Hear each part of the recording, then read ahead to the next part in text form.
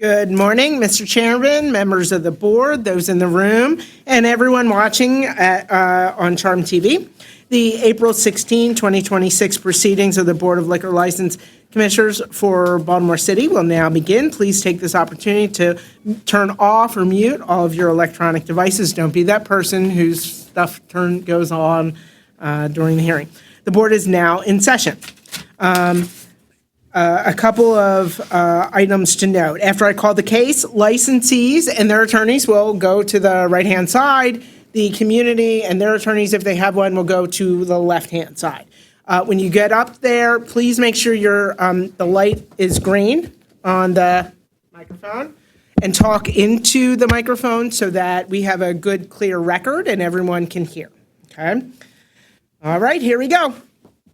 First case, Francisco Gordino Maldonado, D. Arc LLC, trading as L Bar, 737 Carroll Street, Class BD7, beer, wine, and liquor license. Please come forward.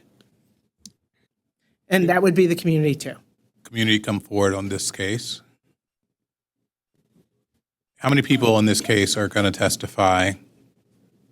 If you could stand, come up to the podium so I can see everyone that wants to testify.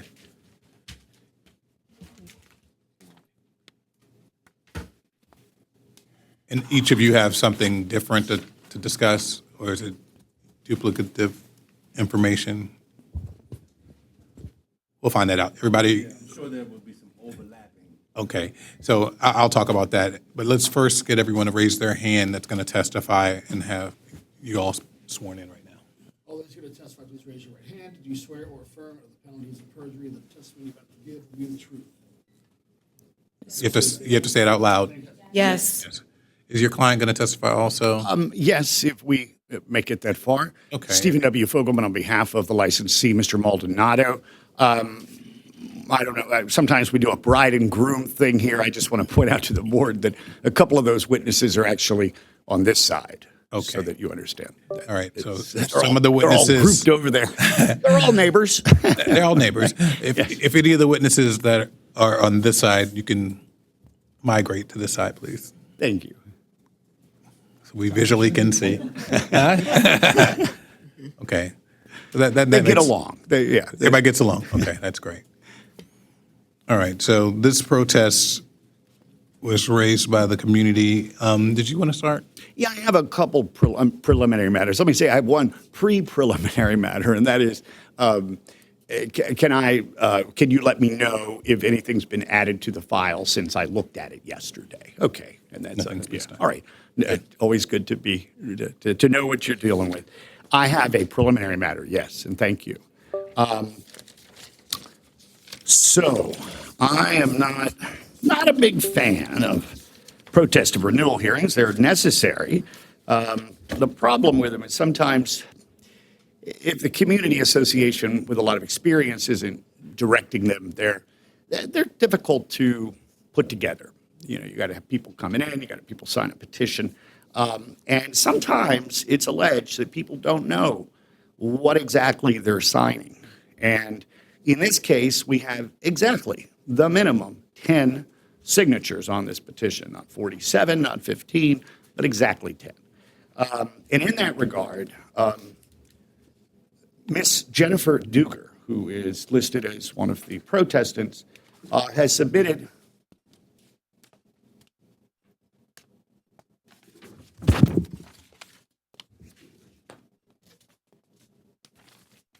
Thank you.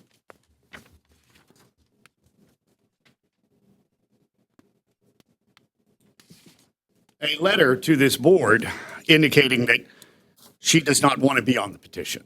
She claims that she did not understand exactly what kind of relief was being requested, that a protest of renewal actually can kill a liquor license. This is a pretty tight-knit community. This bar's been around since just after Prohibition, certainly by World War II. It's been many, many different names, different ownership, and we have been very forthright as to taking responsibility for some of the problems that were identified in that February 26th violation hearing. So that's still kind of fresh in your mind. It's not something that was last July. It's something that you remember. And the bar took some pretty dramatic steps to ameliorate the problem. And I think, in fact, the bar shut down because they had a good manager lined up, and that fell through. They went to another job. And the bar has not been open since we were last here. This bar was last here. So that's coming up on 2 months. And the bar's not going to reopen until such time as they have a manager, and they believe they have the manager in place. So 4406 of the code clearly requires at least 10 protestants. With Ms. Duger's removal, there will be 9. Ms. Duger is 77 years old. She's in poor health. She's by her phone, and she says you could call her if she has any questions. There are other people as well who signed this petition who didn't fully understand the potential consequences of the protest of renewal hearing, but we were unable to get correspondence from them to that effect at this time.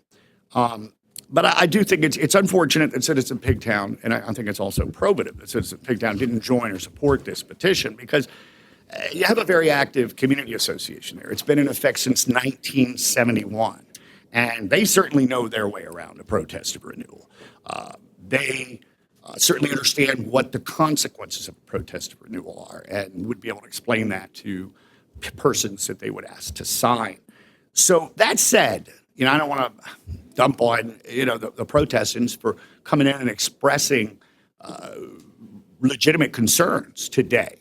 And in fact, I would argue in my motion to dismiss that they've already succeeded, because Mr. Maldonado had hired a childhood friend for 20 years and put him in charge of this bar as a GM. Found out it was run like a nightclub rather than the community neighborhood bar that he had envisioned.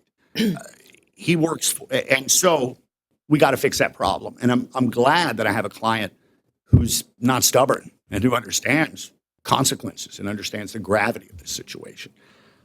In addition to barring the former manager, even from coming in the bar and putting that on the license if the board is so inclined, he is committed to the idea of a community bar, so much so that other licensees might say he's cutting his economic legs off.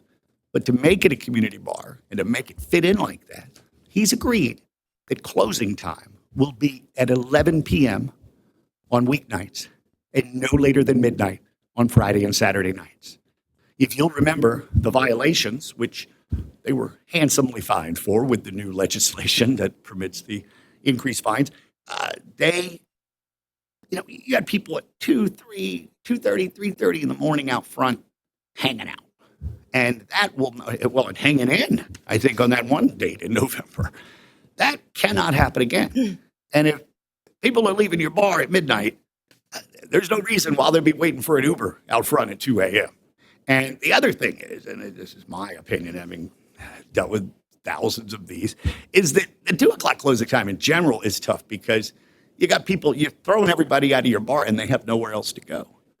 If you close down at midnight, they still have choices in the neighborhood, but this bar is not one of those choices. So if you want to keep going on, you can go somewhere else if you're sober enough to be served in accordance with the law. So I feel that this has been, and this is what the spirit of protest renewal is that you don't just make the neighbors happy, bring peace to the neighbors. That's what you do in a worst case scenario. What you're hoping to do is to bring the parties together so that a business owner can operate more responsibly and the neighbors can get some peace and relief. Unfortunately, as far as the petition goes, you got to have more than 9. I mean, the law is very clear on that. And you don't want 2 or 3 neighbors being able to just come in and cause you attorney's fees, possibly take your license, that kind of thing. And, maybe it would have been better if we had 12 or 13 or something like that, but we had 10. And now we have 9. And under the law, I believe that this petition must be dismissed. That said, this is not one of these negotiating things where, well, this is off the table if you make us go to a hearing, they're committed to those closing hours. And I have to say that I am impressed with the licensee for saying, yes, that's what we need to do. Because I've been in this position before, and people don't run a bar as a charity. They run it to make money, and that will cause them an economic loss. But it will also redefine the bar, such as it has been throughout most of the 20th century as a neighborhood bar there. Okay.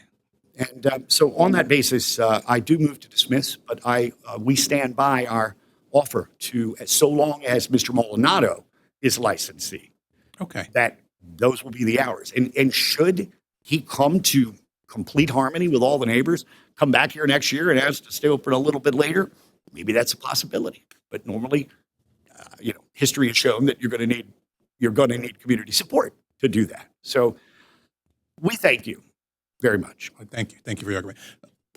So you heard what counsel stated, that, there are prerequisites to being able to protest. And one of the issues here is that this petition fails the statutory requirements. You do have, I see in here, exactly 10 signatures. One of the persons is saying that they do not wish to be in that petition anymore. Is it still this group's position that they'd like to go forward with this protest? Also, a couple other things were said by counsel. There were some changes that were made to the closing time. I don't know if these are some of the issues that the community wanted. I'd like to rebut. Excuse me? I'd like to rebut. Before you start, Give me Yeah, the yeah. opportunity to rebut. When Yeah. So these are the things I want you to address, though. That's I why will. I I'm am. saying, because I want to hear what you have to say. Thank you. And the first argument is a very, very important argument, because you have to hit those points to be able to protest. But yeah, go ahead. State your name first, and then go ahead and reply, please. My name is Lillian Gonzalez. I'm a property owner and resident. Can you speak up into the mic more? My name is Lillian Gonzalez. I'm a property owner and resident in the immediate community. I live on Carroll Street. I'd first like to respond to the fact that Ms. Duggar no longer wants to be on the petition because she was not aware of what this petition really entailed. I spent 45 minutes in the home of Miss Jennifer. She invited me in when I knocked on her door to sign the petition. I sat on her sofa in her living room for 45 minutes. We discussed the petition at length. I then, after the discussion, gave her the petition so she could read it on her own. I then read the petition to her again, as it was, and she agreed to sign it. I did the same thing with the other community members. I was invited into their home. I sat in their dining room, their living room, thoroughly explained the petition, did the same thing again, showed them the petition, allowed them to read it on their own. I read it to them, so they were fully aware of what they were signing. I'd also like to rebut the argument. Before you move on, Yes, sir. I'd like to just hit one more point with that. You were handed a copy of the letter that council provided. Yeah. Ms. Duggar. Does this seem to be her? You're not refuting that this is a legitimate No. letter from No. her? Okay. I'm just sharing what the process Process was. was when I spoke to the different neighbors. The other neighbors that signed, we had been in talks throughout the whole 9 months that these incidents were occurring. So they also, I believe, were well aware of what they were signing. Thank you. May I continue? yes. Thank you. I'd like to also rebut the fact that all of the issues now have been resolved. I want to address the idea that these concerns are isolated, exaggerated, or have already been resolved. What we have experienced as a community has been consistent over an extended period of time. This is not based on one or two incidents or a misunderstanding. It is a repeated pattern that has affected multiple households over the course of 9 months. If there have been recent attempts to improve operations, we acknowledge that. However, short-term adjustments made in response to complaints and recent violations do not erase the sustained impact that has already occurred, nor do they provide assurance that these issues will not continue. The standard here is not whether the establishment can temporarily correct behavior when under scrutiny. The standard is whether it has demonstrated the ability to operate responsibly on an ongoing basis. Unfortunately, the record shows that it has not.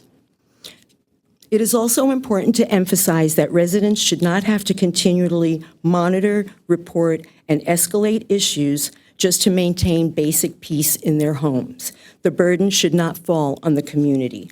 We are not here because we rush to judgment. We are here because repeated efforts to resolve this informally did not work.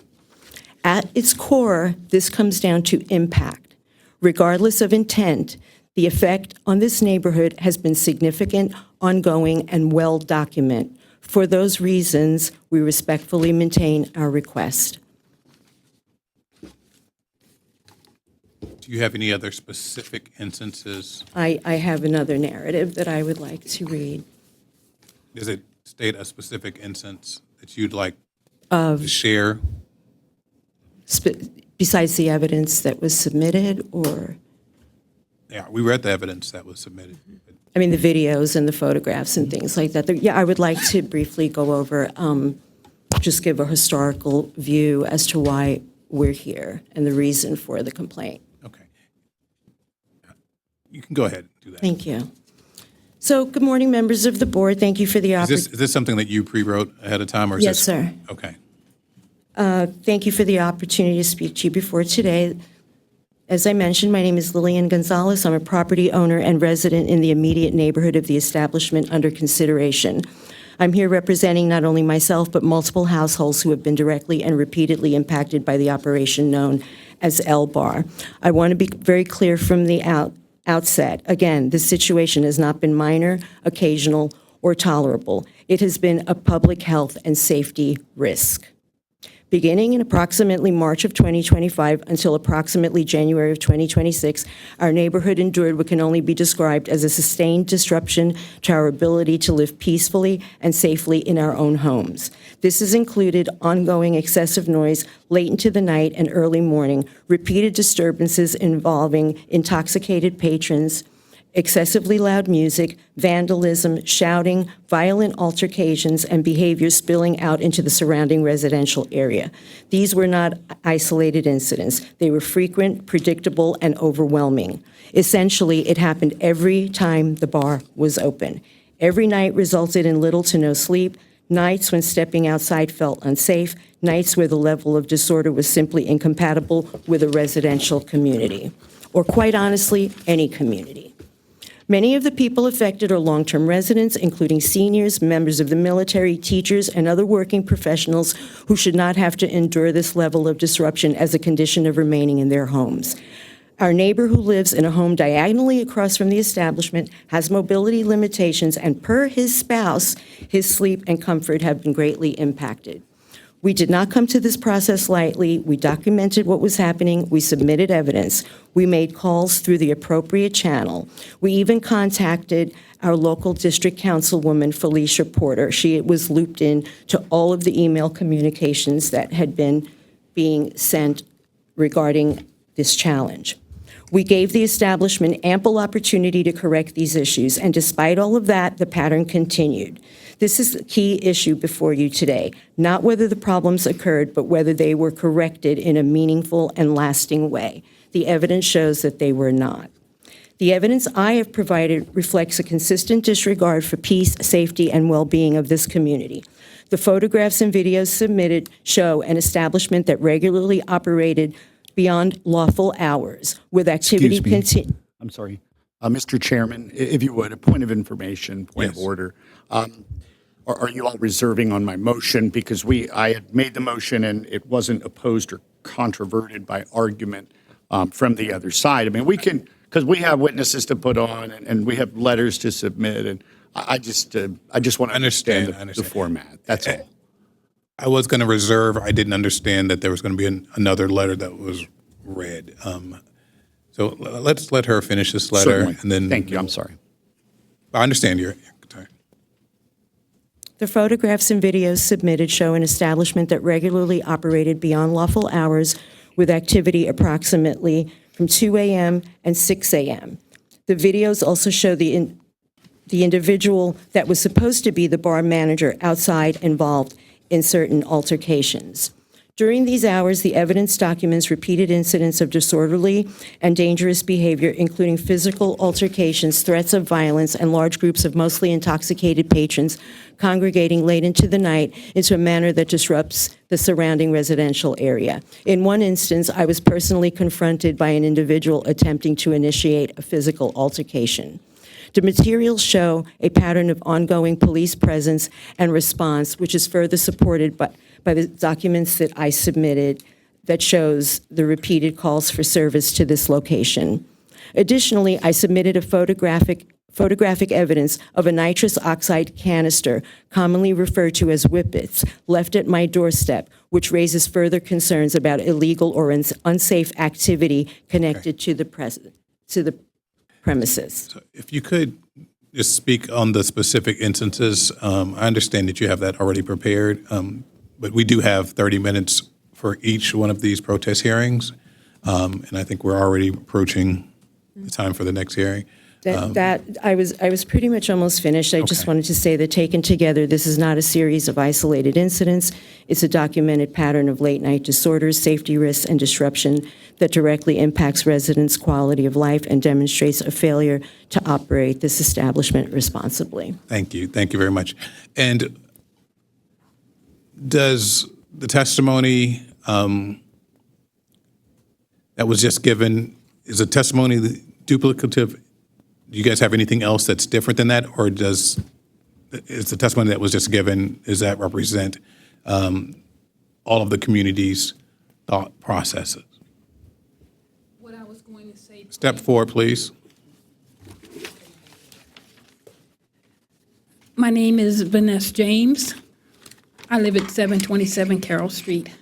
But do you have a different concern that was than was Pretty presented? much what I was going to say aligns with what Lily said, Okay. in essence.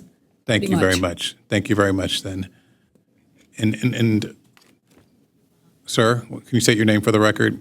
Was your testimony going to be pretty much the same? Also, did she? No. It's I can add to the testimony, but I can also expound on their because I've witnessed things like that and confronted people and all that too. But primarily, I want to Start with your name. let me start over. Good morning, esteemed Liquor Board of Baltimore City. No, just your name is fine. My name is Wesley Shaw. I'm at 808. Thank you. It's just for the record, Right. okay? Okay, Yeah, sure. he has to take About the a block away from the establishment. Primarily, I want to address the motion for dismissal on the 10 required names. From my understanding, she got exactly 10 because that's what she thought was required. She could have gotten more. I could have gotten more. I just got this notification Tuesday.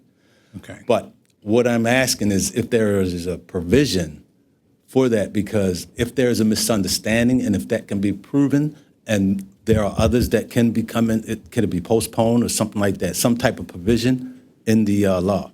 No, I mean, today's the date, so we're going to make the ruling on that, and that's why I Okay. wanted to hear from all of you before I made the ruling on, Okay. on the motion. If I may, just based on my investigation, Mr. Shaw has some unique perspective on this bar. Yeah, very neat. You used to be the operator of that bar, right? No. You know, where you were Very neat. involved with that team. Okay, allow me to represent myself. So I was going to get to that. Mr. Fuller and myself, we're friends a long time.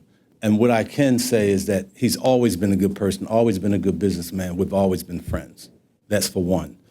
However, him being the owner, he shouldn't escape any culpability for what has gone on with the management, with the operator, whatever, right? So what this gentleman is speaking to is that we do have a relationship, and it is a positive relationship. However, that does not say that something should go on with this bar, something, there should be repercussions for this bar. Also to this gentleman's testimony about the neighbors and the community center and that sort of thing. I've never seen this gentleman in a day in my life, in my 35 years being around there, so he cannot speak to what people around there think, as he have said in his testimonial, his first whatever. So in addition to that, it seems this hearing is either the license is revoked or nullified or whatever, or nothing happens. So he did offer a compromise of sorts, a memorandum of understanding, which is fine. But my concern is that is to be forecasted. We've experienced what happens with certain operators. And if the gentleman next to him is part of the previous operation, my thing is there may be an affiliation, and then there may be a continuance of what has happened. And that's a concern I think we all share. Okay, the other concern is if there can be some type of probation. Again, we're talking about these two bookends of absolutes. Nothing happens or the biggest thing happened. If there can be something, some compromise, because I'm pro-business. And again, I'm pro-Brent, but also I'm pro-community. This is Sharon Shaw, my mother, who lives right next to the bar. I have properties in the neighborhood. So we have tantamount concern about what has happened and what may happen. So I'd like that to be addressed. If this new manager has any affiliation with the old operators or manager. Thank you. Yes, this is one of those absolute situations with the protest. So either the license, either the renewal is appropriate at this time or it's not appropriate at this time. And we do base it on certain factors. Okay. And that's why I keep asking for specific instances that occurred. We look at things that happened over the last 4 years. We need people to be really specific when they want to protest. And also there are the prerequisites that have to happen before we even get to that point. Okay. And that's why I dwelled on the first issue that council raised. But I did want to hear the community also, hear the concerns. In this situation, either way, I feel like there is a meshing between the community and the establishment that can happen, because some of the changes were already stated that they would do. The 11 o'clock, the 12 o'clock. So that's a beginning. And I feel like both the community and this establishment could come together and work it out. But we do need to rule on the first issue that was raised. And the first issue was whether or not there were at least 10 signatures that were made in the community that could even spark the start of this protest. And at this time, I see there were exactly 10 that were signed initially, and now there are only 9. Can I get some? Yeah. At this point, I'm seeing that. Go ahead. Is your mic on?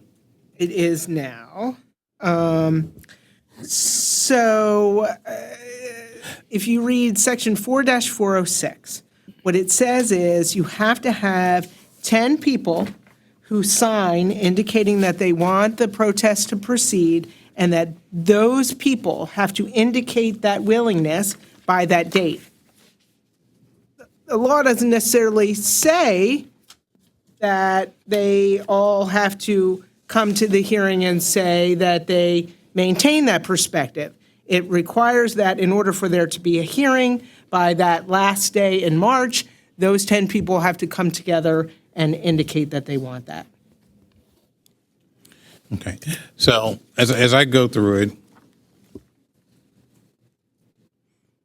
protests against a license renewal may be made by at least 10 signatories who are residents, commercial tenants who are not holders or applicants for a license, or real estate owners located in the immediate vicinity of the licensed premises. And that's where it ends. I do hear your argument on that point. May I I'm make gonna- further argument? Yeah, I Yeah, think I'm it gonna- would I'm gonna allow you to- frustrate the intent and spirit of that law if, for example, you sign something and you passed a paper around your neighbors that says, sign this is for free ice cream, And then the other 9 neighbors found out that it was a protest of renewal and said, I want my name off of that. I don't think that triggers a hearing. I don't think that, and I'm not suggesting that these were procured by fraud, but confusion, mistake. So I think the law very clearly, the intent of the law is that you need to have a sizable group, and the legislature set that at 10. We now have 9. Sir, could I just make one last point? You can. So if you look at B1, if a protest against renewing a license is filed at least 30 days before the license expires, the local licensing board may not approve the renewal without holding a hearing. And so, again, it doesn't say that those 10 people have to come to the hearing, that they have to testify, that they have to continue that perspective, but that by that date in March, they have to tell the board that they want to have a hearing. And I'm done. Yeah, and Mr. Chairman, if you'll look further into the into 4406, they do use the word protestants at least once, not just protestant. So that again could indicate that and I'm not arguing that 10 people have to be here to do that hearing, but I don't think the spirit of the law is served by signatures, and we certainly can't force someone to be a part of a petition. You know, there's no contract binding them. And I would argue that we have had a hearing. Right. The hearing has been conducted. If I Can you let could him finish? interrupt just a second. Can you here. let him finish? The spirit of the law. Can you let him finish first? Okay. Thank you. And I'll go ahead and yield it this time. Thank you. You're yelling at the time? Yeah. Okay. Okay, the spirit of the law and the effect of the law sometimes are two different things. And in this case, he's saying that the spirit of the law is, hey, 10 people and that's absolute. But what you must consider is we're talking about a working class, older, maybe newish population in there. I'm very familiar. So when you go to people and you ask them to come to a hearing, an official, legal hearing, some people back down, some people don't want it. But that does not mean that it doesn't reflect the serious concerns in the neighborhood. Can I say something? And if I may add to that, some people also, I'm wondering if they were also influenced, because I received 2 calls on Tuesday, one from the attorney, and he spent about almost an hour on the phone with me trying to influence my decision here today. And then I also received a phone call from Ms. Shireen, who's with the Pigtown Community Association.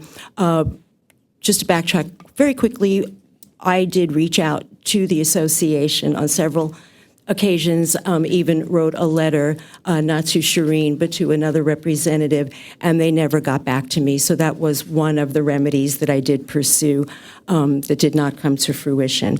Just quickly in response to this debate about the signatures' presence, I'd just like to say this petition was valid when submitted with informed and voluntary signatures. A post hoc change of position by one participant does not negate the collective record of the remaining support. Okay. All right. I'm ready to. And Mr. Chairman, if you think it's probative, I mean, they've submitted video evidence already that I think you said you guys have seen. I'd love to submit a couple of letters from active community members who are in support. We can have those, and then I'm ready to. Thank you. Any questions from any of the other commissioners? I would like to say, as far as with the licensee, I hope that you would have a more working relationship with the community here. Also, I think that Thank you. reducing your hours does show in good faith that you're trying to do the right thing. So I'm not sure what the ruling would be for the chairman, but I hope that everybody can kind of work together to resolve whatever issues that are going on. Thank you. And if I may just add, because we have people who have showed up here. And Introduce them you wanna, in the if you're not record. going to be heard, you at least want to be recognized. Yes, go ahead. And I have Mr. Tim Callender, who's a longtime resident of Pigtown on Washington Boulevard. He is here personally. He would have testified that he does not want the license to not be renewed. Additionally, and this is kind of an important witness, and that is the landlord and former Pigtown resident, the landlord of this property.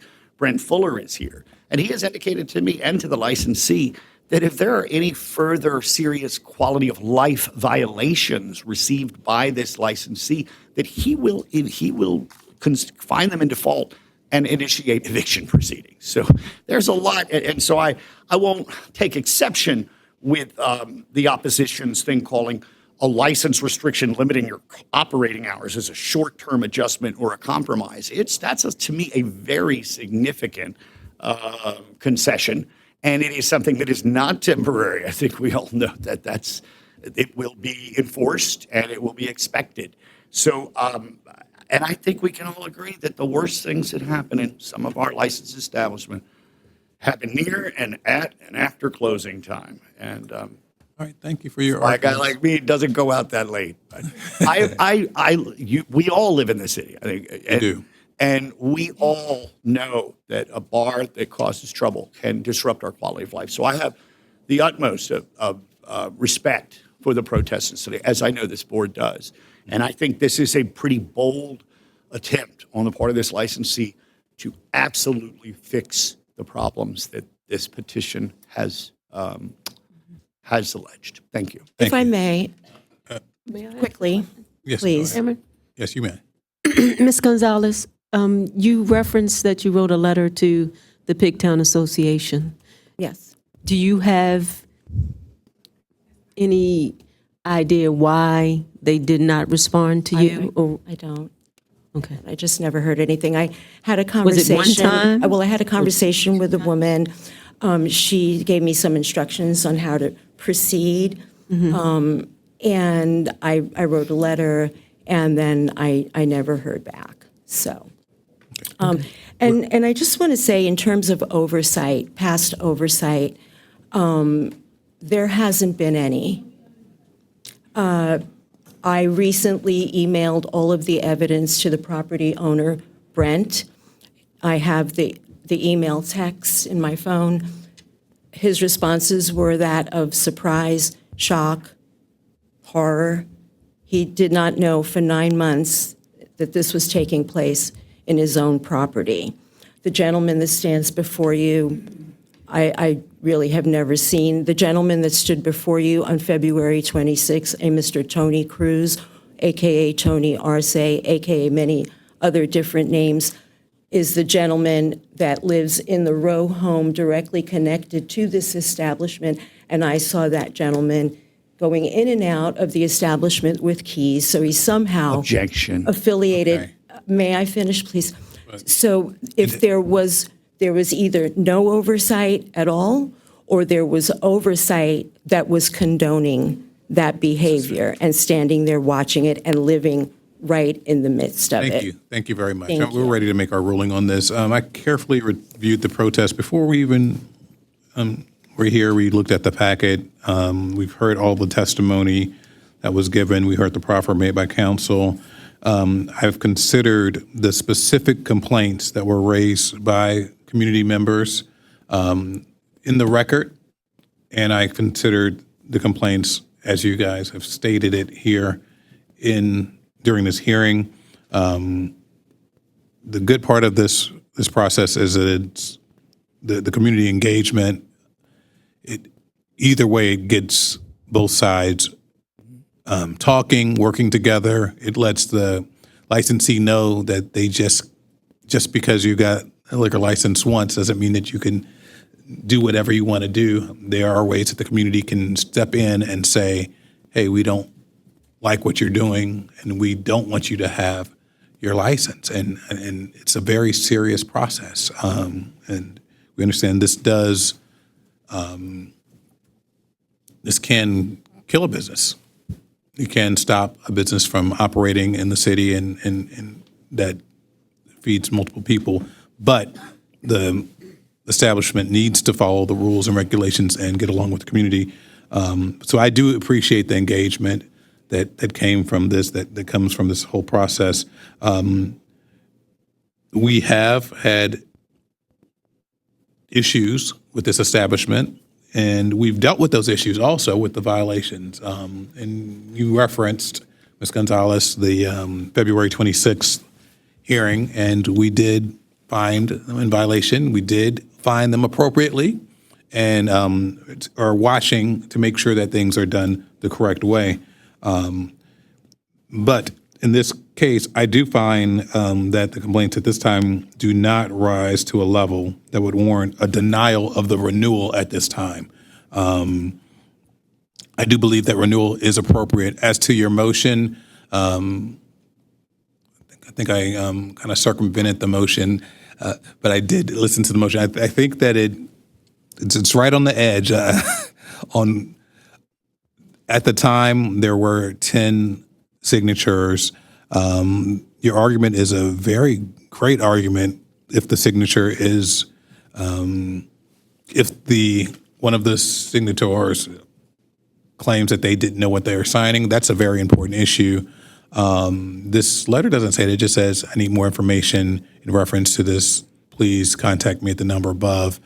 So I think the way that this letter is written, and if she was here to testify, may have had a different decision in that. But in the end, I do find my vote is that renewal is appropriate this time. And I really do appreciate you guys. And if you do see things, you have to keep reporting them. That's how we know. That's how we know how to handle these situations. That's how we know when there are chronic violations and that we need to take the next appropriate step with the establishment. Commissioner, it's your turn. I concur with the chairman. I do find that you not being open for the last 2 months signifies that you're trying to take this seriously. So for me, not being open for business for 2 months and still have, inventory bills to pay shows a level of effort that you want to do the right thing and that you would not be back in front of the board. So I concur with the chairman on renewal is appropriate at this time. Thank you. After reviewing the call histories that was submitted with the complaints, submitted to 311 and forwarded to us to review, there were 33 calls that were made. However, 30 of them were found to be unfounded. Only 3 were determined to be founded. So I'm hoping, as the chairman stated, that the community and the license holder can get together and can come to a better understanding in the community.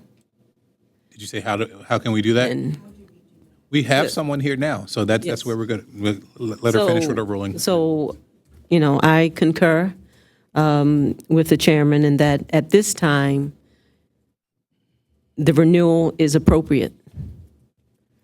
I am concerned about community safety and a business owner being able to make a living. So there has to be some compromise. There has to be something that you can work out. And certainly as a board, we are here to, when complaints are given and we have evidence to that effect, we can rule on those violations. That's in the law. So I'm ruling with the board in terms of the renewal is appropriate. Thank you, guys. So if you could talk, Matt, could you help with, raise your hand again? This is a gentleman that can help with the community and the establishment coming to some type of agreement that will suffice for everyone. So if you could talk to him right now before you leave, and you can set up a meeting. I know, Mr. Fogelman, you can jump in on that process, okay? And I'll be happy to the extent that I can today. But I also want to see if I can invite citizens of Pigtown into those talks. Yes. Because they do have expertise in negotiating MOUs in the past. So it's a good resource for everybody. That's perfect. That's perfect. Okay. Thank you so much. And I have a quick question. You have a question? Is it something that can be asked? Yeah, it's going to be quick. As far as, because it's yearly renewal, You can ask the staff so in the you back guys on are those. done. Yeah. Okay. No. That's an administrative question that can be asked in the back, okay? Thank you. Thank you very much. And Thank you for your time and participation. Very, very briefly, Shireen Ahrens from COP is here today. So Okay. she can dip into this meeting, but I have a feeling that we'll want to open it up and That's make it more perfect. comprehensive. Thank you very much. And I've spoken to her. She had mentioned that we had spoke. I did seek her out before this to speak to her to try beforehand. As she mentioned, I did Okay. already extend that outreach and have a relationship with her. Okay, you guys can do that. No, thank you very much. Thank you for showing up. Thank you also.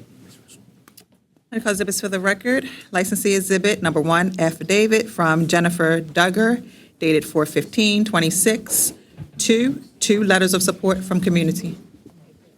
Okay, let's get to the next. Melvin, Melvin T. Daniels and Gustavus Durr Jr., Meltour Inc., trading as Mugshots, 31 East Cross Street, Class B beer, wine, and liquor. If everyone could come forward, okay, they're making their way in. Okay. So the licensee and counsel and anyone in support of the licensee on that side. Anyone participating in the protest should be on the left side. Come up to the lectern, please.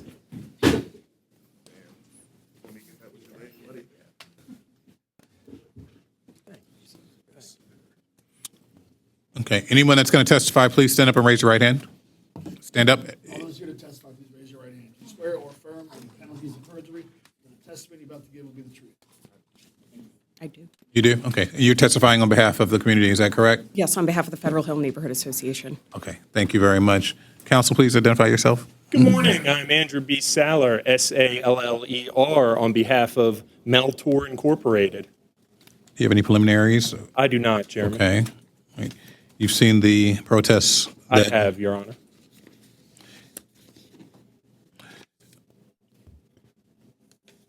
Go ahead. I want to hear from you first, the community. Good afternoon, everyone. Thank you so much for the opportunity to present our case on behalf of the Federal Hill Neighborhood Association. I'm Jen Covino, the Public Safety Chair of the Neighborhood Association, and I'm here today representing my neighbors who are both members of the association as well as other residents and businesses in the community. We have had severe concerns around the operations of mugshots over the past not only several months, but dating back to about 2024 now. I want to give you a quick overview of crimes that have occurred within the community that have had a nexus to mugshots operations and just share some of our ongoing concerns and our hopes for their operations moving forward. Back in September of 2024, an altercation started outside of Chairman, I'm going to mugshots. respectfully object to things that are outside of this past license year. If it's within the last 4 years, I believe that we can hear about it. But thank you very much. Let's keep the arguments to, I guess, specific instances that have occurred. I believe you're doing that, correct? Sure. On September 24th, 2024, an altercation started outside of mugshots that resulted in a shooting taking place outside on Marshall Street on the 1000 block that resulted in one fatality in our community. This was one of the first homicides we've experienced here in Federal Hill over the past 16 months. And so I bring this into the context to demonstrate some of the uphill challenges we have been facing on a public safety front down in our entertainment district. Per other business owners, on Sunday, July 27, 2025, a shooting occurred on the 1000 block of South Charles Street that injured a 39-year-old mother who had recently given birth to an infant.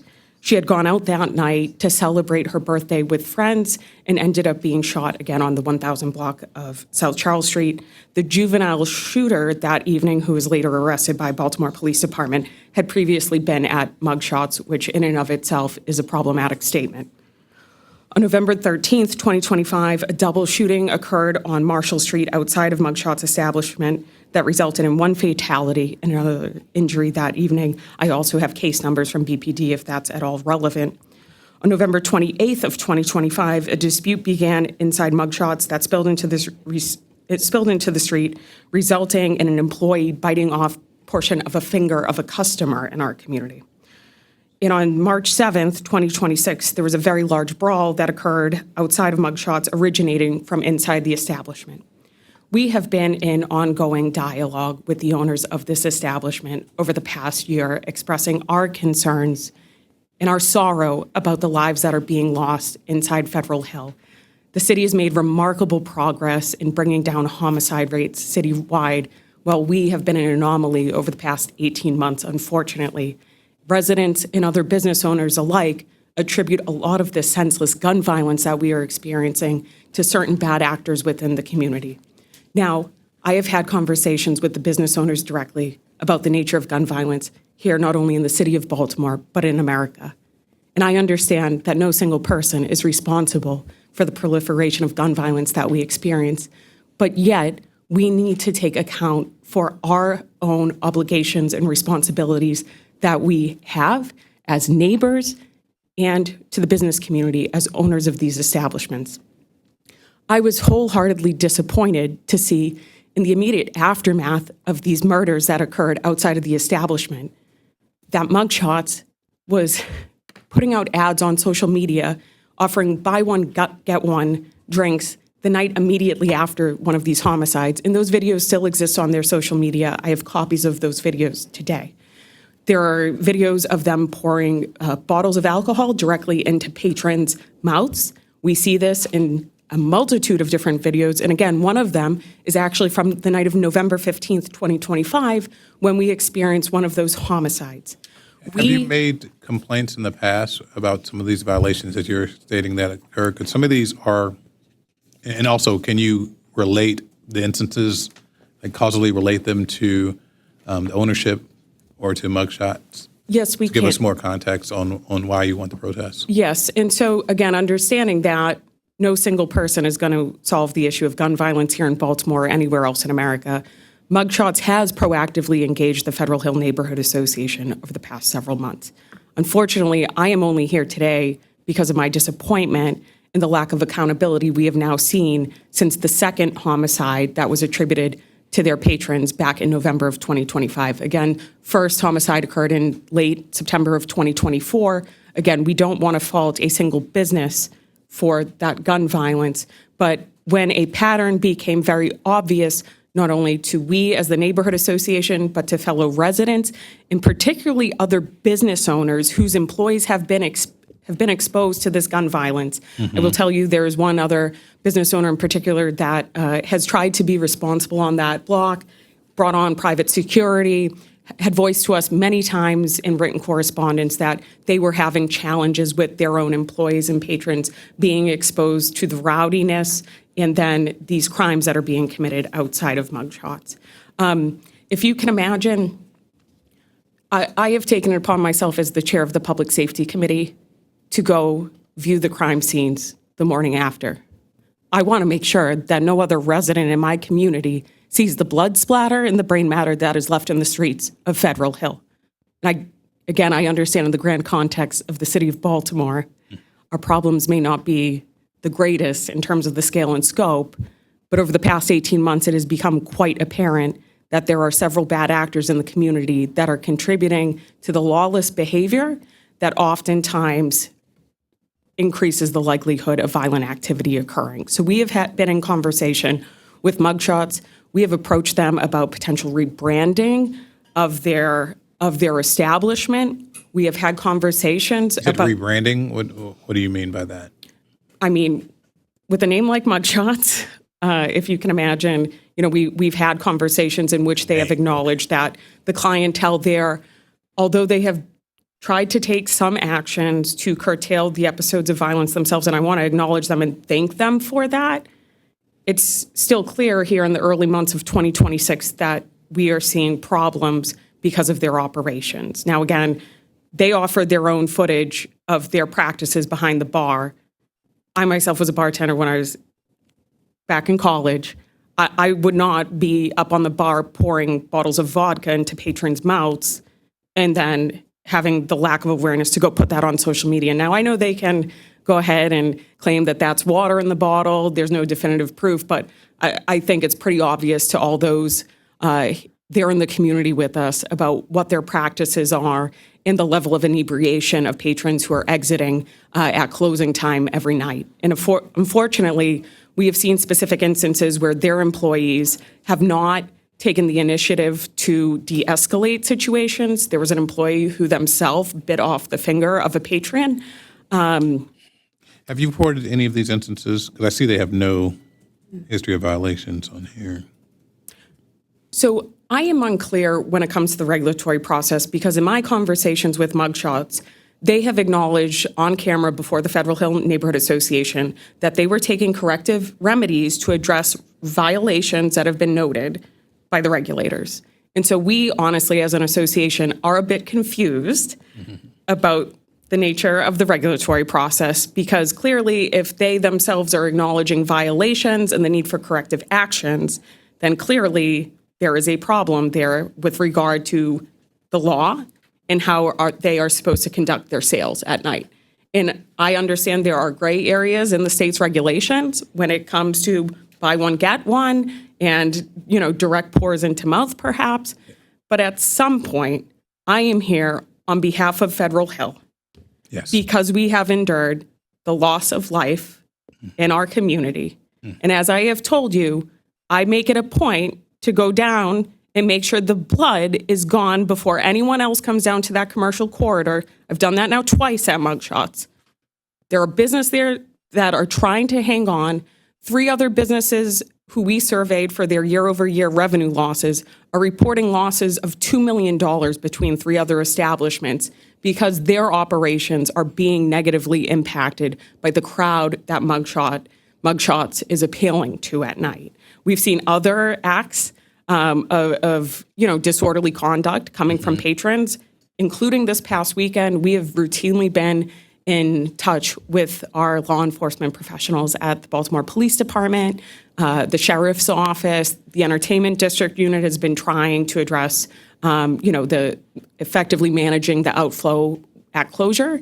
But there are things that need to occur inside of an establishment to prevent folks from leaving there inebriated. And I will tell you, there was one recent murder, and we have not been able to attribute the flow that night, but I want to give you the context because here I stand before you. One of the recent murders that occurred at the Federal Hill Elementary School parking lot, it was basically shared with us that the person who murdered someone else execution style was blackout drunk and may not have even realized that he had murdered someone that night. That's what we are dealing with right now in Federal Hill, and that's why we need to pay attention to those who are demonstrating patterns of recklessness in their operations and a disregard for the community. And I'll close with this. The morning after the homicide back in November of 2025, again, I walked down and checked the blood splatter. Thankfully, the forensics team with the Baltimore Police Department did an effective job removing that.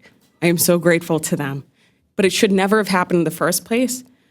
But we talk about respect for the community you serve. Again, to go onto their social media the next day and to see the ownership not acknowledging the homicide of the night before, not offering any resources to employees who were traumatized at their own business or the businesses that are down the street, not offering any resources to anyone else in the community, but instead advertising that folks ought to come out for buy one, get one drinks that night, shows a level of disrespect to all of us in Federal Hill, and I hope that you will consider that in our protest against the renewal of this liquor license. Thank you. Thank you very much for your time. Thank you. Counsel? I'll call my witnesses, Your Honor. You don't want to proffer? I would like to proffer, Your Honor. You have all noted we have 0 violations on record. I see in the record, every single underage compliance check my clients have passed. No one underage was served as I look through the notes there, Your Honor. There have been 3 311 calls that are all determined to be unfounded. My clients routinely liaise with the Baltimore City Police Department at the Southern District Police Community Relations Council meetings. My clients have met.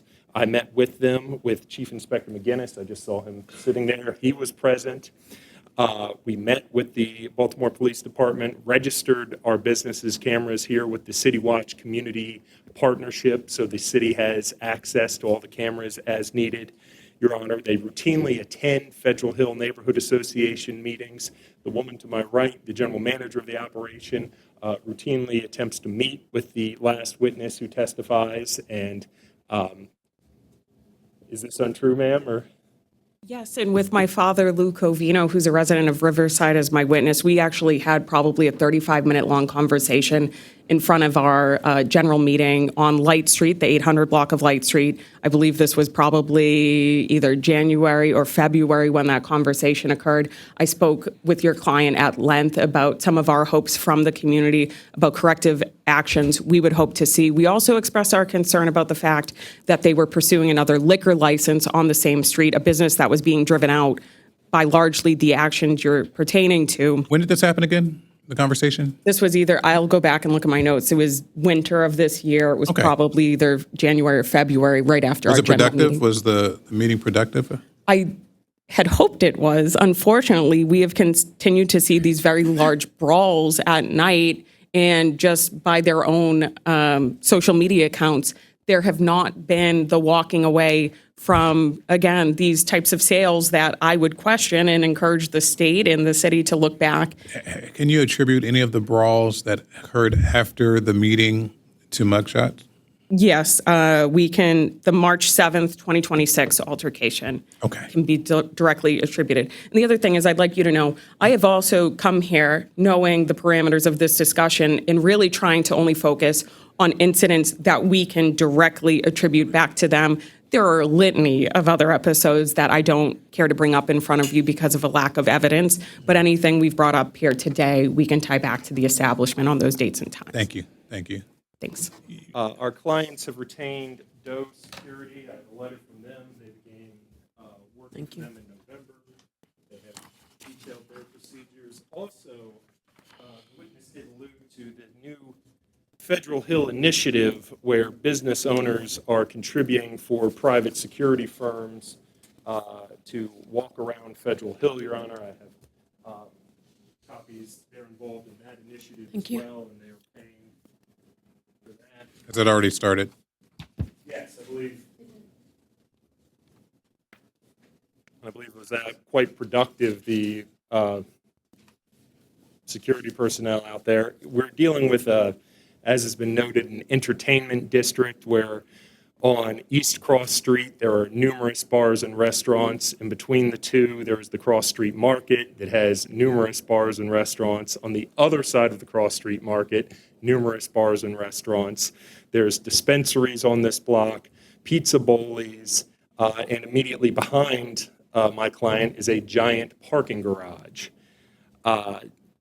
The tragic incidents that have been mentioned, my clients have actively cooperated to the fullest extent possible with the police department.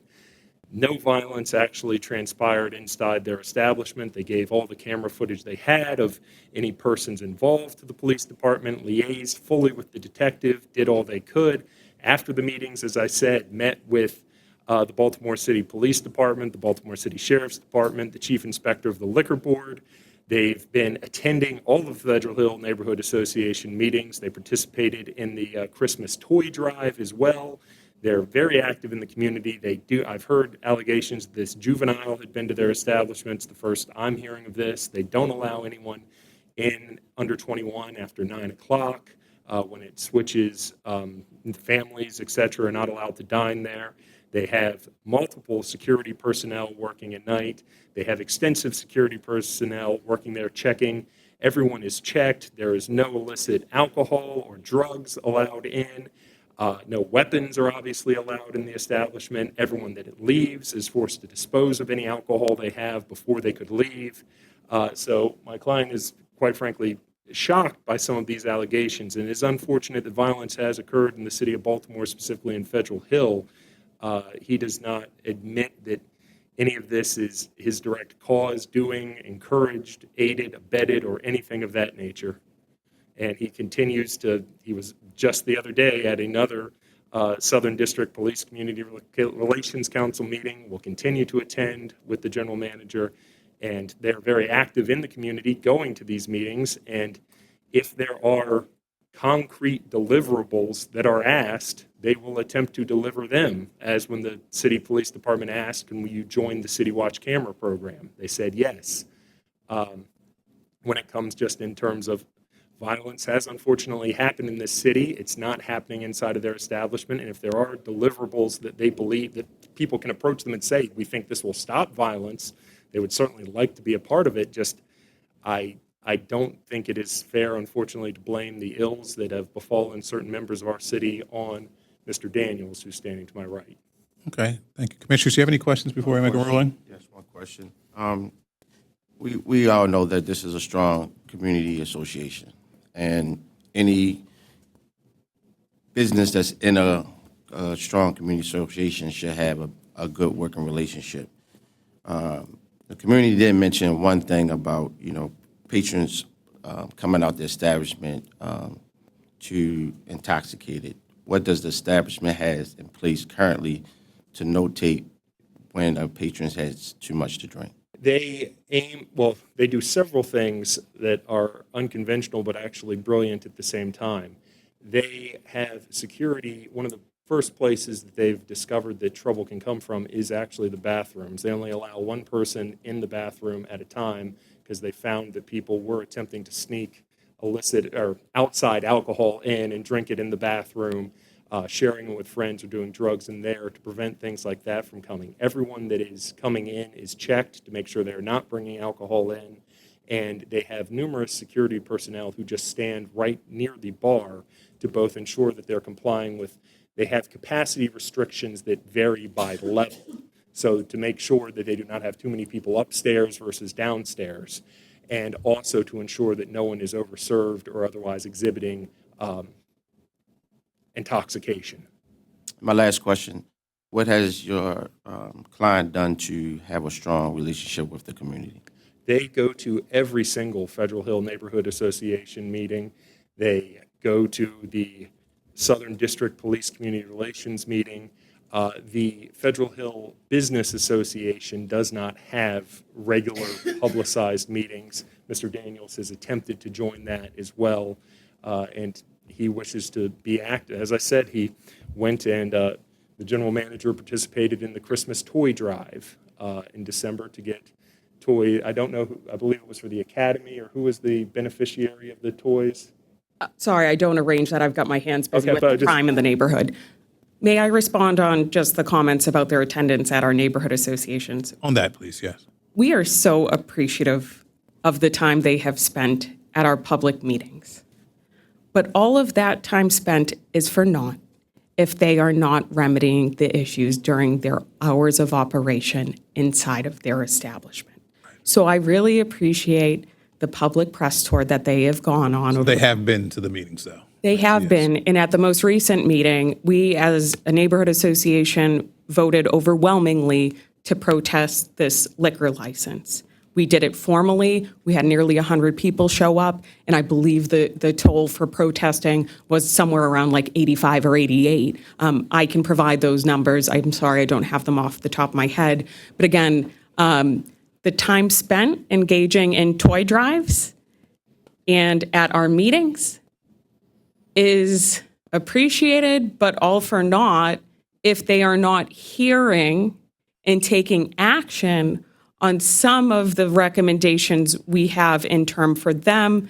And again, this information, when we're talking about what they're doing on over-serving here. Now, I'm a young person. I love to dance. I love to have a I thought you drink. were just playing music for a second. Nope, but It's a you video. can see Okay. for all the people they have at bathrooms or outside with security, it does nothing to correct the fact that they've got 4 or 5 bartenders just pouring out of bottles into patrons' mouths. I don't know how you take. 1 second, Counsel, what is your rebuttal for that?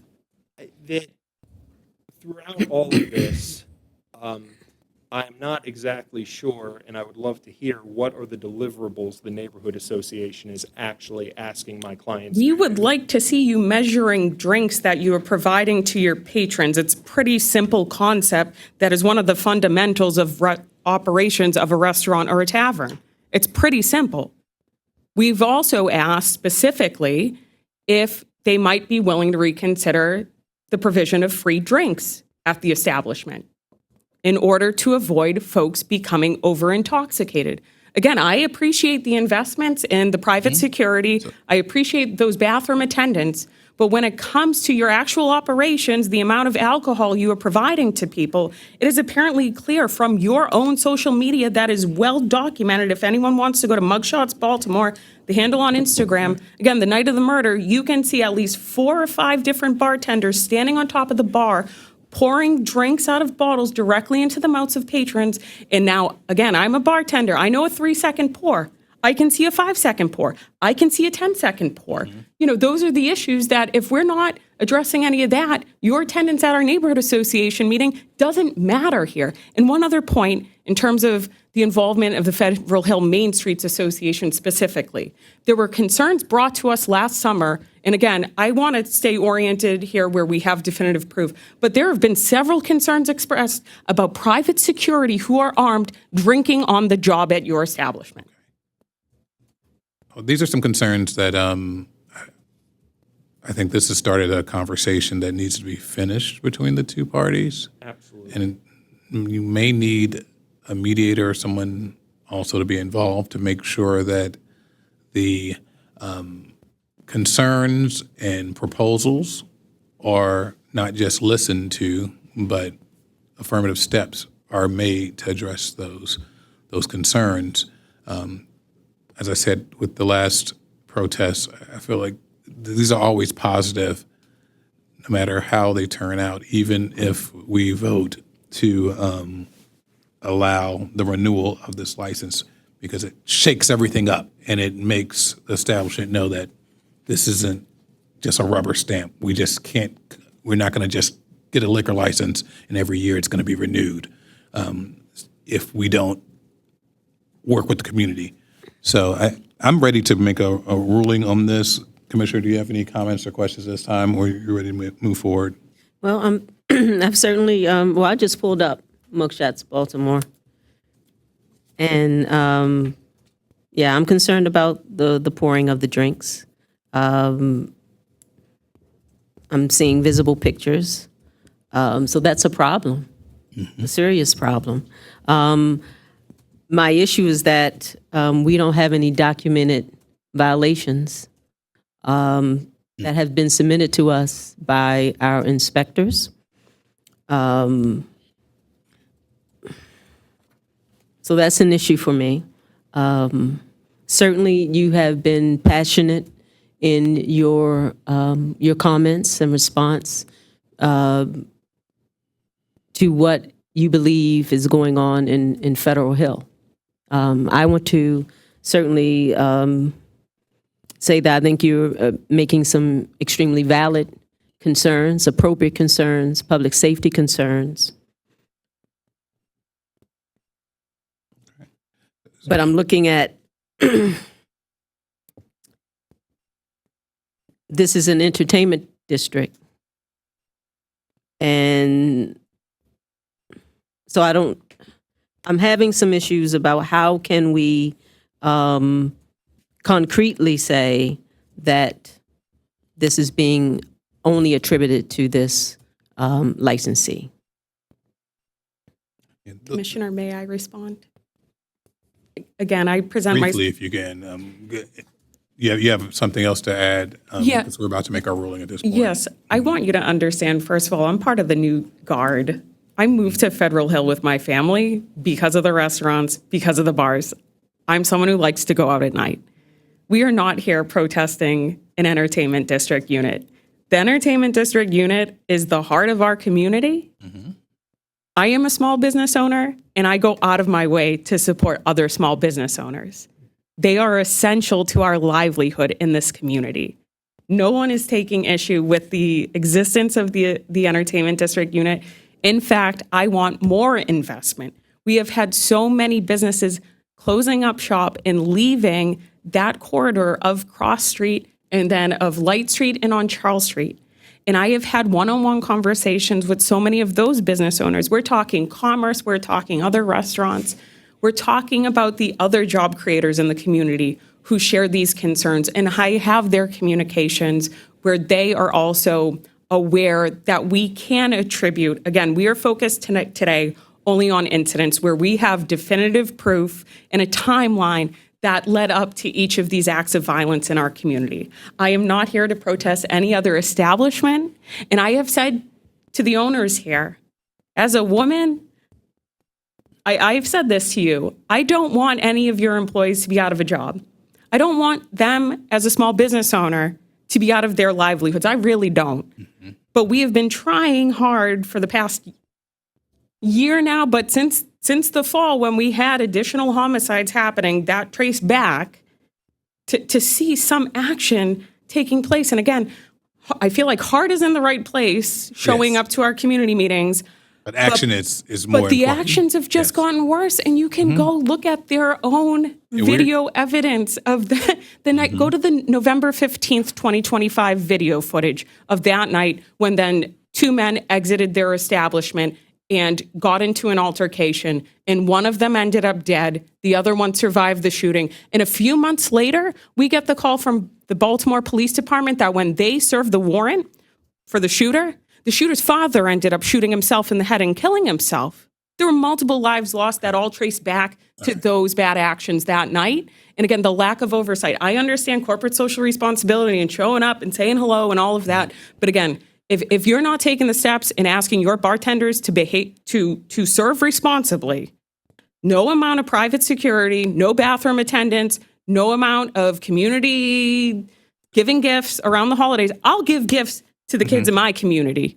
So when I you see don't want these other things- sons and daughters to be losing their lives over the senselessness. We agree with you on that. When you see these things, please report them to our office, okay? So we can have a record of those things. I just really want you to do that, okay? And there are different agencies that monitor different things. And know. anything dealing with their liquor license, please report that. Call our office if you see anything so we can go and send our inspectors out there. And you can also call 311. But after carefully reviewing this protest that was filed by the community, and we've considered the specific complaints raised by community members here. I appreciate, again, that your engagement. I think this is a very, very important process that needs to happen, and I already expressed that earlier. We also I've reviewed the licensee's performance. I've looked at their record. At this point, I see no violation history in our record. That's why I say it's very, very important to have that record established. And the record is not just important with the protest, but even when we have violation hearings, that's one of the huge factors that I look at and this board looks at when we determine what we do, even with the violations, when we have violation hearings. Because even during the violation hearings, I can fine, we can suspend the license, we can revoke at that point even during a regular violation hearing. But we're looking at a pattern of violations that occur when we make those decisions. Also, today I looked at the specific nature of the complaints and the evidence that was presented. The evidence that was presented by the community, you've stated that there's a lot of violence that's occurring recently in this area. Attributing it to mugshots, I think having that causal connection between the two, it's a little bit difficult. Chairman, it's not that difficult. It isn't, and I'm only focused You here make my today. ruling now? Yeah, but We have the South Baltimore Camera Network. I heard your argument, yes. I heard everything that you said, every single word that you said, and I've analyzed that when making my ruling. Okay, I've heard everything that you've said, okay? But you did say that no single person is responsible for the proliferation of gun violence in the community there. You also stated that you don't want to fault a single business for what was happening. I do agree, though, that establishments can do things to curb violence. And I feel like every comment and everything that you said today had to do with making sure that mugshots is a part of the community and doing their step and their part in stopping violence in the community there. And that's why I believe that as both parties leave, you should speak with our staff and let our staff help connect both of you to make sure that your concerns are heard and that steps are taken, not just listened to, but steps are taken to make changes. So I do find that the complaints don't rise to a level that would warrant us to deny at least the renewal at this point, okay? So I believe that given their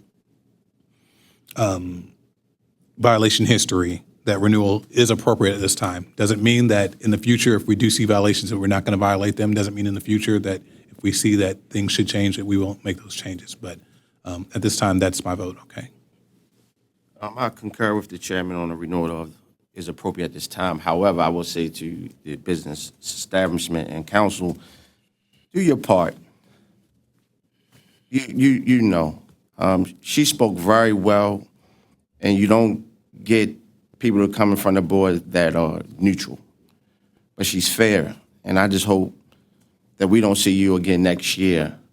And I'm charging you as a business owner to make sure you document working with the community so we can see that you done your part of curbing down the activity on your block and in the community. Thank you. At this time, I would have to also agree with the chairman.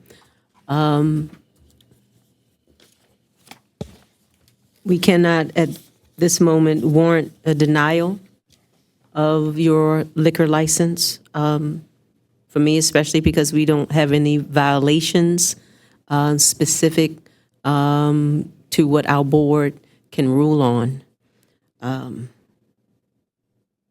Please get together Absolutely. and make something concrete and be actionable, certainly, and not illegally pouring liquor the way that it's presented on your social media. And we're on notice now. I mean, we've heard a lot. We're on notice, and so if we do have a violation that occurs, and I know our staff is going to be out there watching, so please take the appropriate steps and meet in the hallway if you could to start that conversation. Ms. Russell? Exhibits for the record, licensee Exhibit 1, Federal Security Initiative Proposal. 2, letter from DOH Security Company. Thank you guys very much. Thank you for your time, and please meet in the hall. so we Thank can you start for your that service. conversation. I appreciate Thank it. you. Thank you, commissioners. Thank you, council. I'm good. You need a break? We're going to take a 5-minute break, and we'll be back.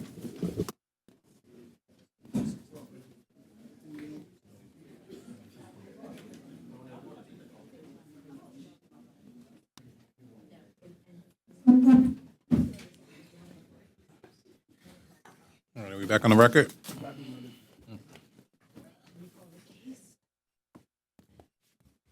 Okay, we're back in session. Darren Mislin, Thames Street Venture LLC, trading as the Undefeated, 1704 Thames Street, Class BD7, beer, wine, and liquor. Everyone's where they are. Okay, thanks. Anyone that's going to testify, please stand up and raise your right hand, or possibly testify. Do you swear or affirm under the penalties of perjury that the testimony you're about to give will be the truth? Yes. I do. Can you say it verbally? Yeah. And anyone that's going to be testifying with the licensee on this side, anyone that's going to be testifying with the community on this side. Okay? All right. Please, counsel, please identify yourself. Good morning, Amy Petkosek from the Community Law Center on behalf of Fells Point Residents Association. Thank you. Good morning, Mr. Chairman, members of the board. Rachel Mech, M-E-C-H, for the record. I'm the Chief Legal Officer of Atlas Restaurant Group, and I'm here on behalf of 2 of our licensees today. Thames Street Ventures LLC, operating as 1704 Thames Street and trading as the Undefeated, as well as Admirals of Thames LLC, operating at 1710 Thames Street and trading as the Waterfront Hotel. Okay. Before we move to opening statements, I do have a preliminary issue to address that affects both matters equally and identically. Okay, so we're now handling the first matter, Undefeated. the third item on our docket. Would you like to Yes, I'd share like, your preliminary on that one? well, yes, please, but it applies equally and identically to both protests. So I'll proceed for it in the name of the undefeated. Can you state what the preliminary is? Yes. First, before you proceed? Oh, yes. I'm a preliminary motion to dismiss because it has become known to me that at no point in 2025 or 2026 did the FPRA membership vote to authorize a protest of either of these licenses. This is a threshold jurisdictional issue that must be resolved first, as it concerns whether the board has a properly authorized protester before it at all. The reason this matters at the outset is because the board's authority to hear a protest depends on who the protester is. Under the I'm going to proceed with the motion, I guess. So under the alcoholic beverages article and the board's rules, a protest of a license renewal may be brought only by authorized protesters, either 10 qualifying signatories in the immediate vicinity or the board itself acting on its own initiative. When a protest is pursued in the name of an organization, that organization must actually be the protester of record acting through its lawful authority. Ms. Pekovsik's 414 letter to the board states, and I quote, Fells Point Residents Association, Inc., FPRA, has retained the Community Law Center, Inc., to represent them in their protest of the liquor license renewal for the above applicant, both 1704 and 1710. The board's rules do not permit a protester to be, the board's rules do permit a protester to be represented by counsel, and I'm not disputing that, but Rule 1.05 presumes a valid protester existed in the first place. It does not substitute for, cure, a lack of authorization by the entity claiming to be before the board. Here, the protest is not being presented as 10 individual residents proceeding in their own right. It's being prosecuted in the name of the Fells Point Residents Association. That means the FPRA must have actually acted as an organization to authorize the filing and prosecution of this protest. The FPRA bylaws state, in relevant part, Article 6, Meetings, Section 7, Voting, except as otherwise set forth herein, a majority of all votes cast at a meeting of members duly called and at which a quorum is present shall be sufficient to elect a director or officer and to approve any other matter which may properly come before a meeting. Only members who are current on annual dues shall be permitted to vote. I have a witness here and present today, a member of the FPRA, who will testify that these protests were never discussed at the monthly membership meetings. And at the March meeting, a member of the FPRA intended to invoke a membership-only meeting, but failed to establish a quorum and no vote was taken. Further, there's been no proffer that the FPRA's board of directors took any action to authorize this protest. No meeting, no quorum, no vote, no written consent, and no minutes. Absent such action, FPRA has not acted through its lawful authority. And where an organization has not lawfully acted, it lacks standing before this board. And the protest is ultra vires. This is not a merits issue. It's not an evidentiary issue. It's a jurisdictional predicate. Accordingly, before the board proceeds with testimony on complaints or conditions, we respectfully request that the FPRA be required at this threshold stage to present an officer or board member who purportedly authorized this protest and to establish that such authorization occurred in compliance with the FPRA's governing procedures and the board's rules governing who may prosecute a protest. Absent that showing, the board does not have a properly authorized protester before it, and the protest must be dismissed. I also have, and found it really helpful this year, the board put together a protest information packet that highlights these rules and requirements for bringing a protest. I have copies. Excuse me, did you submit the motion? I'm making it as an oral motion. Okay. You don't have a copy? I have a copy of something you could read. I took good notes. Go ahead. I'm sorry? I took good notes, though. I can rule with Okay, notes I'm taking. but I also It would have have- been better if you had presented the motion to dismiss in writing prior to, or even now. So we just yesterday got the addresses and information from the petition I had asked opposing counsel for the addresses for the protesters, and it just became known to me that there was no vote or authorization of this. So That makes more sense. And Yeah. Are you going to argue that also that, because you haven't gotten to the signatures and of the protesters? They stated So I petition do of have- opposition. That's what I'm looking at now, and the signatures are written on these multiple petition of opposition So to sheets that are in the packet. to reserve an argument, we have looked at, we were just provided the addresses yesterday of the signatories. So we've investigated that and looked at them. We have questions about whether it qualifies because, as you know, it requires 10 signatures in the immediate vicinity. Many are from the same household. We were investigating whether there was a liquor license held by any of the signers that would exempt that, like they can't be one of the 10 to bring this protest if they have a liquor license themselves. That disqualifies them. So we did put together a list of those, but we are actively still investigating it. And we were just handed So that is a sheet that identifies. that is the stage in the process where we are with identifying the protesters. As an threshold issue, I mean, the burden should be on the protesters to show that they have 10 authorized protesters or that FPRA took a vote and authorizing them to bring this action. So I'd like to. What's your position then on the signatures? Is this evidence that you're offering? We are offering it. It is, as you will see, it's questionable whether these signatures will meet the standard of 10. I also will let you know that there's 26 signatures on each petition for 1704 and 1710, and they're identical signatures in different order. We attempted to map out the addresses. It seems like maybe 10 are within the vicinity, so that might not be the argument, but we couldn't discern whether anyone is a liquor license holder themselves, related to one, that would take us below the threshold of 10.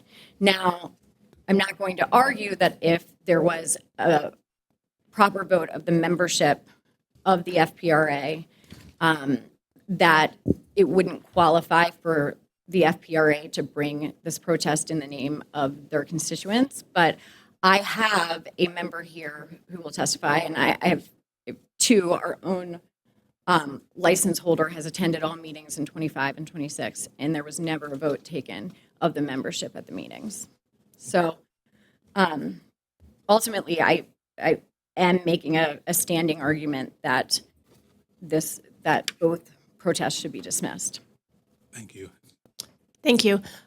We disagree with the contention that they should be dismissed on those grounds. First, the Fells Point Residents Association, by their own internal procedures, allows their executive board, their president, their vice president, their secretary, their treasurer, those members, to make the decision about whether or not they retain counsel or that they become a party in a protest. This has been FPRA's practice, consistent with their bylaws for many years, not just on this case, but in other cases. And I do have an officer here today who would testify and go under oath and say that they did, as an executive board, discuss this, not last year, not the year before, those were different discussions, that they had a new discussion for this year because we had to sign a new agreement with the community law center, a new retainer agreement, saying that they would like to embark on this protest again. And so I can produce that testimony if that's needed. In addition, we believe there are at least 10 addresses here that are within the vicinity. We mapped them out. I don't have all the people here today. I didn't know that would be an issue because although within an hour of council's request, I sent this yesterday, I believe since March 31st when I filed it, it was on access if you came down to the liquor board and asked for it. It was totally available to the opposing party, all these signatures since March 31st. So I'm not sure why this is a sudden last minute situation. But regardless, on either account, I believe that we're fine to proceed today. The signatures themselves are not really the primary issue. I do have someone to testify that no vote was taken. And while there are parameters for the directors of the FPRA to vote or make decisions, there's a requirement per their bylaws that they be posted in the meeting minutes. My colleague, Ms. Newman, will pass out what is currently on the FPRA's website. I can tell you I personally watched all of the meetings up to the October 2025 meeting that they had. That's the last one that posted. Darren Mislin attended November and December, as well as I have all meetings in 2026 have been attended by my witness. So I can confirm there was no vote taken, but also no minutes posted.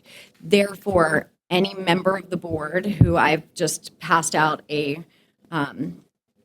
picture of the 6 board members, anyone acting in their capacity, it is not a valid vote unless it is approved. And actually, I'll cite something to this point from their bylaws. The last sentence of Article 5 regarding officers, Section 4 for the president, it says, without FPRA board approval, any discussion or email will be considered as a private citizen's personal opinion. So the approval would have had to be per the voting section, memorialized in the minutes. You don't see the signatures of the, 26 people that are on here as private persons signing on to the protest?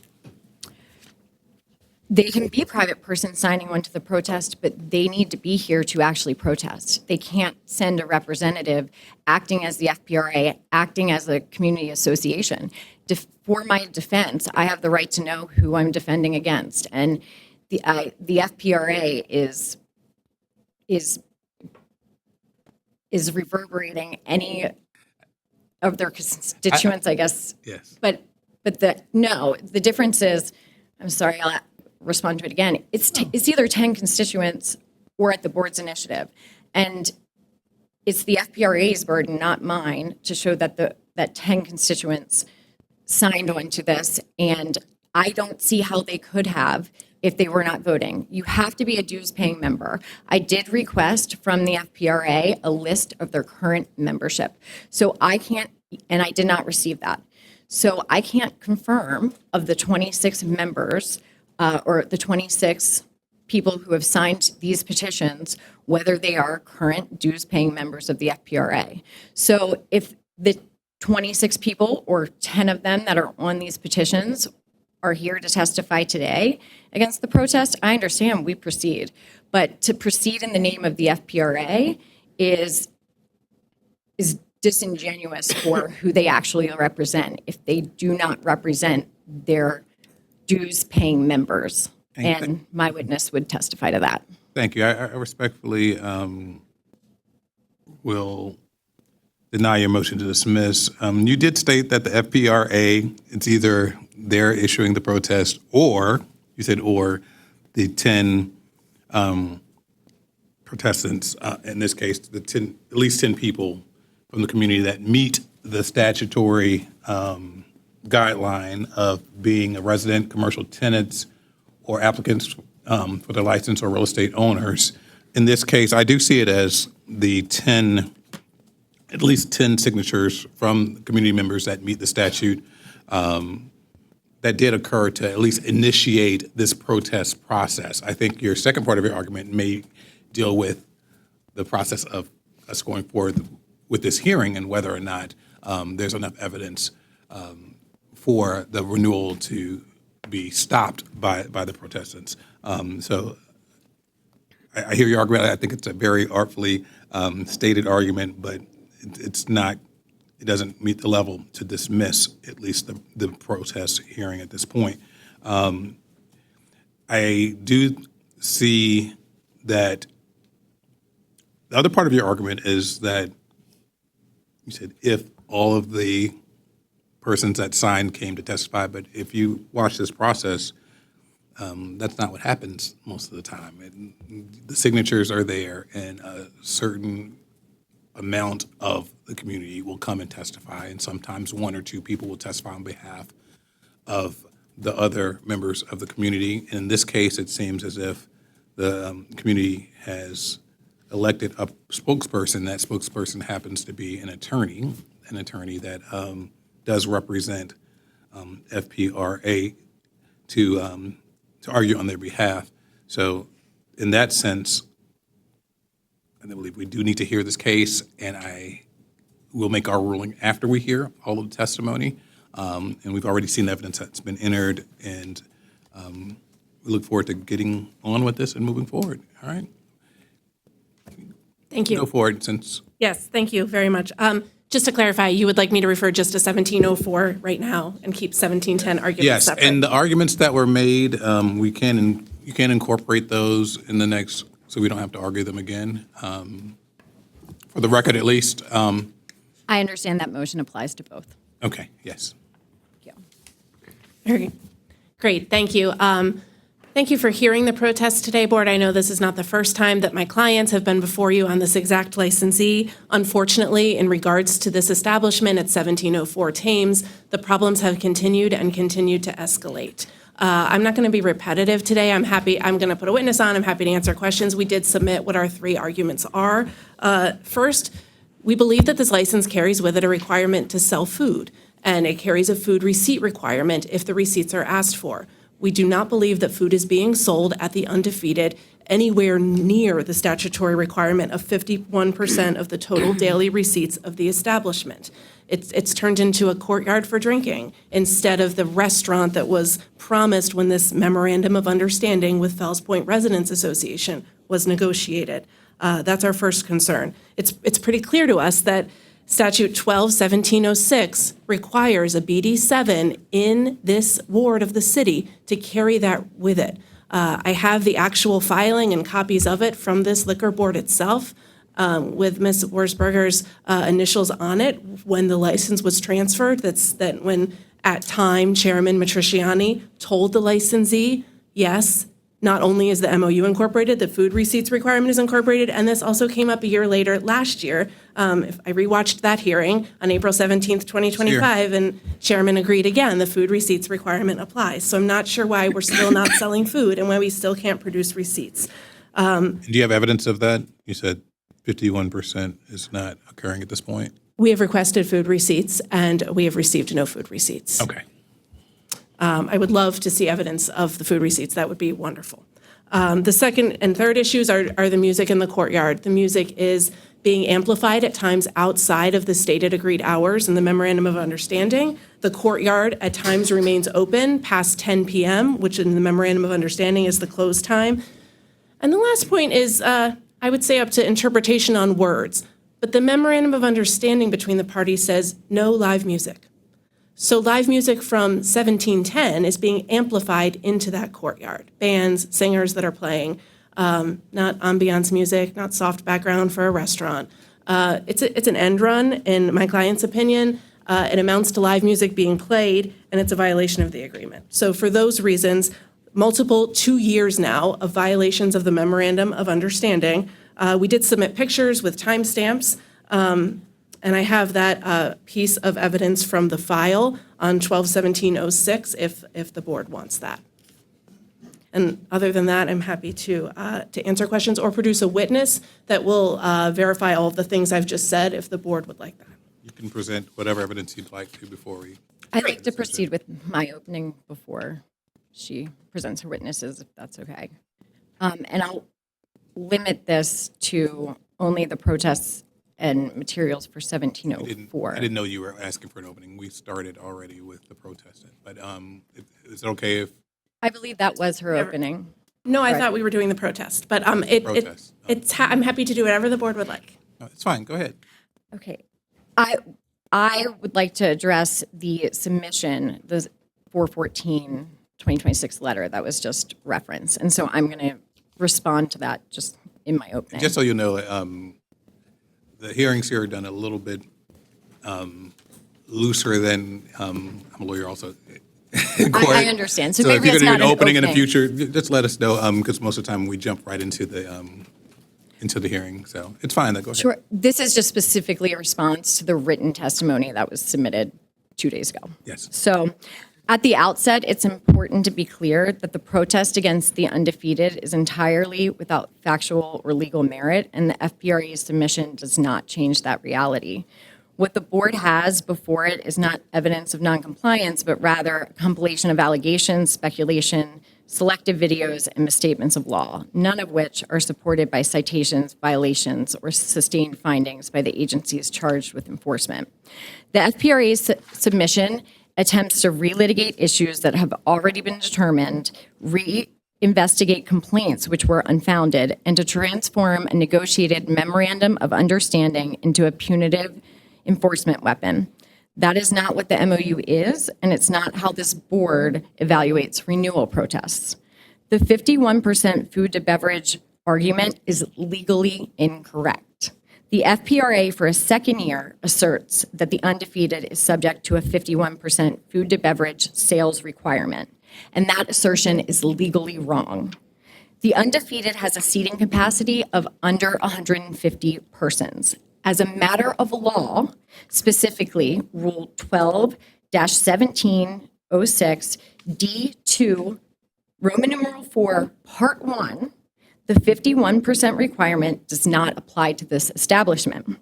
This is further confirmed by the license, which is provided in our packet on page 12, and the fire prevention annual permit, which is page 11, which shows a total capacity of 148 persons for the undefeated.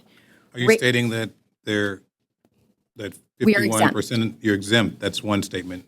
The second part of that, are you stating that, are you making any type of claims that 51% of the sales are food or are not food, or are you just saying that you're exempt? I'm not making any claim to that because we have no obligation to provide receipts. And when we renewed the license, we would have been providing receipts to Ms. Wurzberger, not to the FPRA. But no, my position is that we are exempt and we are legally abiding by the food requirements. Because raising this argument again at this year's protest doesn't make it any more accurate. It only underscores that the protest is based on misstatements rather than evidence. I actually have gone ahead and gotten after receiving notice of what this protest would be about, I had expedited transcripts prepared, and it is a misstatement by the FPRA about what happened last year. And I'm going to read the quote because I think it's important to understand this. The FPRA in their protest represented to this board quote, at the protest of the license renewal hearing before this board on April 17, 2025, Commissioner Matriciani confirmed that the licensee's BD7 for 1704 Thames Street carries with it a food receipts requirement pursuant to this board's initial approval of the license transfer. My colleague, Ms. Newman, will pass out to everyone, here we go, the transcript of that hearing, and I can point you to the page about this. I also have the prior hearings, which were referenced in the protest, because I'd like to put this issue to bed. What page and what line? There's an email, it's 85, and it's highlighted, and there's an email, because submitting this transcript, I can point you to the relevant part, which is highlighted. At the hearing, I requested a clarification on the 51% rule. And Ms. Wurzberger pointed us to 12-1706, and Commissioner Matriciani stated that the parties could follow up with Ms. Wurzberger for any clarification. Our Director of Government Relations at Atlas followed up with Ms. Wurzberger and confirmed that the 51% food to beverage What line are you ratio on does now? not apply to us. I have the two highlight portions where I request clarification, and then page 86, I believe, is where Chairman Matriciani directs us to follow up with Ms. Wurzberger. And then what you have there is an email between our Director of Government Relations at Atlas and Ms. Wurzberger confirming that our property, the Undefeated, is not subject to the 51% food to beverage ratio because we qualify for the exemption of having a seating capacity of less than 150 persons.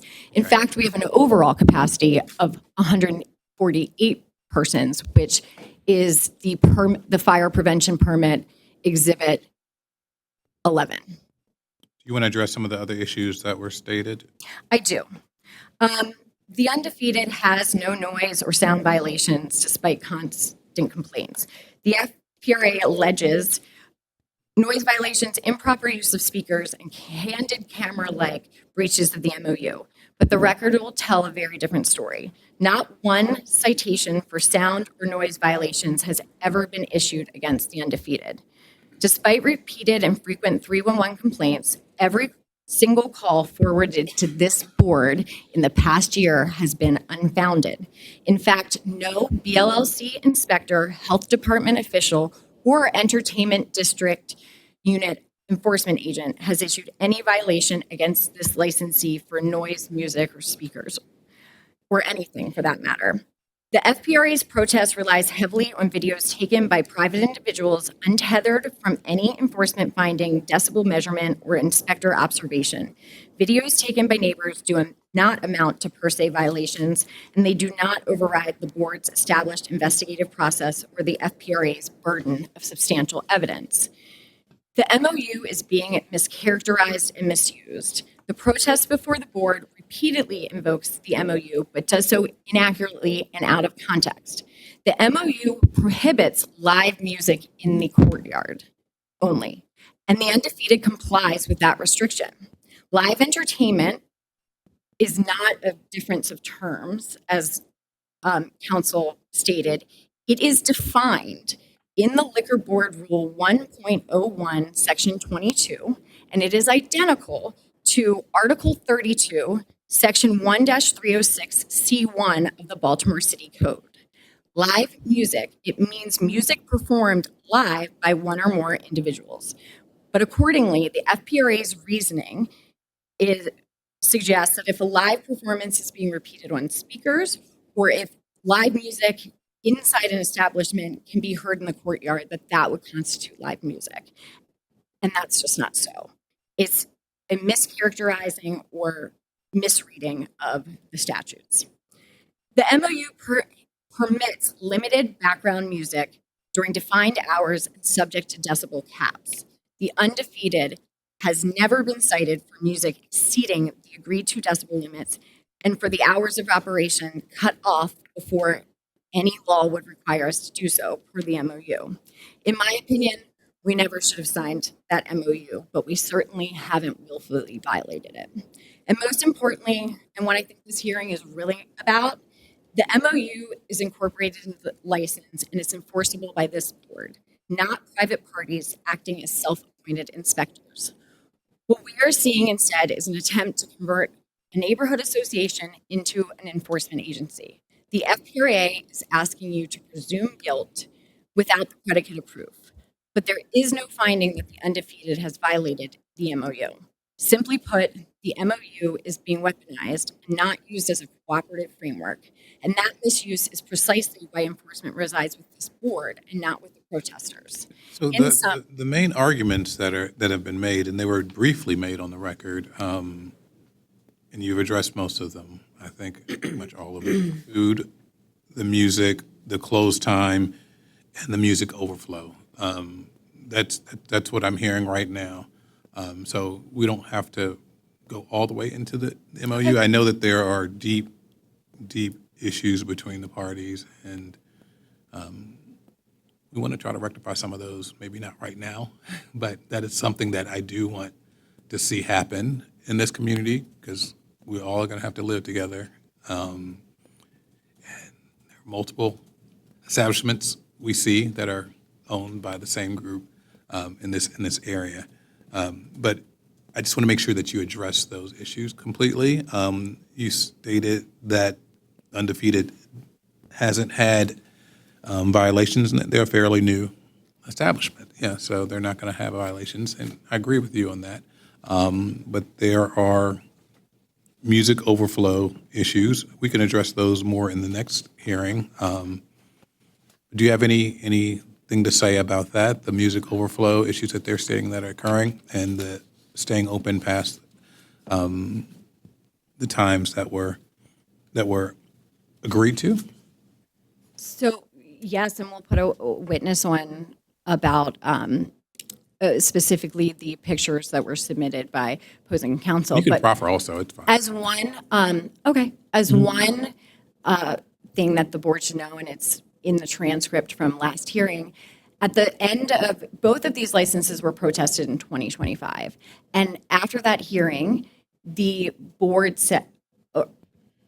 ordered that there would be heightened supervision on both properties for a period of 2 months.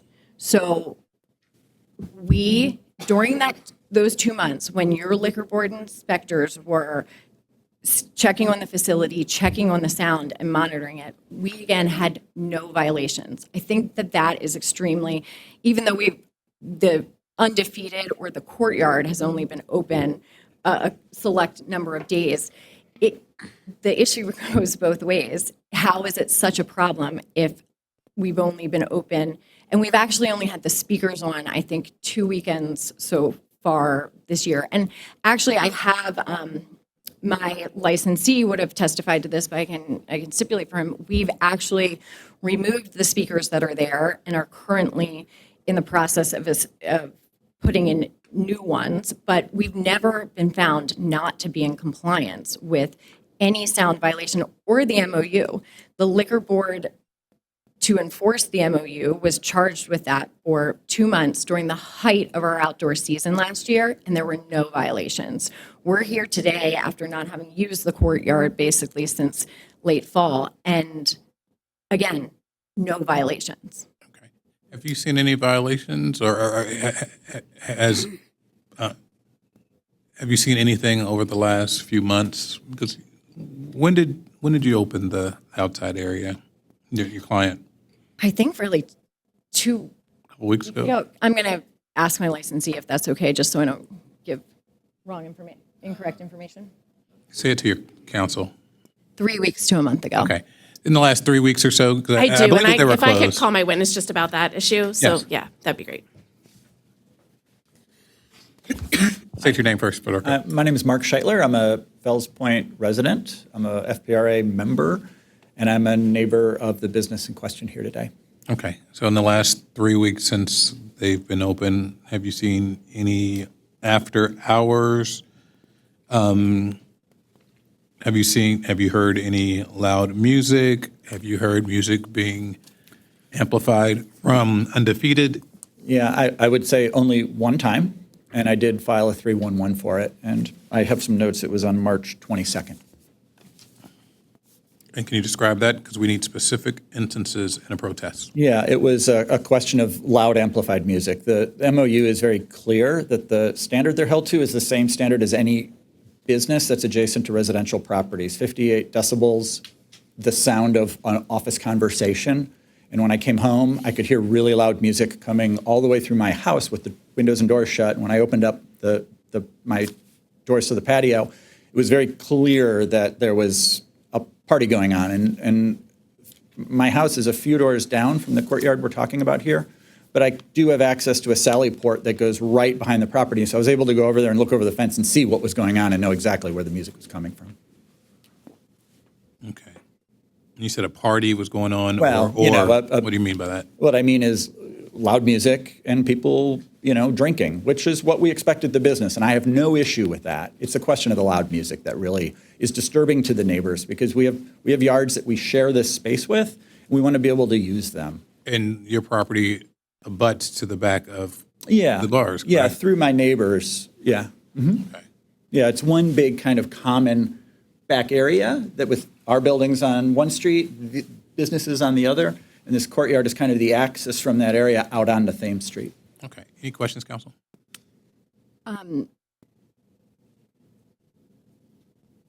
Did you actually measure the sound with a decibel reader? Of course, I don't possess a decimal reader that's sufficient to the city standards to validate that it was louder than 58 decibels. I can Google it and hear that that's office conversation. And when I open the front door to my home and I can hear the noise coming all the way through my house with the doors closed, I suspect in my yard, which is the standard, it's louder than that. That's all I can What time of night was this? It was not late at night. So one of the real key things here is this courtyard's being operated during daylight hours. And so it's weekends and daylight hours when we want to be outside or have our doors and windows open that this noise is the challenge. What time was it? I'd say, I don't have Estimate, just an estimate. It was in the evening time. 6 to 8. I had been out 6 at to a 9, garden center and I got home, I would estimate, 4 o'clock or something. 4 o'clock. Yeah. Any other questions? Yes. So you said that you lodged a complaint. Was that with the liquor board? I filed a 311 complaint and I believe it was a liquor board complaint. And are you aware that the liquor board has specific procedures for responding to complaints? I don't know as a citizen that that's my obligation, but I know that I get an email back that says within 2 days it'll be investigated, and if I submit it to health, it's more like 2 weeks. So I will proffer to the board that the 311 response policy is in our submission, and it does. You are correct. The liquor board is supposed to respond essentially immediately if someone's on duty. And did you see that response occur? I'm not monitoring the property. I don't know if it occurred. All I get is an email telling me if it was closed or not. And are you aware that the complaint would have been found unfounded? I want to be clear here. When I've filed 311s in the past, the emails I get back often are, we've arrived after hours and we didn't find noise. That's not the same as saying it didn't happen. That's saying it couldn't be proved.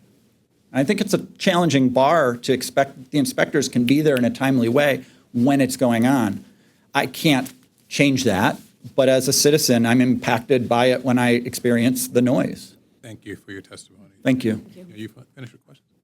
Oh, I didn't have any more questions. I can just proffer that I researched every single 311 complaint that was issued, not only to the liquor board, but to the health department for the undefeated. Every one for the liquor board was resolved within the 2-day period and found to be unfounded. And really, every one, I saw that the actual response happened on the date, because we do cut off the speakers at 8 o'clock in this courtyard. And so the liquor board is there to be able to respond on that evening. The health department's rules are different, but the health department, any calls there did not result in any violations or citations either. Thank you. I'm ready to go forward with the ruling. Do you have any questions? No questions at this time. I have one question. All right. Just for the sake of time, what seems to be the concern and issue with the establishment and the community while you guys can work together? As you said, Council, there were 18 311 calls, and we're governed by the 311 calls. So I kind of really look at it on my phone or look at it in the notes, and nothing seemed to be unfound. So that's, we're wasting people's time. What's going on while we can't work together? Two strong establishments. I think we just need to put our differences to the side. We have Matt in the back and can kind of assist. So we, just don't have to be a cat fight match all the time. Yeah, can I respond? Yes. Yeah, we would love that. Peter Bodie, who's not here today because he was just hospitalized, but he's a member of the executive board, and he met with Eric Costello, who's on government relations for Atlas, in an effort to do just that, to avoid today, because I, for one, would really like this to not be resolved in this forum, and my clients would as well. The issue, one of the major issues in answer to your question is, we did have Mr. Ockheimer sit down with all of us. That's how we had the MOU. We all sat down together in the same meeting that we were promised there'd be food receipts. So, and I was there that day. But the issue is that when this first started, the Atlas Restaurant Group sent individual cease and desist letters to residents in the neighborhood, threatening them with individual legal action for complaints against Atlas Restaurant. The law firm of Brown, Goldstein, and Levy was consulted as defense for my clients. It got really complicated. I was just answering. Did you want me to stop? I want you to answer my question. Yeah, so. What's your objection? I don't know. What's the basis of it?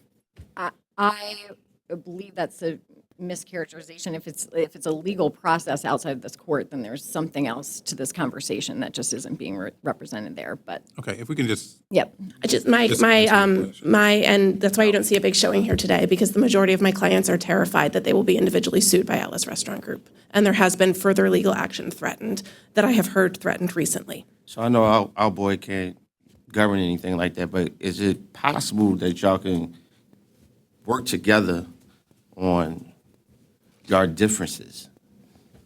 So we, opposing counsel talked about the meeting between our director of government relations and the board. We want to work on this, but the issue is, it's not just the 18 complaints that are there and unfounded. There were over 50 calls between the liquor board and health, and none of it, all of it's unfounded. We're going to go to the next protest, and I'm going to tell you how I defended against sound citations in that case. We don't want to be here either, but there's not a lot. They're not going to be able to show noncompliance because we comply with all of the laws, which are then restated in the MOU.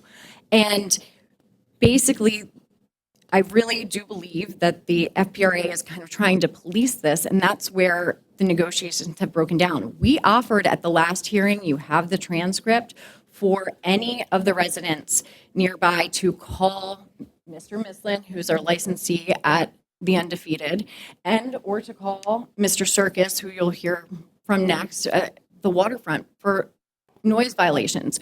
We testified to this at the last hearing. Atlas Restaurant Group worked with the neighborhood well before that MOU was ever put in place and spent over $200,000 just soundproofing the waterfront. And I get that, Counsel. Yeah. Can your licensee take the charge and trying to?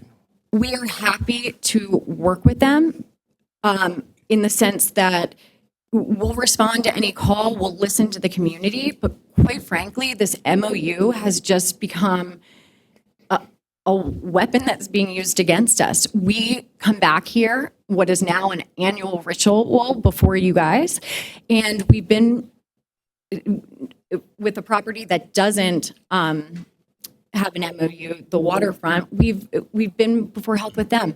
They're constantly trying to take our liquor license away or kick us out of our establishments. And I think that it's important. It seems like it's deep. It seems like the issues right now are deep, and we may not be able to handle them right now. Can I just say one additional I'd like to thing? move on to the rule on this and move on to the next one, because I know we have I was going to say behind. one sentence, and that is about the 311 calls. They will continue, likely, is what I'm representing, even though they're unfounded, because the majority of times, within 5 minutes of making a 311 call, the music goes down or off.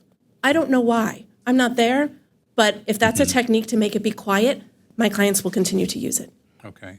Well, I've heard enough to make a ruling. I think we've asked ample questions on this property, and we have another one to move to, and then we're a little bit behind schedule. And I appreciate the arguments that both counsel have made, being very, very well prepared, and evidence that was introduced on the record by both counsel. I really appreciate both of you and the way that it was presented. But in this instance, I've considered the specific complaints that were made, and I do find that the complaints for this property don't rise to a level that would warrant me denying the renewal of this license. I think the renewal is appropriate in this situation. There aren't any other violations. We do note that this is a new establishment and that multiple steps have been made to get that middle space connected to Undefeated. But at this time, I don't see a reason why we can, why renewal is not appropriate in this situation. I did hear the arguments of the food not being at 51%. We don't have, I think, the evidence on that right now. The music, I think that's a very big concern. I know that they've only been open for 3 weeks. I did hear that there was, one complaint by you during that time.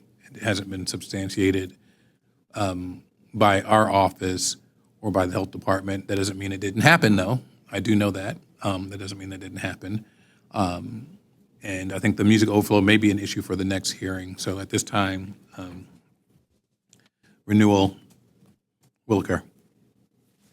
Mr. Chairman, before the next commissioner responds, because I would request this from all on the board, could we get a ruling on the 51% rule? It is our position that it does not apply, and That is not the appropriate, this is not the appropriate setting for that.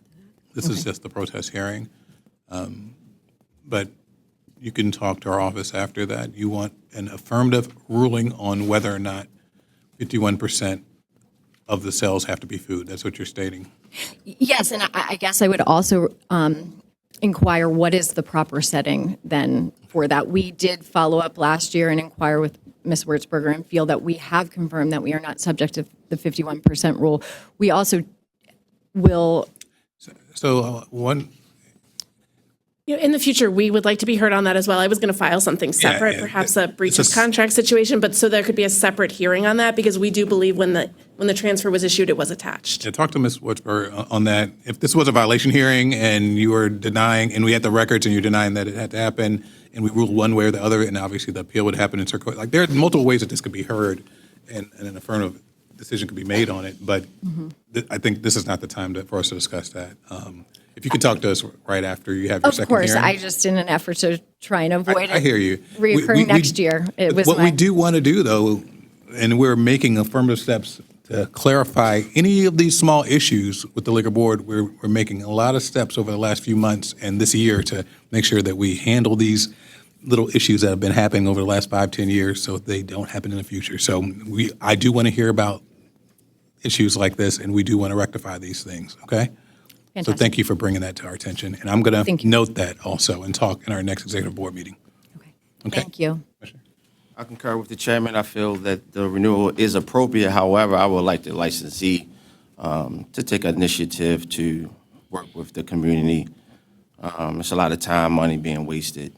And whatever happened in the past, we need to put that in the past and move forward with a better mutual understanding. That's my ruling. Thank you. I will also agree that the complaints given today do not rise to the level of denial for the renewal. And that will be it. Okay. Ms. Russell? Michael Exhibits for the record, Community Exhibit Number 1, Community Law Center, hearing outline. Licensee Exhibit Number 1, list of petition and petitioners' addresses. 2, FPRA website printout. And 3, Liquor Board hearing transcript dated 4/17/25. Thank you, I would guys. also, I'm sorry, Deputy Executive Secretary, if you could make a note on that so we can discuss that in the next meeting and make sure we handle that. Okay? Mr. Chairman, I, in my argument, referenced the exhibits that were submitted prior to the hearing, so to have those incorporated by page number. Yes. Yes, they will be. Thank you. You got that, Ms. Russell? To incorporate, yes, I think that's what she did it on the record, didn't she? Thank you. Yeah, so next, it's the same parties, correct? It is. Let me call it so we. Yes. Official. Officially call it. Basilios G. Circus, I apologize. I think I mispronounced it last year, too. Admirals of Thames LLC, trading as Waterfront Hotel, 1710 Thames Street, Class BD7, beer, wine, and liquor. Anyone that's going to testify in this matter that hasn't, please stand up and raise your right hand. If you've already been sworn in, you don't have to do it again, though. Do you swear or affirm the penalties of perjury and the testimony about to give will be the truth? I do. Thank you. Okay. Any preliminary motions? Is it the same one that you made before? Would you like to incorporate your argument by reference? I would like to incorporate by reference the Okay. motion to Same- dismiss. Same with you? Yes. And my ruling is the same on that, okay? I would also like to give some sort of opening argument in response to the Okay. response to Would you- theirs. Would you like an opening, also a waive your opening? I'll just make one. not a long one. I'll just make one statement if council wants to do an opening. I will just say we're here on a related property now, 1710, the waterfront. We were here last year with no violations. The liquor board was very clear to myself and to my clients to get violations. We have 4 violations. You didn't say get violations. Well, You said- to not come back without them. Note. And my clients followed all the procedures they thought they needed to. There were multiple citations issued, and then those citations were erased in a matter to which myself and my clients and any neighborhood, any community was not allowed to be a party and was not allowed to speak. And that's a concern, and I intend to discuss that when I go into my protest. Thanks. Thank you. I would respectfully probably respond to all of the protests. Are you going to make an initial protest argument? Because I would like to respond to, there was a letter outlining the protest that was also submitted in this case, and I would like to respond to that, not just to the hearings. Are you going to make further argument? Is this your opening? So we were doing opening statements. That was my opening. So I'm going to respond, I'm going to take my opening then to respond to the April 14th, 2026 letter that was submitted by the FPRA in advance of the protest. It has 3 allegations in it: environmental citations for amplified music, an alleged refusal to engage in dialogue regarding the MOU, and claims of significant vibrations affecting nearby residences. I'm going to address what was first discussed, which is the environmental citations, and state to the board that res judicata applies here. The protest's primary theory is built entirely on environmental noise citations that have already been litigated and dismissed. Those citations were adjudicated by the Environmental Control Board, the tribunal with exclusive authority to determine their validity. The ECB dismissed them, and those dismissals are final. They are public, and they extinguish the alleged violations as a matter of law. So this is not a technicality, it's pure claim preclusion. The protesters are attempting to relabel dismissed citations as continuing concerns and retry them before this board. That is precisely what res judicata forbids.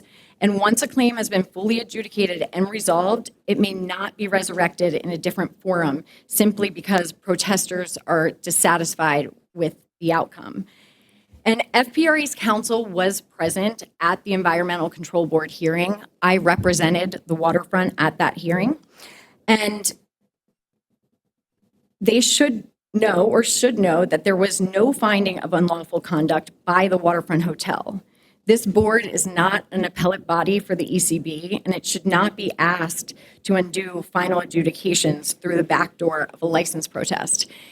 If we are going to reopen what happened at those hearings, we're going to be here quite a while.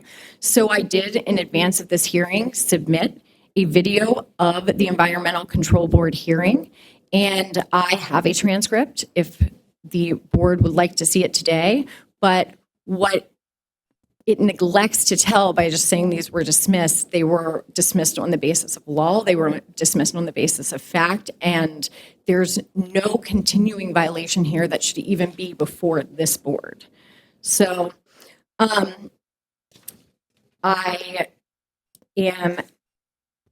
would like to respond to the letter because I feel like that is essentially an opening argument. So I'm going to continue with point 2 that the FPRA made in their letter, which was the alleged refusal to enter into an MOU. And I know that this is not what the board is going to want to hear, but as legal counsel representing Atlas Restaurant Group, the MOU that we entered into with the FPRA is not going well for the undefeated.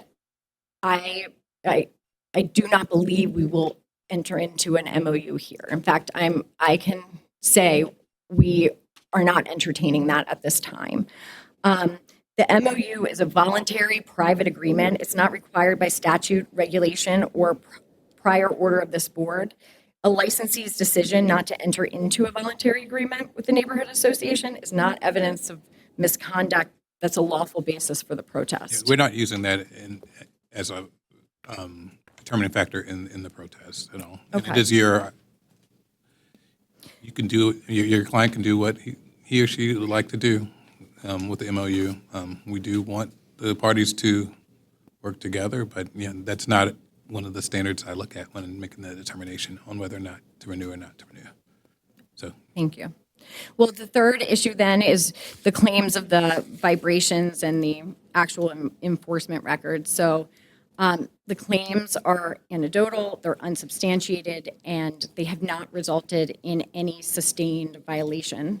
I will reiterate an argument that I made in the previous hearing, that after we were here on April 17th of 2025, just last year, the Liquor Board did a 2-month, it's probably wrong to call it probationary period, but you took a hard look, a strict look at both of our properties to see if you could understand the sound. The investigation, the directive was followed, the inspectors monitored operations, and no violations were issued during that heightened enforcement window. And again, I would point to, in our exhibits, the 311 response policy, that it is being followed. But I again say that fact is dispositive.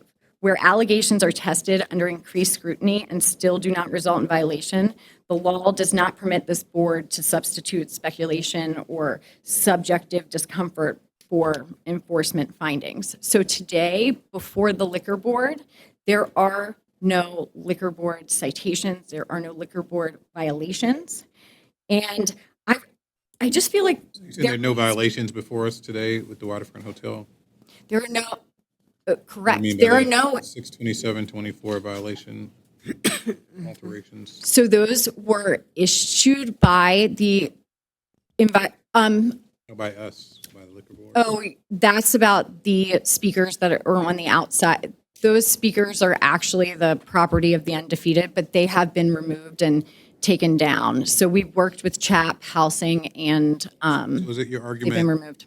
So the res judicata argument, I want to just address that now. You're saying that the Environmental Control Board's decision, we should not look at that in making our determination.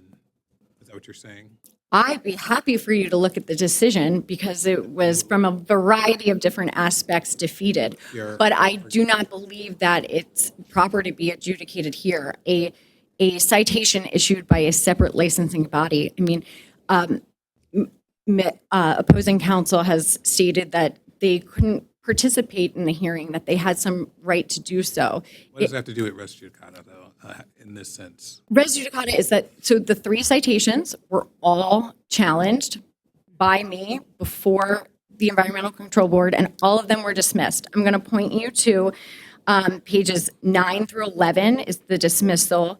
I see that and I hear that. 12 through But we can consider all relevant facts, circumstances concerning any offenses that occurred, even offenses that we've already adjudicated here, when considering whether or not we will renew the license or not. So I just Well, wanted then to know I'd be why. happy to get into the actual issue. So Okay, the citations were found and dismissed on the basis that an inspector for the health department was using we argued that they were using a rule that is inapplicable to the Waterfront Hotel. They issued it saying that there was sound that could be heard within 50 feet of the Waterfront Hotel.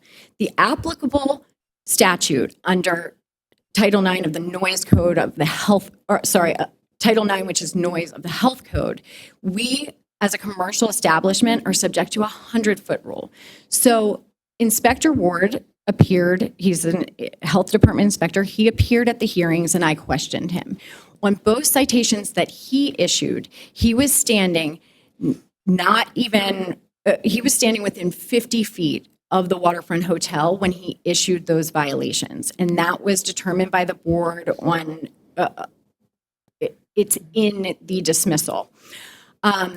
We argue that he issued us citations under a 50-foot rule, which is now applicable to us. It's a 100-foot rule. But on that basis alone, they were dismissed.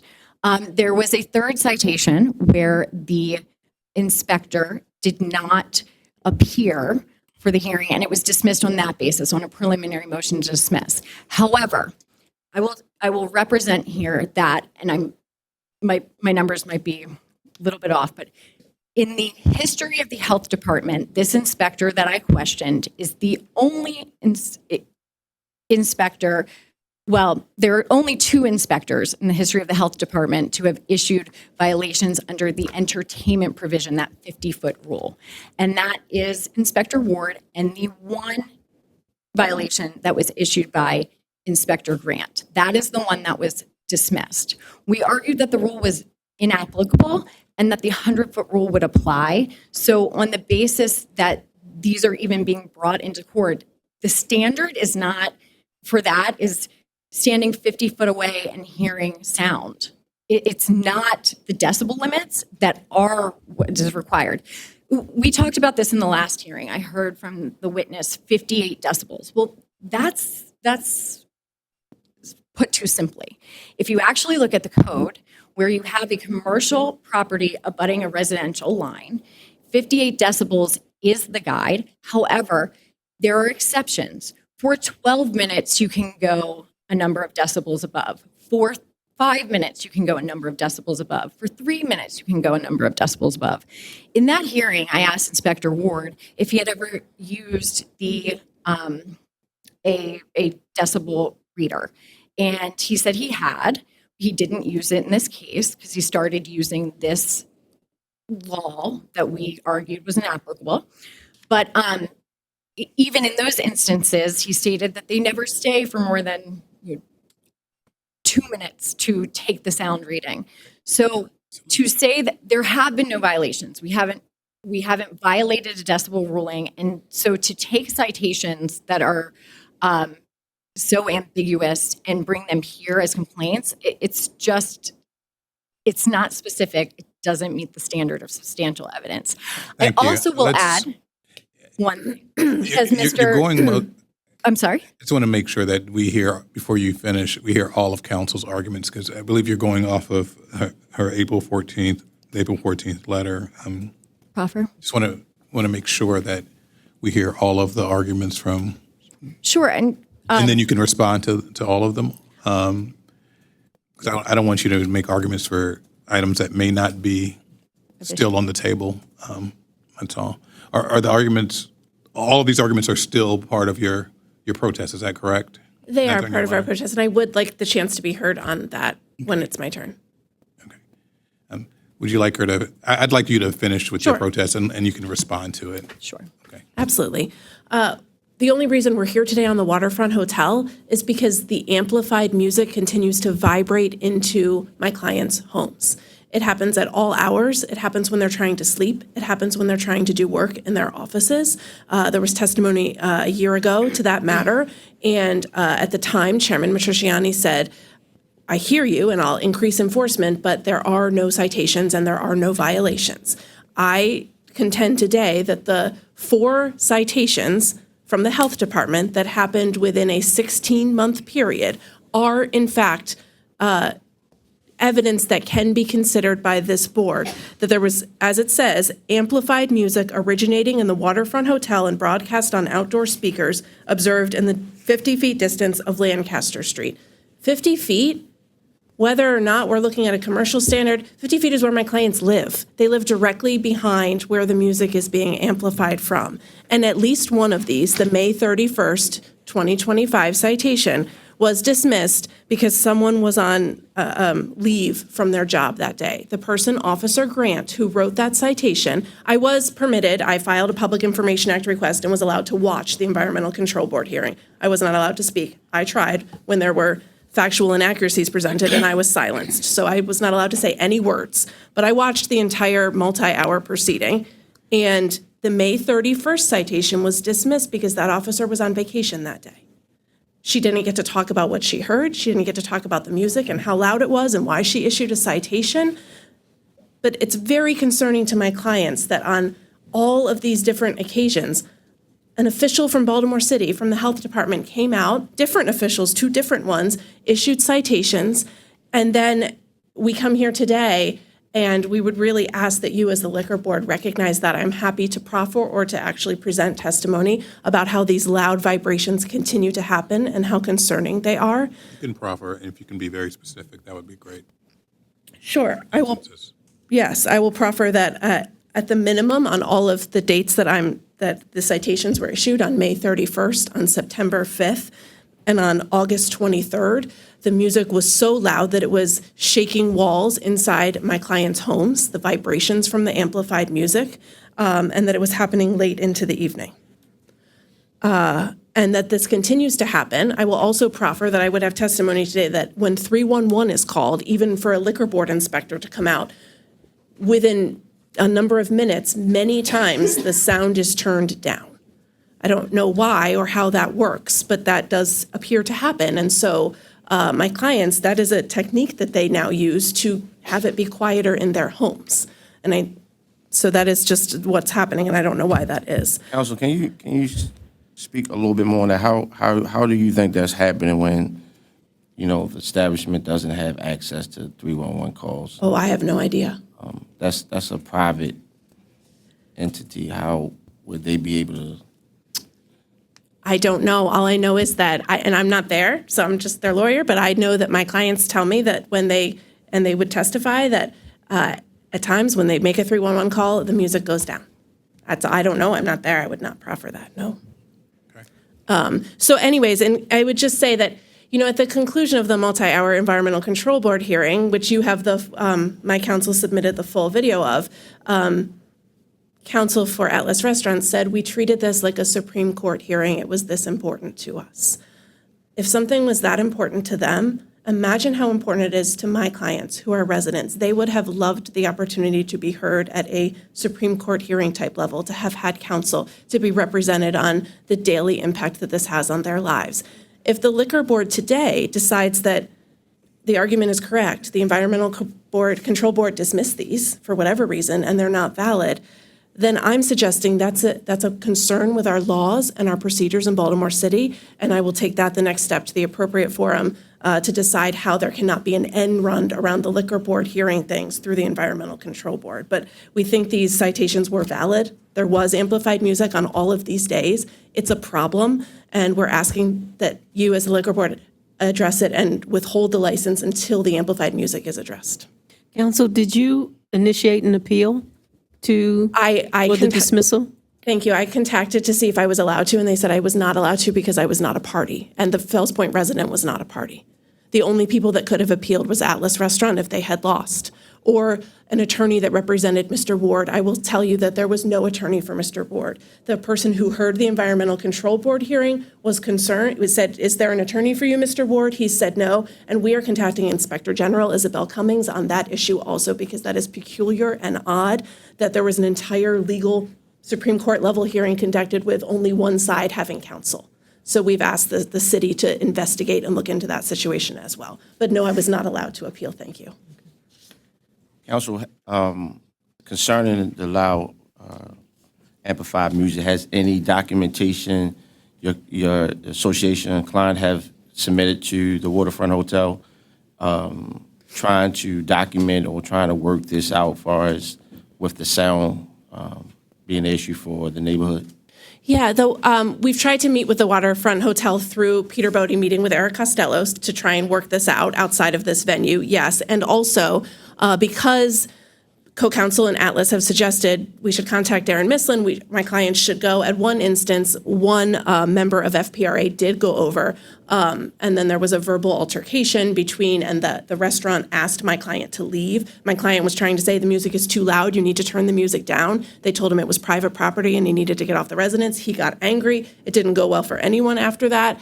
And so I've advised them to not do that anymore, to not contact Mr. Mislin, because at the Environmental Control Board hearing, there was threats made by Atlas's counsel that there could be criminal charges filed if he was trespassing and yelling at so I'm not going to advise my clients to have that communication. I wish we could sit down in a room with counsel now that it's reached this level and work this out. What about the councilman person you mentioned, Eric? Was he Yes. able to find a mediation for your clients and the Waterfront Hotel? He represented, and that's the only reason why I put it in here, the same thing, that Atlas is not going to be willing to enter into a memorandum of understanding on the Waterfront Hotel. I'm not speaking about the okay. the MOU. I'm speaking more about the noise ordinance that the neighborhood association is having. I'm asking, did the council, your council or councilman, you mentioned the councilman, have anybody try to work on this problem or be a liaison, mediator for the noise ordinance that you're speaking about? We have not had any success with that. We have tried. So I know last time we were here, we discussed like sound dampering, and I believe that we discussed the only thing that was blocking the Waterfront Hotel and the houses behind was like a 4-inch brick wall, and so the sound's going to come through there. Is that still the case? Has there been any efforts to dampen the sound anymore? I know that there's a stage on the second floor, and it's right in the back, and so some of this seems like it's going to be a continued issue because it's just the nature of the business and the type of establishment that it is. So I just foresee, without an extreme intervention, that this being a continued issue. Like what's happening when it comes to, and I wanted to kind of direct it this way, but do you have something else to say? Sorry, I thought you were asking me. I was just going to say it is helpful when they turn it down. Like when it gets to a higher volume is when it amplifies and vibrates. So there's a way that there are instances when it's turned down but still playing that is, I think, okay for both parties, certainly for mine. Yeah, okay. Right. And then I think that it's my understanding from watching all of this, Atlas Restaurants invested a lot of money in when they built the soundstage to try to have this not happen. But it does seem to still be happening, so I don't know if there's more we can do with the sound barrier. But I agree with you that this will keep happening unless, I don't think anything has changed in the past 12 months in terms of new changes to prevent sound. Council? I don't even know where to start. But this is all about the sound, though. We're gonna stick to the sound issue. So to the sound issue, any call that is received by our management will be responded to and addressed. If the 311 calls are resulting in music being down, that implication that we're somehow in cahoots with the liquor board or the health department. No one said that. Well, if the liquor board's responding quickly, there is an entertainment district unit right there that can be employed in minutes to come over and address something. So if that's working, great. But they have every authority to issue a violation, and no one has won those. These are only issued by health, not by the entertainment district unit that's right there, not by the liquor board that responds immediately. The health department can respond at any time.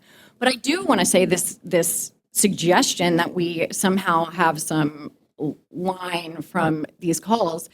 We don't. But what I will point you to in our exhibits is text messages between, you haven't heard from her yet, but we did hear from her last year, Ms. Corinne Schechtler. You heard from her, Scheitler, I'm sorry if I pronounce it wrong. You heard from her husband, Mr. Scheitler. There are text messages between Ms. Scheitler and the health department, Inspector Ward, that were produced via FOIA, because after the ECB hearing, we discovered that there was some sort of communication between the neighbors directly behind them and this health inspector. You will also see in there text messages between someone named Jeannie Nevin. She and her husband, Christopher Shute, live behind the waterfront. Mr. Shute testified last year.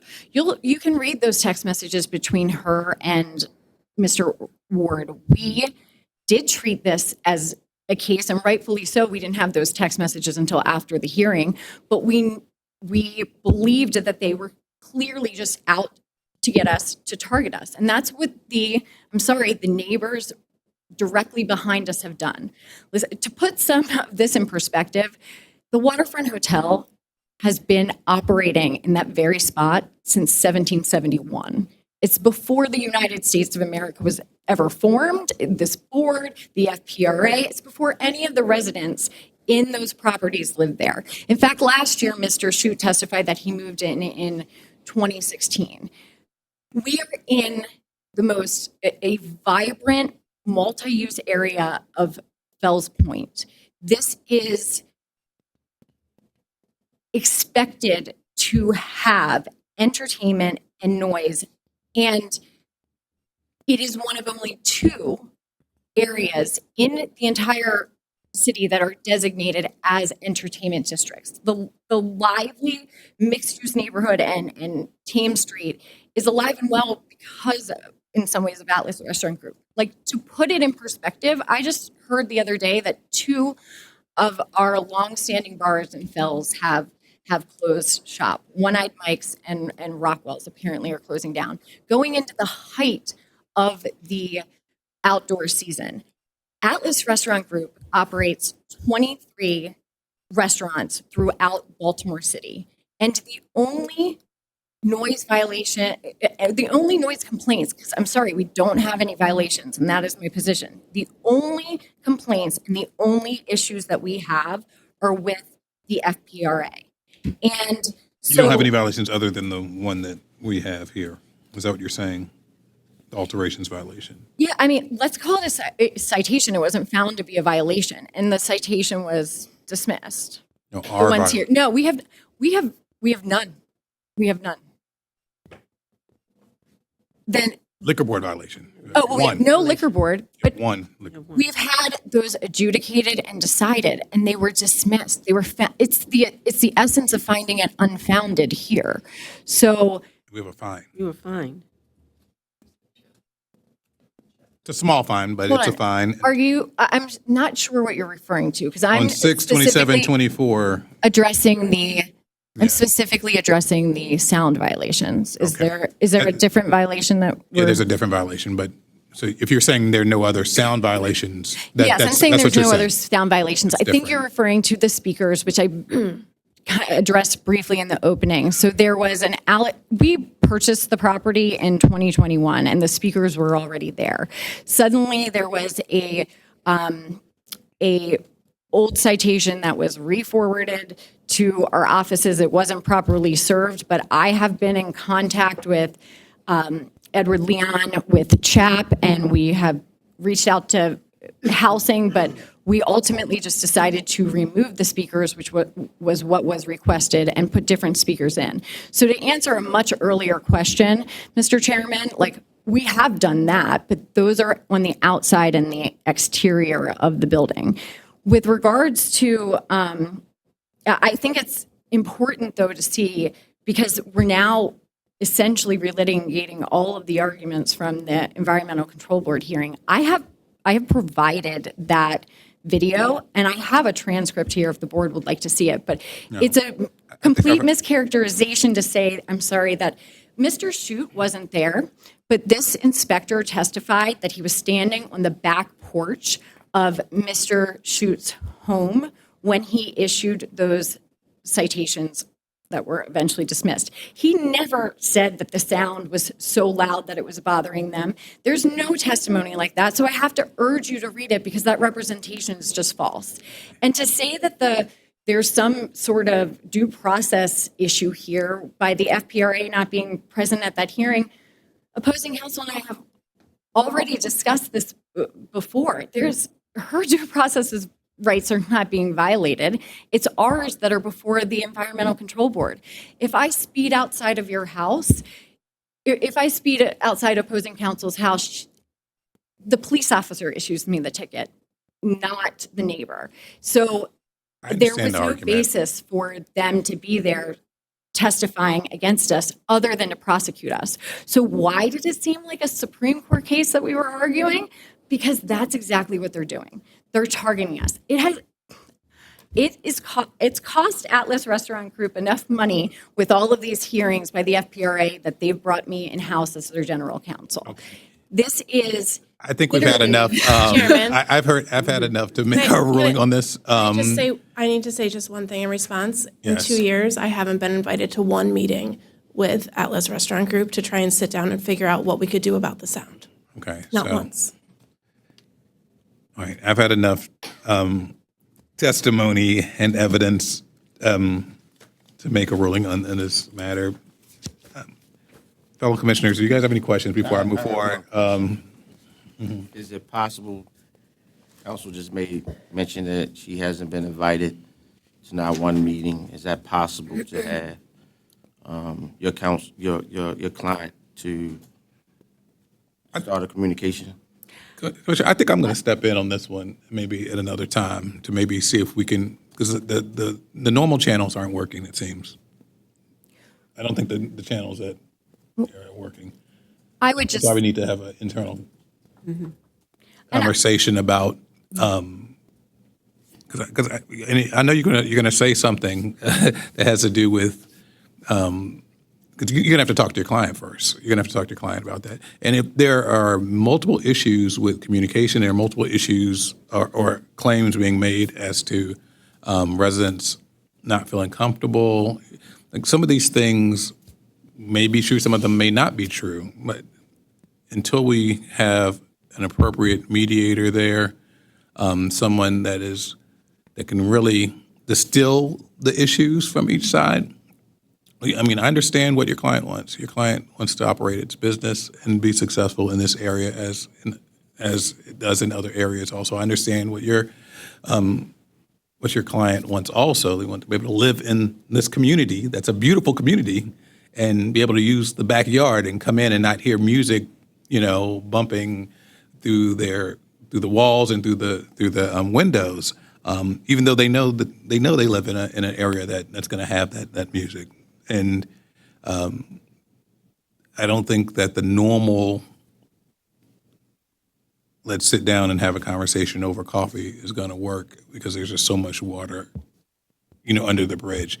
But I believe that there is a way, and I don't think we should discuss that right now. I think I need to rule on this right now on whether or not there is reasons for us not to renew this license. But I do want to set up a time to try to approach this a different way after this hearing, if that's okay with both parties, if both parties are open to that. We did speak before the hearing, and, I'm counsel now. You can have a conversation with me. I'm not going to commit my client to anything, but it's part of the underlying issue of my original motion to dismiss. Like, we're here today, and we believe that, yes, the Scheitlers are complainants and the Schutz are complainants, but the Schutz aren't here.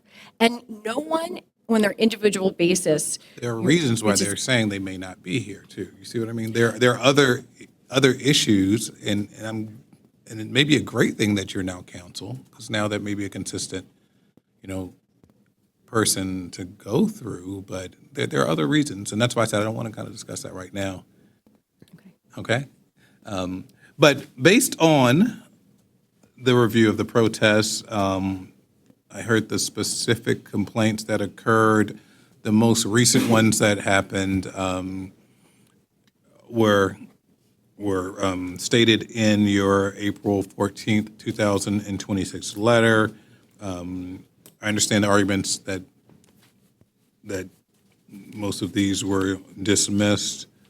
I do see that there are some inherent issues with noise that have happened in the past and that have even happened under my watch since I've been on this board. Before I was chair, even when I was commissioner. So there are issues that have to be addressed when it comes to noise, and that seems to be the main issue when it comes to this licensee. I do appreciate residents keeping the organizations and our licensees on their toes. We have our eyes on this establishment, and we go to this establishment and monitor it frequently. I still believe that renewal is appropriate at this time, given the environmental citations and then the one violation that we see here that was done on June 27, 2024. I don't think it rises to the level that would allow, let's not say I would allow, that I believe that I should not renew. So I do think renewal is appropriate in this instance. I would like the parties, after I speak with my staff, to approach this a little bit different way. I would like all the parties to get together after I do that, if that is something that the parties would like to do. Okay, Commissioner? I concur with the chairman. Renewal is appropriate based off of the proffers and statements made today. That's my vote. I'm also in agreement that the renewal is appropriate at this time, based on the information that has been presented. And Ms. Russell? Sure. I'd like to call exhibits for the record. Community Exhibit Number 1, Community Law Department Exhibit, Hearing Package. Licensee Exhibit Number 1, Hearing Exhibit Package. The Executive Secretary, if we could make sure we discuss this at our next meeting, and if we could contact the community and the licensee and set up something. Okay? Absolutely, yes. Thank you, guys. Thank you. Thank you. Thank you. Okay, final case of the day. Budoda Bilas Panta and Prabhat Jung Thapa. Surakshi LLC, trading as Sweet Carolina Liquor, 309 South Broadway, Class A beer, wine, and liquor license. If all of the parties would please come forward. Community complainants on the left, licensees, and all of their folks on the right.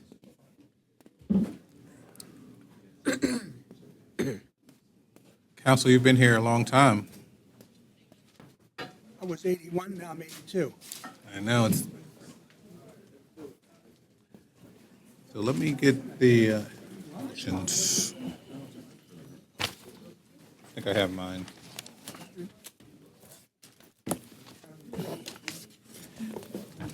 Okay, there are a lot of people here.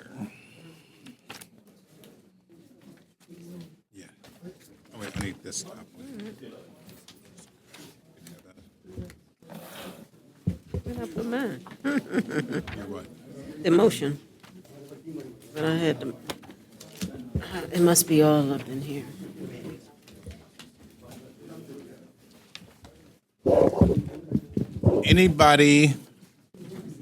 Anyone that's going to testify, please stand up and raise your right hand. I'll stand up, just that way swear them all and that would cover everything. Even, Everyone here to testify, please raise your right hand. You swear or affirm on penalties of perjury. Testimony about to give will be the truth. you have to say, I do. I do. Okay, and if you are going to testify, when you approach the microphone, please, you can put your hand down. Put your hand down. Make sure you state your name clearly for the record.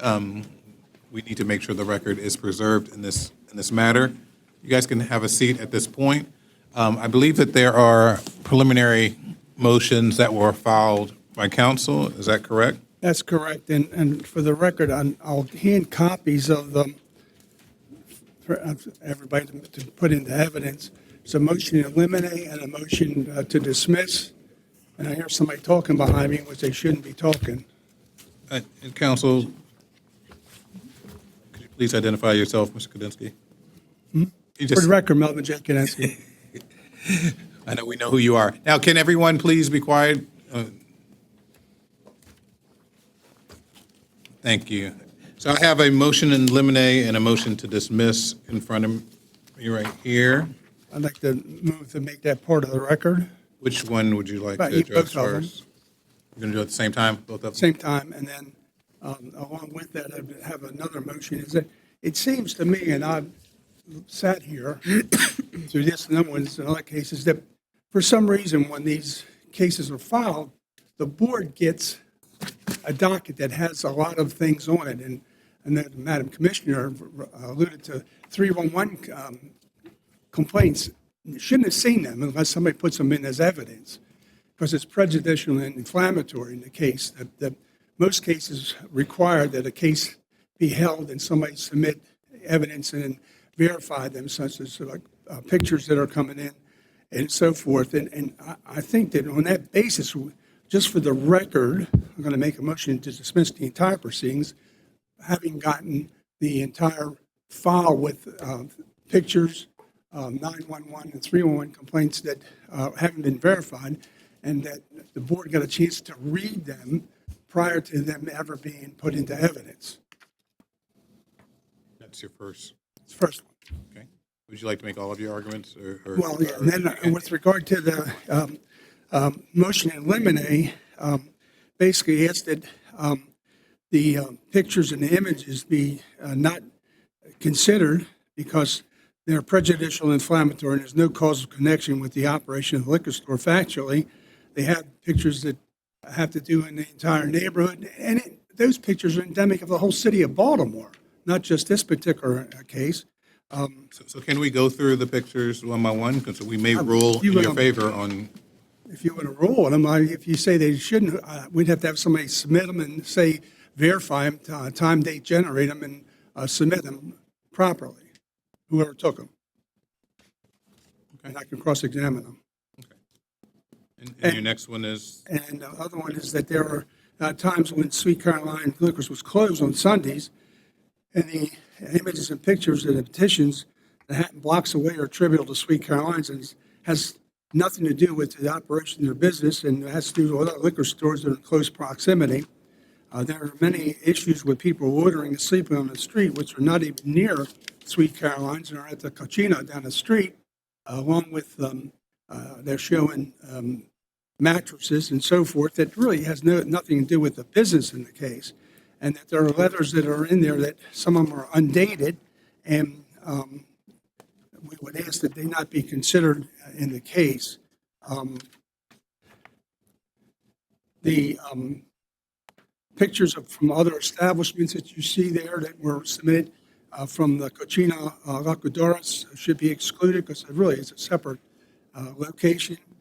Pictures of dumping and sanitation outside the address of 309 South Broadway should be excluded because they're prejudicial and inflammatory and have no causal connection regarding the operation of business. That many of the pictures are from Gulf and Broadway, a major intersection, and that any of the 311 calls are absolutely prejudicial and inflammatory. Most, if not all, of the calls indicate all those calls were closed without any type of violation in the case. There's not any indication of anything was done or if there was any contact with Sweet Caroline Liquors. That many issues regarding the entire area, which is a dumping ground, and complaints should not be considered and should be excluded. That's in the motion to eliminate. And in the motion to dismiss, that. You want to handle, can we handle that right now then, the motion Which to one? eliminate? Eliminate? Yeah, can we handle that tonight? Yeah. You heard the claim. Are you? Yes. Are you speaking on behalf I am. of? My name is Mark Hoffman. I'm a resident of Upper Fells Point. And is this is, you've And been identified as a person to respond speak on. we'd like to respond to the motion in limine. So I'm going to direct you to specific aspects of it, okay? I have this response, printed response for you, if I may. You can, do you have a copy for Yes, us? correct. Okay, you can submit the copy, but you can respond orally to the motion. You have just one? Is that what you have? We were just given the information yesterday, so. Okay. So when it comes to the first, state your name again for the record. My name is Mark Hoffman. I'm a resident in Upper Fells Point.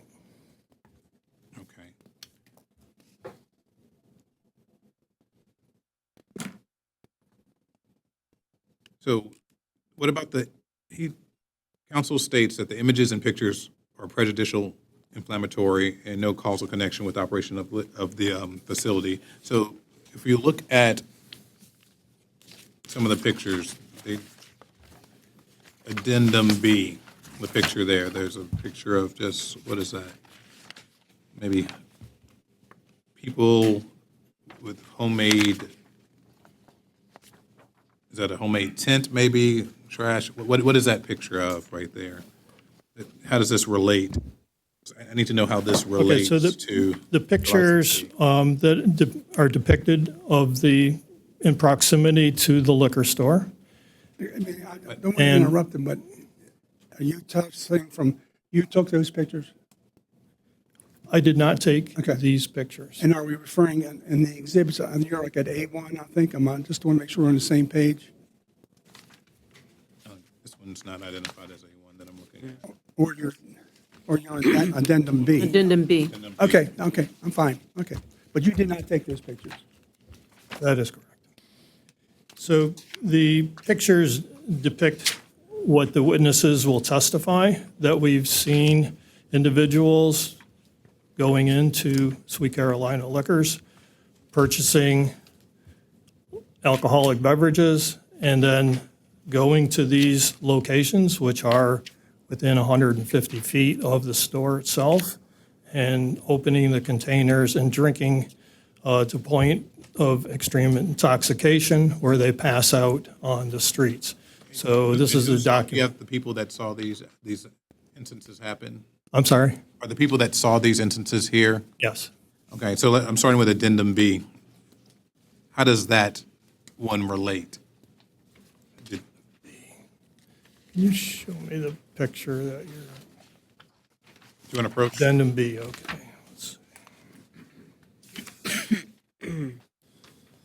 This is one of the pictures, correct, counsel?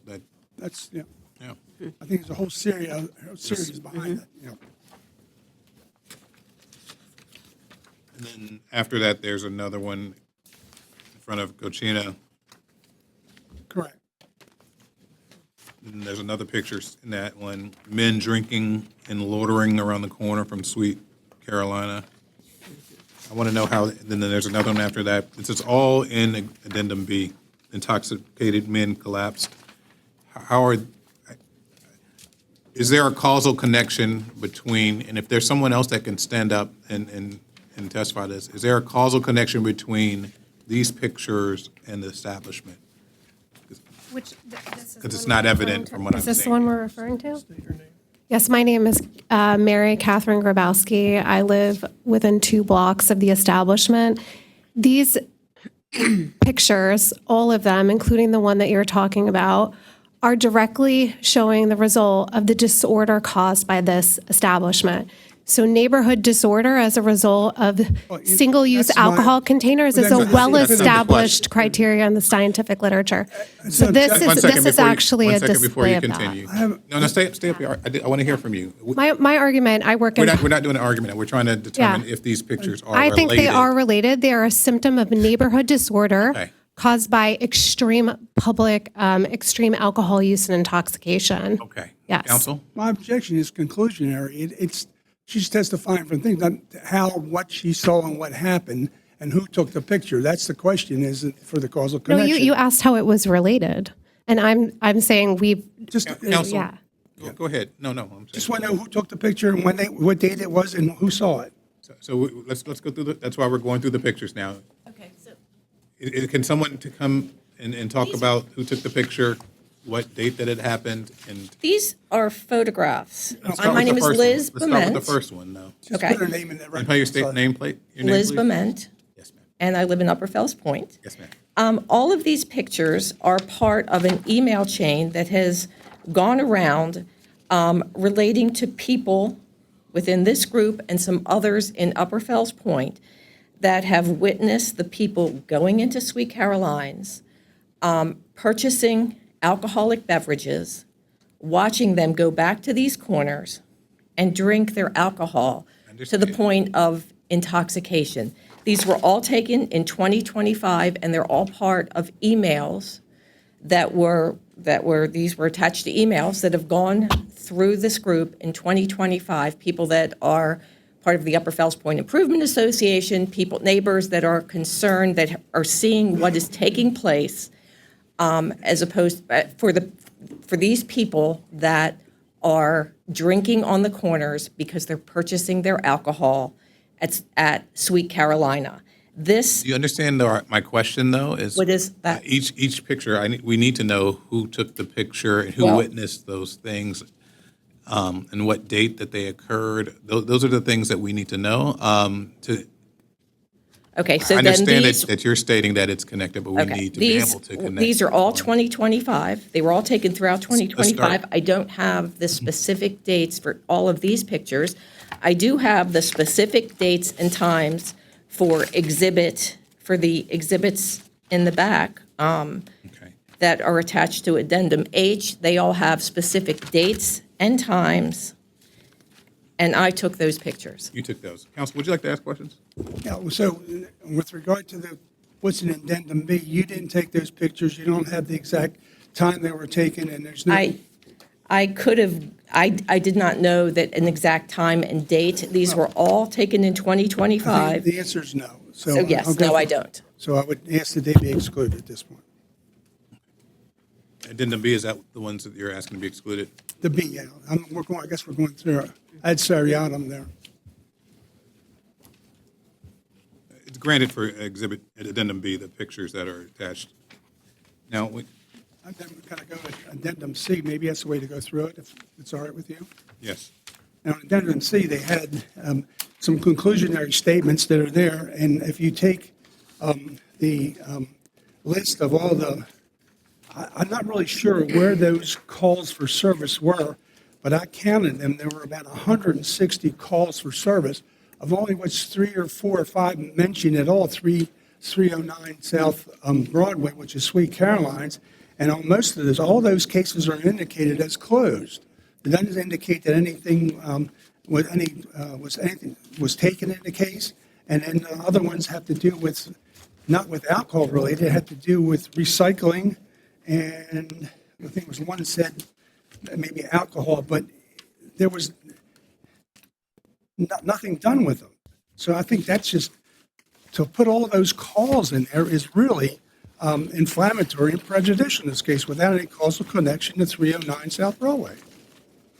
On that one, I'm going to deny that motion. It's not prejudicial or inflammatory. I think it even helps your argument that Yeah, they're but I'm founded. but I'm- But I understand. Go ahead. See, and I'm on the, I think the problem is that you heard from some of the other cases and some of the other counsel talking about a community, not the community, a community group, takes some things and they weaponize them against a establishment. And in this case here, they have these bold statements in here about chronic sanitation violations, localized hotspots, public health and outreach demands, impact on worship and historic landmarks.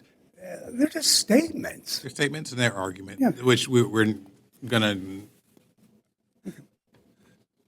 I'll If you say weigh you'll take them for the what argument they're worth, and I got it. take I'm all right. them for what they're worth, and we'll make our decision not based on the way that they're characterized in Addendum C, but how the testimony is given today. Addendum D. We're on C now. And D. I think you were talking about the pictures. The pictures are not Yeah, in those. yeah. They're in Exhibit A1 on. You want to address those? Yeah, and then B. I believe and- So we're on D. pictures were taken by, We don't know. And we're on D now. Housing and sanitations. yes, is that part of your motion? Yeah, and what was the outcome? You were just heard the case in front of you in which you had environmental, and there was, the outcome was really in favor of the licensee, but nobody seemed to want to mention that. There's nothing here to indicate what happened in the case. These are all citations. These are all citations. There's a voice from the crowd. Okay, if you're going to speak, you can stand up and speak and come up to the. Addendum D are citations. They were cited for each of these. So counsel stated that it doesn't state what happened, I guess, with the Yeah, citation. so what the outcome of it is. Citation number with each one. Yeah, there's a citation number. These were all cited. Is testimony going to be given to state what happened in all of these citations today? All of these citations were given to the business. These are all, you could look them up in the city website. These were citations issued by the Baltimore Housing since January, since listing all the dates here. These were citations that were issued. They were all issued. I guess counsel's argument, he's saying just because a citation was issued doesn't mean that something did happen, and it could be prejudicial to his client if we don't know if it was dismissed or if something It did wasn't occur. dismissed, it was issued. These were all issued citations. In other words, they weren't just closed out without weren't- any action, they actually issued a citation. Do we know what happened with each of the citations? What the outcome was? They were fined. They're a Where's- violation with a fine. Who's going to provide that information? It's in the Department of Housing and Community Development on the website. They have citations that were issued for this have address, questions? for these particular items. So the issue is, for us to make our decision, we need to know what happened so we can, because now is the hearings today, so can you stand up? Can you stand up, please, and state your name, please, again? Again, my name is Mary Grabowski. Can you say what you mean by when you describe what happens? Like when a business gets a fine, they're issued a citation with the fine. Do we need to know if they paid it? Like, I mean, I don't know. What do you mean by the outcome? So we do the same thing in the liquor board. So if this was a violation hearing, it'd be a different scenario. But at the end of the hearing, I determine whether or not someone violated one of the liquor board rules, and then I can give a fine, I can suspend, I can get. I think we're talking about the difference. Knowing what happened, knowing if a citation was issued is one thing, knowing if there was a fine that was issued, knowing the specifics on each of the incidents, because a lot of things could happen on with any citation. And So this is- utilizing just the list could be prejudicial. That's what counsel is saying, unless we know, or somebody's going to testify as to, because if someone's going to testify, it's okay. We'll let the testimony, let it come in and let someone testify as to all of it. I question whether we're talking about the difference between a violation and a citation, because as far as I know, with this sort of violation is issued, and then a citation if they are guilty. So is that what we're talking, the difference of? Because the citation part is the part where they're actually guilty. I wouldn't know, because this is not liquor board, so I would need someone to testify to tell us. Do you understand what I'm saying? So these are actual citations. You have to stand These are forward. actual citations that were issued to this particular address. So they were closed with a citation and a fine issued. If they were closed without a citation or a fine, they would not appear on here. So for instance, if someone came to your house and noticed that you had trash piled up, and someone called 311, and 311 came out, and when they came out, there was no trash in front of your house, they would not issue a citation. They would close it out, and you would not get a citation. If they came out and they saw that you do have trash in front, and it is a violation of Baltimore City Code, they would issue a citation and a fine, and that's what happened here. Well, I beg to differ because, I mean, I do that kind of work. When they give you a citation, they're indicated there's an alleged violation, that you have an abatement notice usually on the citation, that if you don't abate it by a certain date or correct it, then you're subject to a fine, or you can request a hearing like you heard in the other case. This doesn't indicate anything happened on it. So I can't say that this is highly prejudicial because it's just a citation. You could get a citation of a motor vehicle and then you win, or it doesn't go anywhere. It's not indication of anything. So is anyone going to provide evidence or testify as to whether or not any of these citations were abated or it was dismissed? Is there any evidence that can be provided? I can only say that once Can you step forward, please, ma'am? once a citation is issued, if the person went to court and fought it and it was abated or dismissed, it would not appear here. And I did not know that I needed additional information, but this is all online. This is what you can see, and these were all issued. That's all I can say. These are already issued. It was determined that the citation stood, the fine stood, and that's why it's on the site. If it wasn't, it would not appear here. That's You all I don't know can the say. fines on these? I do not. I can't accept that just her testimony saying that you need somebody from the city to come and say, yes, they were there, as it was before. So that's the reason. I'll grant Yeah, as a- I'll grant your motion to eliminate All right. on the addendum D. Let's go to Exhibit A1.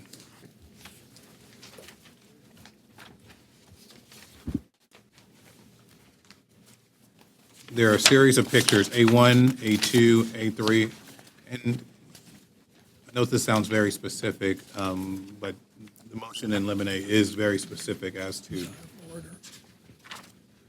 whether or not these items can be admitted into the record before we start the hearing.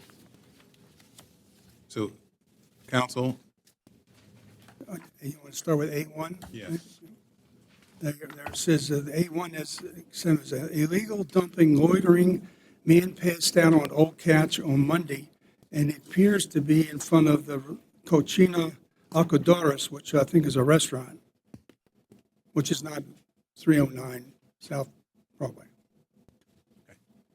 So Cucina Luchadores is a neighboring business. It's in close proximity. This is where the men that purchase their alcohol from Sweet Carolina's go and hang out.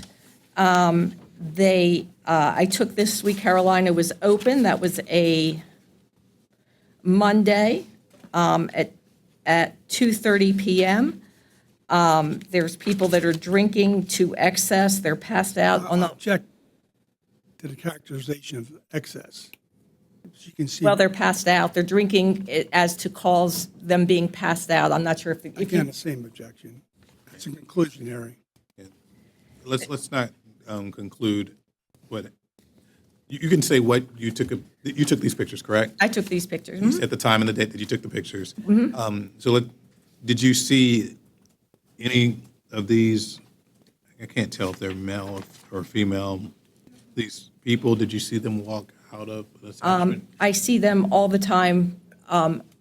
When I'm walking by, I see the men walking out and walking over to sit in front of Cucina Luchadores. I see this all the time. That is where they're purchasing their alcohol, and all the alcohol bottles that they have sitting there that they're purchasing. I see them. You see them all the time, these All same the time. people. So my question though was not, do you see them all the time? No, On this I did date not. and on this time? particular day, I did not witness them walking out of Sweet Carolina. Okay. The next exhibit is A2. And that was a Sunday morning at 9:25. Sweet Carolina was closed, and all of the corridors where all of the men hang out were all clear during the time that the establishment was closed. Okay. There was like nobody there, and that's typically what I witness when I walk on Sunday mornings. They cleared out because they're not able to purchase alcohol, I would assume. It's a Sunday morning. Sunday morning. Exhibit A3. So that was Monday morning. That was a Monday, I think. Yep, that was the next day, the next morning. Men are sitting on the steps of St. Patrick's Church. They're drinking natural ice. There's discarded containers next to them. They're drinking. Currently, they have containers. On the next page, you'll see more of a distant. Let me just stop with the A3. That's not the church, it's the hall, isn't it? It's the building Oh, attached to the St. church? Patrick's Church. Right. And then right past that is Register Street, a little alley. Correct? Mm-hmm. All right. And you saw these individuals buy something at my client's and then. No, I didn't see those particular individuals. No, okay. Purchase that. Then there's a man, and he was vomiting against the gate. Now, what are we calling that here? Which, Is that A4? Are we going A4, uh-huh. And Did then, you see that man, how does that relate to the licensee? because I see the same people that sit on the steps, and there's other people here that will, attest to seeing people purchase their alcohol. They're all hanging out in this particular area on this block that Sweet Caroline's is also on, and they're purchasing their alcohol from Sweet Caroline's. We've witnessed it on multiple occasions. Enough so many times so, that we know that this is where they are typically purchasing their alcohol. Can I say for sure that these natural ice were purchased from Sweet Caroline? I cannot 100% say that, but this is something that they sell, and we see the men walking back and forth with their little plastic bag to sit on the steps and to sit in front of Cucina Luchadores, the vacant building. I can understand the issue, though. From the pictures, I can understand the frustration. But before we go through each one of these, we have what, A5, A6, and A7. Just on any of those, did you see any No, I of did these not people see, walk no. out with- On these particular instances, I did not see. There is one man on A6, and he's standing directly in front of Sweet Carolina. He's standing in front of their business, holding an open container of alcohol. Do I know 100% sure that he purchased it there? No, but these guys are not getting in an Uber and driving somewhere to get their alcohol and coming Just back wanna and say what hanging they wanna here. say. Can we just get evidence maybe somewhere? So I'm granting your motion on the exhibits that were, the picture exhibits, counsel. Okay. Okay, and the last one was number 10 in your motion, the dumping Yeah. photo, is that one of the pictures that we? That one, I know there's no evidence that there was anything to do with the Sweet Carolines. Is there any evidence that's going to be produced today that can show where any of the dumping complaints were related to the licensee? The dumping complaints are, You have two people. We have one person present the case to the other. Only one's talking. Yeah. Okay. I got it. Okay, I'm sorry. Thank you. the dumping complaints are the people that are hanging on the corners, drinking the alcohol, have a buildup of trash and dumping that is a constant concern on these corners where these people are hanging and drinking. So that's how that relates. It's all cause and effect in this whole area. All right, so I'll grant your motion on the dumping also. Let's move into the hearing.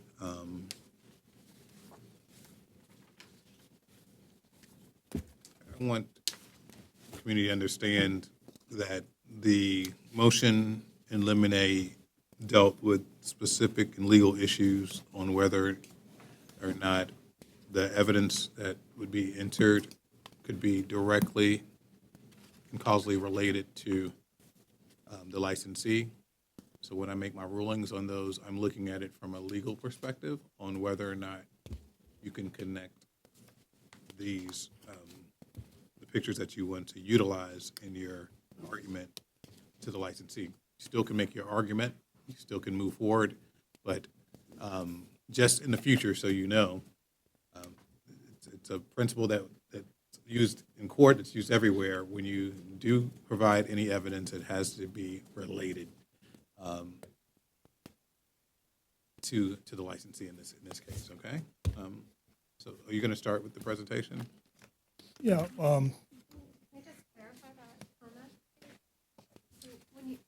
Can you please step up before you say that? Yeah, thank you again, Mary Grabowski. So when you say that it has to be related, my understanding is that if you can establish a pattern of activities and behaviors that are likely causally related, that could also be factored into evidence. So can you just describe what you mean when you say it actually has to be related? Like, what is the definition of that? So yeah, those are two different things. If you're talking about the protest process, is that what you're talking about initially, or you're? You said the pictures have to be related. I think they are strongly related, and I'm just curious, like, how you're defining related. Thank you.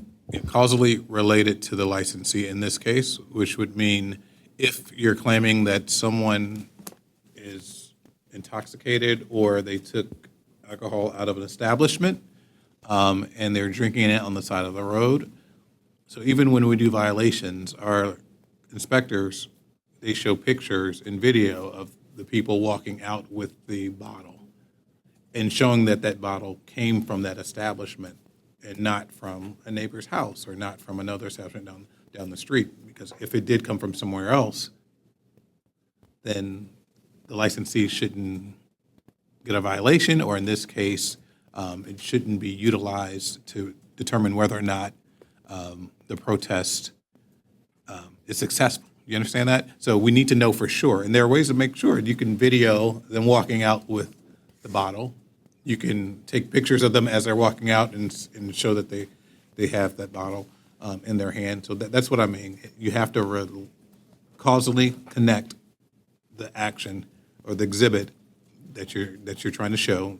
And in this case, it would be the person with a bottle, and show that that bottle is part. Now, if you also had a bag from the establishment that had the name of the establishment, those are things that you can do to make sure that they're connected. Do you understand that?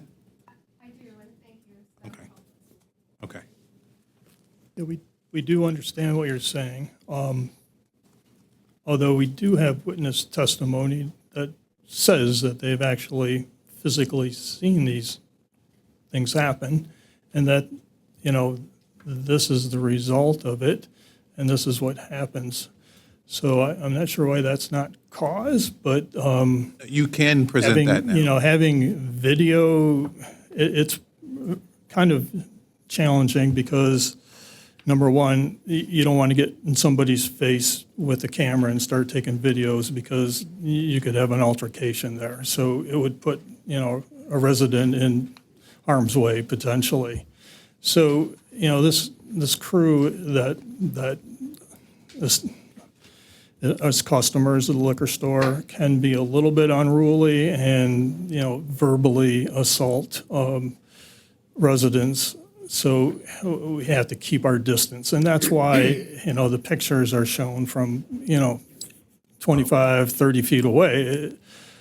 We need to be able to present some documentation of, what we're experiencing in our neighborhood and just what effect it's having on us that try to commute through this area, children that would potentially commute through this area, businesses that are trying to have business relationships with this sort of activity going on.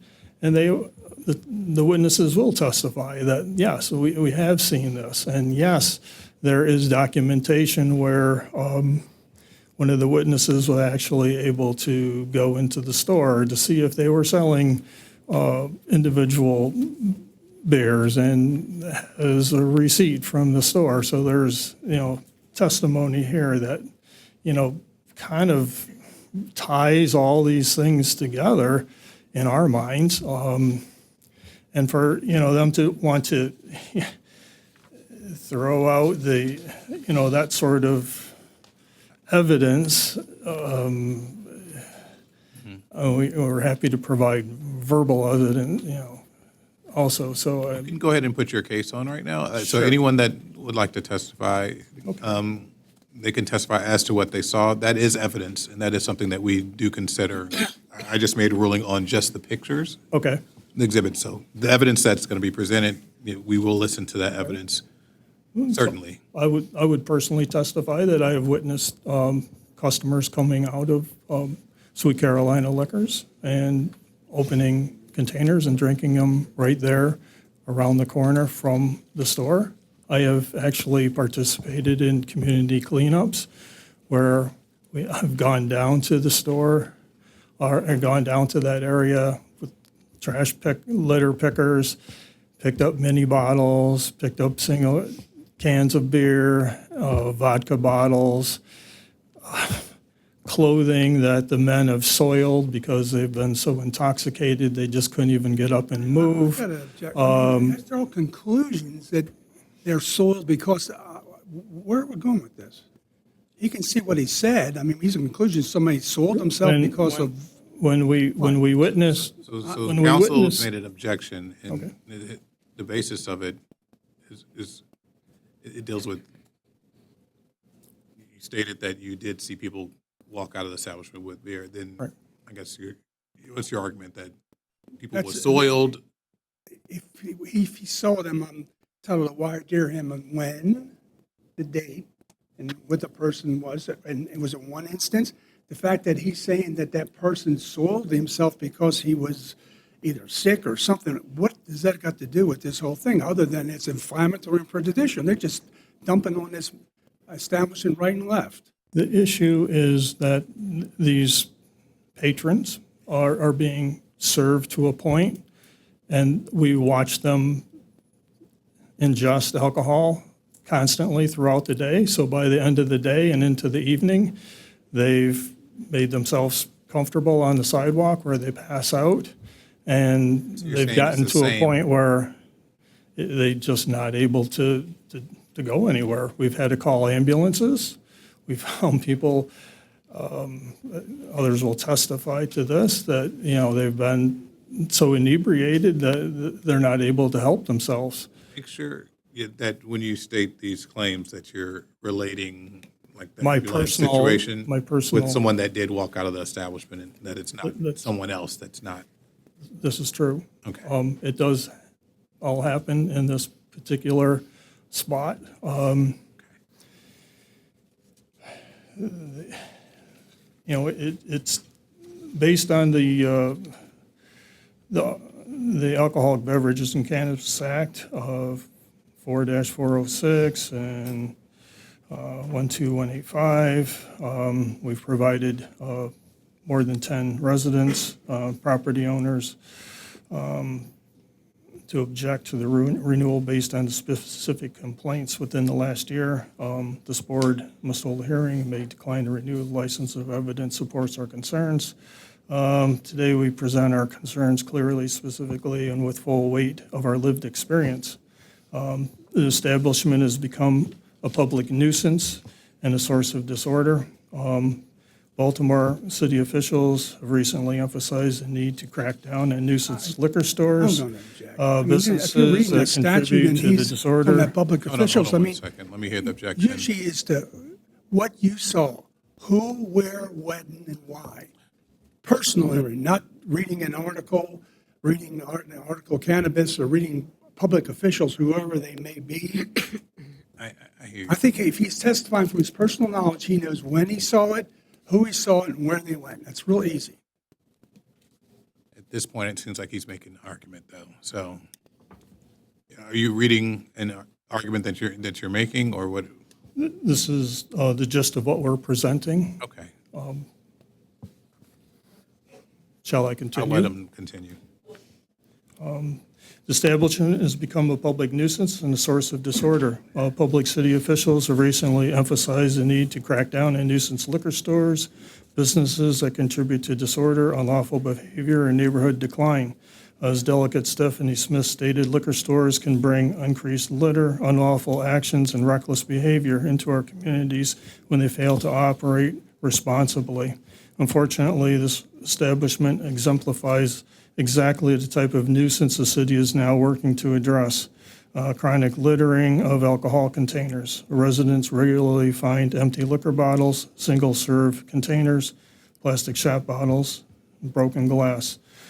These items are discarded on the sidewalks, curbs, and gutters, even in the steps of nearby churches. This is not an occasional or incidental, as a daily condition directly tied to the store's sales practices, particularly sale of single-serve containers that are immediately consumed on the street. So my question then is, I want you to focus on not just some of the terrible behavior that I see that's happening in the community that I know is a nuisance to you as a resident and to your fellow community members behind you.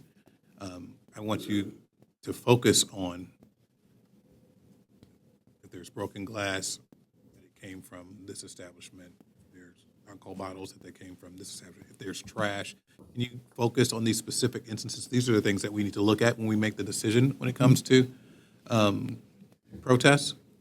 We're looking at specific instances and how they relate to the licensee. So if you could gear your testimony to that, that would be very helpful.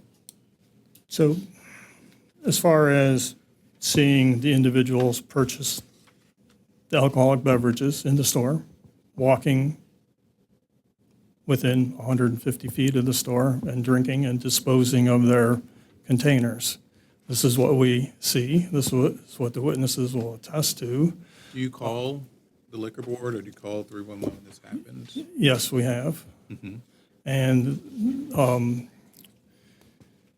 as far as violations to the MOU that they have with the community association, they have received multiple violations over the past year. And that is part of the record. They were recently here and received fines for their violations. They have a number of violations on record with the liquor board dating back a couple of years, serving of a minor, a violation of the MOU with the Upper Fells Point Improvement Association. I have the 2023, the sales of minors, the 2024 MOU violation, and I have one other, the 2026, it's February of 2026, when this happened. And that case is on appeal. It's on appeal right now. Okay. All right. Do you have any questions? No. Do you have a specific date which you witnessed anything? The dates of witnessing things is Just give me Liz a gave you specific those date, right. dates. We can go over that. That was in the addendum. Asking you from your personal knowledge, simply give me a specific date where you saw, and you refer to it as a tavern, it's a liquor store, correct? You've been in there? I'd never referred to it as a tavern. Or what do you, a saloon, did you say? You used that I word? did not say it's a saloon. It's a liquor store. Have you been in there?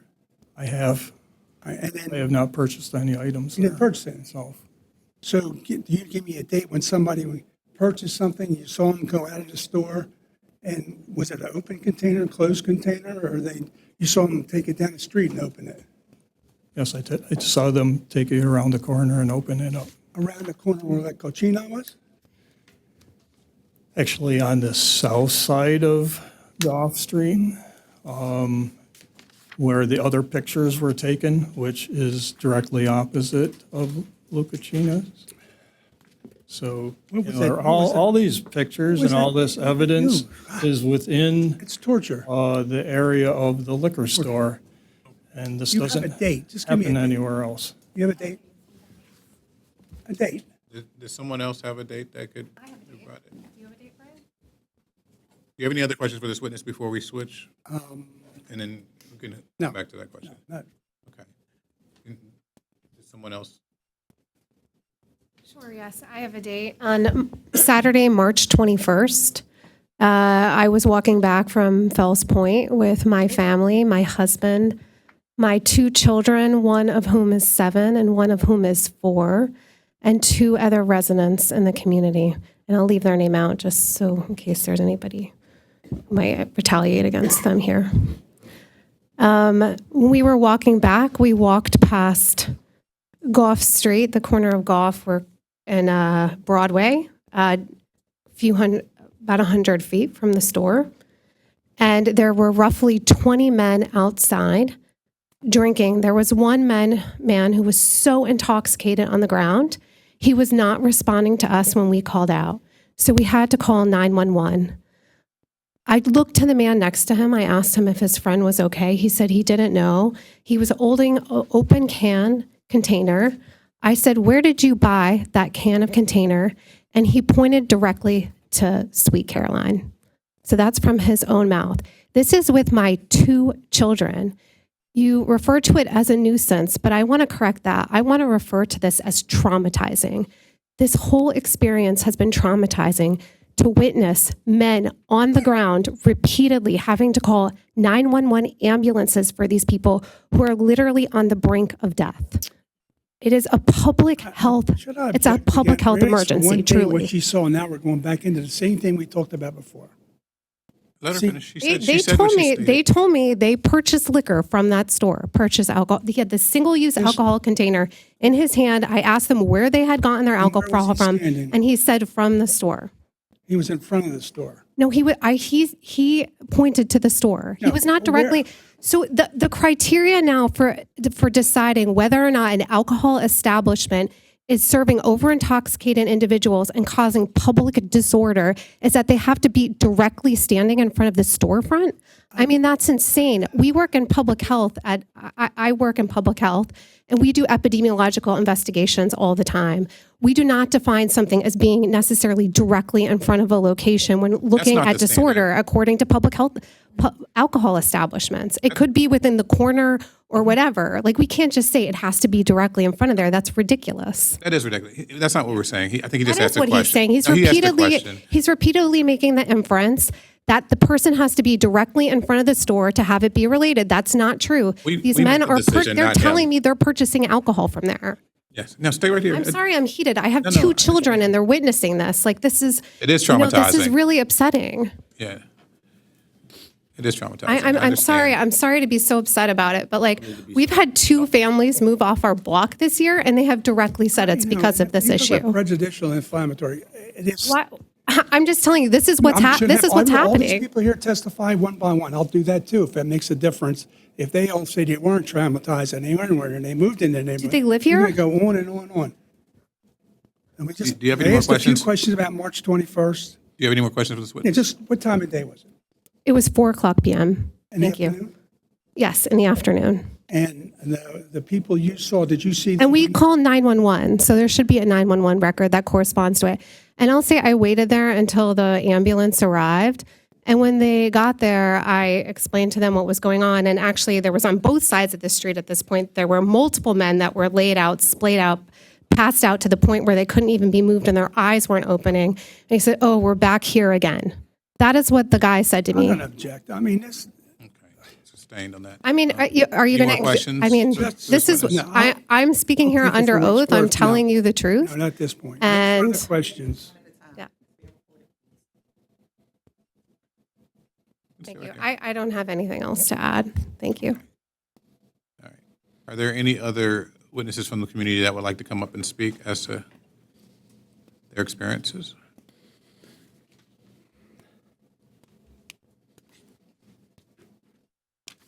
Good afternoon now.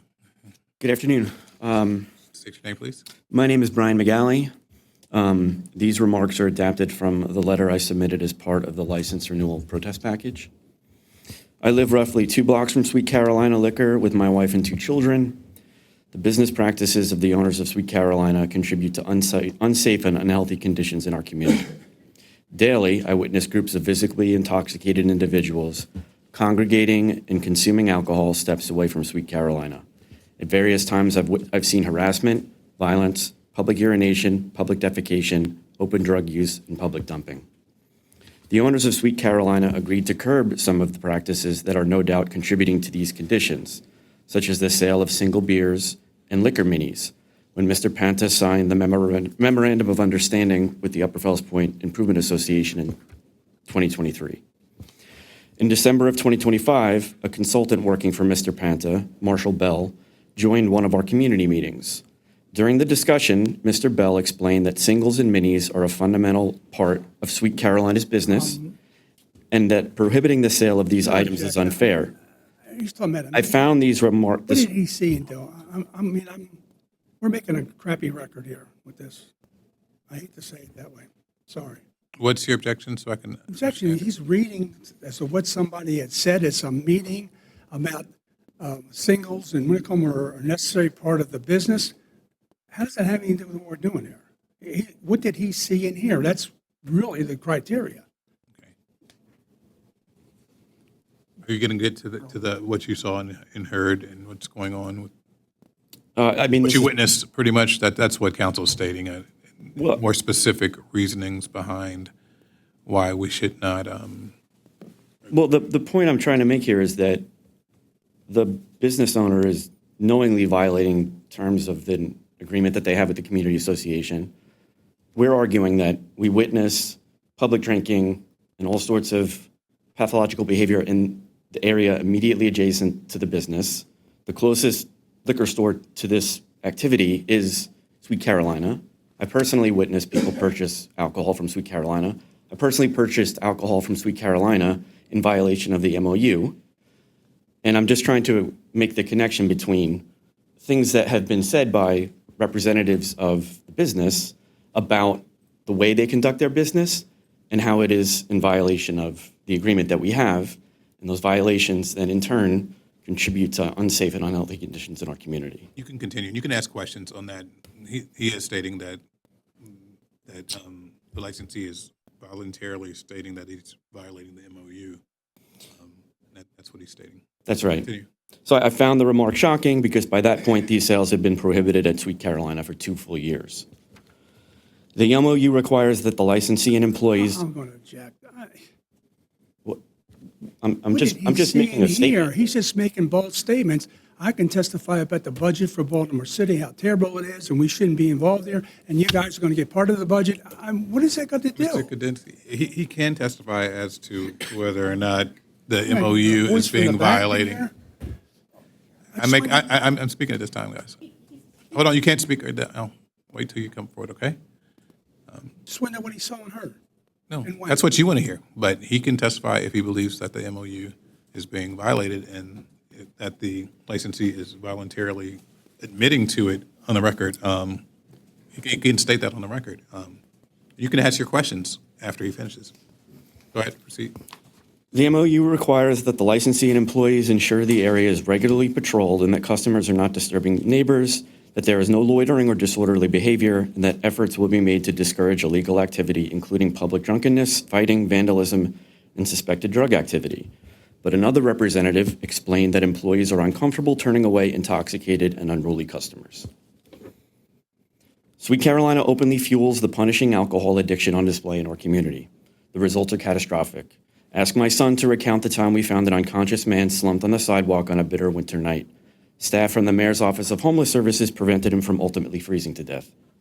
Or the time we came across another man who lay in a stupor, exposed to the baking summer sun, his lips cracked and his skin slowly reddening. We were able to give him water and revive him, at least temporarily.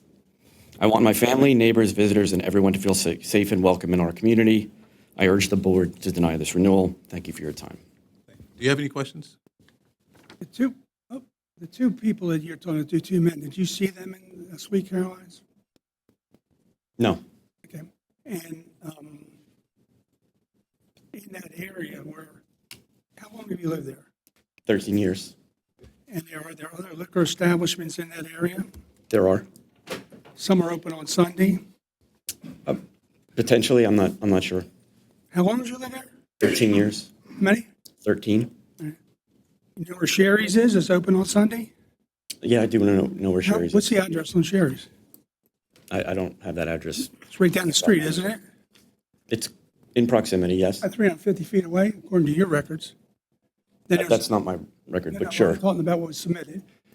And you have another place that, Bristol Liquors, who happens to be here, 700 feet away. You have Pratt Liquors, Broadway Liquors. They're all within close proximity, is that correct? They are, but I don't witness any of this behavior by those establishments. And I've never witnessed anybody who congregates in this area coming out of those liquor stores that you mentioned, not once. Who did you see coming out of Sweet Caroline's and when? Sorry? Who did you see? And I don't have when? specific dates available. This is something I see on a regular basis by virtue of the fact that I live in the community. It's a liquor store. Yeah, I see the People same. go in and buy things and they come out. And I see the same people congregating in this area. Where do they congregate? Where? Yes. We've been talking about this the whole time. By Casino Luchadores. Right. By the church that's around the corner from the establishment. In that general vicinity. The church is on Bank Street and Broadway, correct? That's another location as well. I'm talking specifically about the intersection of Goff and South Broadway. And what's the store? What's the restaurants there? What are the restaurants? Where's Cochina at? The Well, Cochina. Casino Luchadores isn't in operation any longer. So that's where those people are laying outside of in those pictures? At times, yes, and in other locations in that area as further well. questions. Do you have anything else that you'd like to state? No, that's. Are there any other witnesses in the community that'd like to speak, please?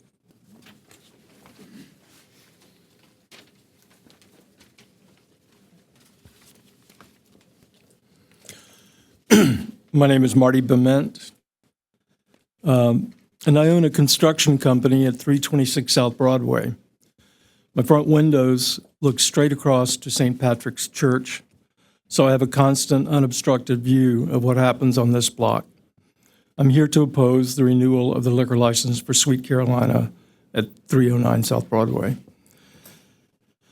I've been invested in this block for a long time, both personally and financially. I've restored 6 historic buildings here, including my office and 12 apartments. My tenants include a licensed psychologist who sees patients on site and several professionals who work at Johns Hopkins Medical Campus. All of them have to walk through the disorder around Sweet Carolina every day. Many have said to me they don't feel Just for the safe, record, please, especially we've got coming home after objection dark. Conclusionary without any facts, just so we can protect the record, okay? Okay. Noted. Keep going, please. They don't feel safe, especially coming home after dark, when intoxicated individuals are gathered on the corners of Bank and South Broadway and the other quarter, Golf and South Broadway. As a property owner and a neighbor, I see the same pattern over and over again. From my office window, I watch people walk to Sweet Carolina, buy minis and single-serve alcohol, and then cross back to the steps of either St. Patrick's or the corner of Golf and South Broadway. Make sure you add specific dates if you do have like any dates. I do not have specific dates. I've lived in Fells Point now for 11 years. My business has been there 40 years, and this is a general pattern. I do not have specific date and time, but it's happening if you don't, it's I happening. hear that's happening, yeah. And this is just my comment to all of you. You have to keep the dates and times. You have to make the calls into the liquor board. You have to do the 311 calls when you see anything that's, and I've explained what related, causally related it means and how you can prove those things. You have to do those things. And we need those things also. But continue, go ahead. Yeah, on that, it's not written in what I'm going to read here again, but I filed 911s and 311s many times. And I've had the police, I've had ambulances come to save somebody's life because of intoxication. It's really happening. This is not made-up stuff. So, and all of our neighbors see it. The community knows it. The police department, Central Police now has the district. It's been moved out of Southeast. And they've been actually very good recently about having more presence there. And they know this is happening. They know this is happening. Okay, just to continue, this won't be much further. So this creates a real measurable impact on the community. Mornings might start out calm, but as the day goes on and the drinking continues, things often get loud and confrontational. I have seen yelling, arguments, and harassment of people just trying to walk by. Many mornings, as a volunteer, I clean around the church and pick up litter on the median, the landscaped median of this block. I pick up liquor bottles, food waste, beer cans, and other debris. So I'm sort of an unofficial archaeologist of products like that. It's not uncommon to find human species around the perimeter of the church, sometimes sitting there for days. That's a biohazard that parishioners, my tenants, and anyone walking through the block has to navigate. For these reasons, I'm asking the board to deny this renewal. A liquor license is a privilege. It shouldn't outweigh the right of residents, business owners, and visitors to have a safe, clean, and peaceful neighborhood. Any questions for this? Yeah, just real quickly, did you see anybody ever come out of Sweet Carolinas and defecate on the pavement anywhere around there? I have seen men defecate on the pavement many times. I'm asking specifically, did you? No, see no, any- I don't have it now, Okay, but that's you know. fine. Ask and you know, answer. No, I don't have And- that and causal thing that you're and where talking you are located, there's a couple other liquor stores, one on the corner of Eastern Avenue and Broadway, and there's Sherry's on Broadway. Is that correct? Yes, You that's lived there correct. for a while, so you know. Yeah. Mm-hmm. All right. And then you developed a building there on the corner of Bank, right off the corner of Bank and Eastern? Bank and Eastern. Bank and Broadway, I'm sorry. What are you Did saying? you develop a piece of property there? Yes. Yeah, okay. And then across, there's a development where there's some housing. Is that correct? Yes. The other corner? Yeah. And along with that, the additional Have you ever been in the liquor store? Have you been in this liquor store? That liquor store? No, I have not. No further questions. Thank you for letting me speak. Thank you very much. I appreciate it. I've heard enough to kind of move forward. Commissioners, do you have any questions before we move forward? Mr. Chairman. You have any questions? No questions at this time. Would you like to put in any other evidence, or would you like us to roll? Call a witness. He's been sitting here for quite a while. Justin, you want to come up? Please. So you're not just going to proffer, you do want to present witness? Just, I mean, I think it's your case. as they say now, here's the rest of the story. Could you state your name and address for the record, please? Justin Hunt, 1110 Giddings Avenue, Baltimore, Maryland, 21239. And who do you work for? I'm Chief of Staff of Councilman Antonio Glover. And along with that, has this particular licensee reached out to you and Mr. Glover concerning his situation to work with him? Correct. Yeah, Mr. Sabata has reached out to our office. And you had written, not you, Councilman Glover wrote a letter in favor and support, is that correct? Correct. He's written a letter. Basically, if I could just say a few words. I'm going to hand it to him, but go ahead. Keep talking. Well, Ms. Bemit and Mr. Hoffman are very, very, very well respected members in the community. March 18th, we actually did a walk together where we canvassed that area. And so I can be firsthand witness to the trash that they're talking about. I can be a firsthand witness to some of the homeless and the vagrants they're talking about up on that corner. But currently it's the position, and even early as this Monday, I was with Agent Bruno from the Department of Housing and Assistant Superintendent Robertson from the Department of Housing. We canvassed the area. We went to every single business up and down those particular blocks. There's only 3 people that have commercial trash receptacles or city trash receptacles in that block. Councilman Glover himself witnessed a restaurant owner bringing trash out of his restaurant to dump in one of those corner trash cans. So what they're saying as far as the trash and everything is absolutely correct. And we empathize with them because they're dealing with this every day. But it's also the position of the office that we can't, at this point, totally quantify how much of this is the direct responsibility of 309 South Broadway. It's more of an indictment on a bigger issue we have with the city. And our office has been working with Mr. Hoffman to try to get some of these issues taken care of, because it is. The trash is an issue up in that block. People are dumping. The gentlemen that do congregate in that area, we've walked, I've seen the feces and the urination that's happened. But again, we just can't quantify how much of this is directly attributable to 309. Because there is, as Ms. Kudinski stated, 6 liquor stores in that area. So this is a byproduct of just a bigger problem that's going on in that area, period. And along with that, the councilman actually has been in the stores for Yes. on Yes. several occasions. He's been in there several occasions. We both have gone by there. We've spoken to Mrs. Sabata. We've tried to. We've looked at the MOU. It is a very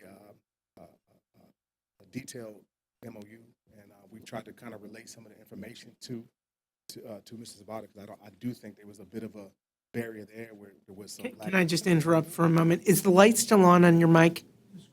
Yeah, Oh, am I okay. talking I about- just I'm want so to. sorry. I'm so sorry. Yes, so we have had multiple interactions with the owner.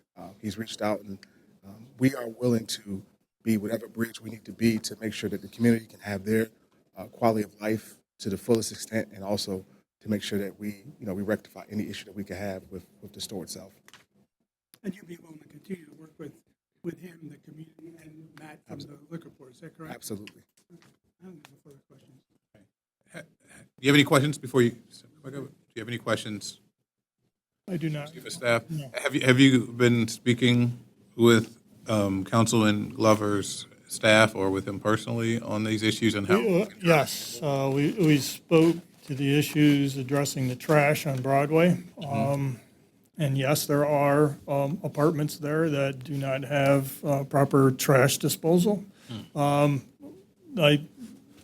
It is my belief that myself and the community members that are here, that the items that are pictured in the pictures are brought by the men that are doing the drinking, and they're contributing to this. And that the alcohol is the magnet to the area, and that's what holds them there, and it makes it convenient for them to basically camp out for the day and drink, because they can just go a short distance to the store, get their beverages, and return to their corner and drink.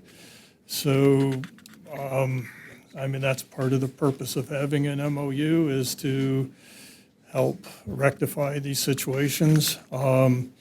You know, the cleanliness thing, yeah, I mean, we'll be very appreciative if the city removed all the debris that piled up every single day, because they seem to come back and bring stuff with them. Lately, they've been bringing inflatable mattresses. They carry mattresses from other places. Sometimes they've been better about the way they dispose of their beer cans and liquor bottles by actually putting them in plastic bags and hanging them on the trees. I still don't find that as acceptable. Again, our complaint with the liquor store is that you're knowingly feeding alcoholics that obviously have a problem, and you're profiting off of their alcoholism. And morally, I don't believe, excuse me. I don't believe Let him it. finish this. Let him finish it. Do you have more questions for your witness? No. He said he did. That's why I said he can sit down if he'd like to sit down now at this point, unless you have another question for your witness. If you have questions for your witness, Can I release him? I don't need him. you can, yeah. Is there any questions? He can leave if you want. At this point, he said no questions. So So- go ahead and finish your so- statement. So my point is, Closing. you know, a liquor license is a privilege. And we find it that's necessary for the owner of the liquor license to take care of the establishment, take care of who's coming in and out. He's, by the MOU, he's not allowed to sell to vagrants. These are clearly the same men that come in and out every day. So he has a moral duty to not serve these people in the means that he's doing. And he's violating the privilege of his liquor license by doing such. So for me, that's just wrong. You cannot make a profit off of these men's alcoholism. And if continuing to serve them in such a manner is wrong. And unless anyone else has any statements, that's Thank you very much. Thank Well, you very Can much. you just ask you, real quick, I'll try to move through it. You referred to this memorandum of understanding,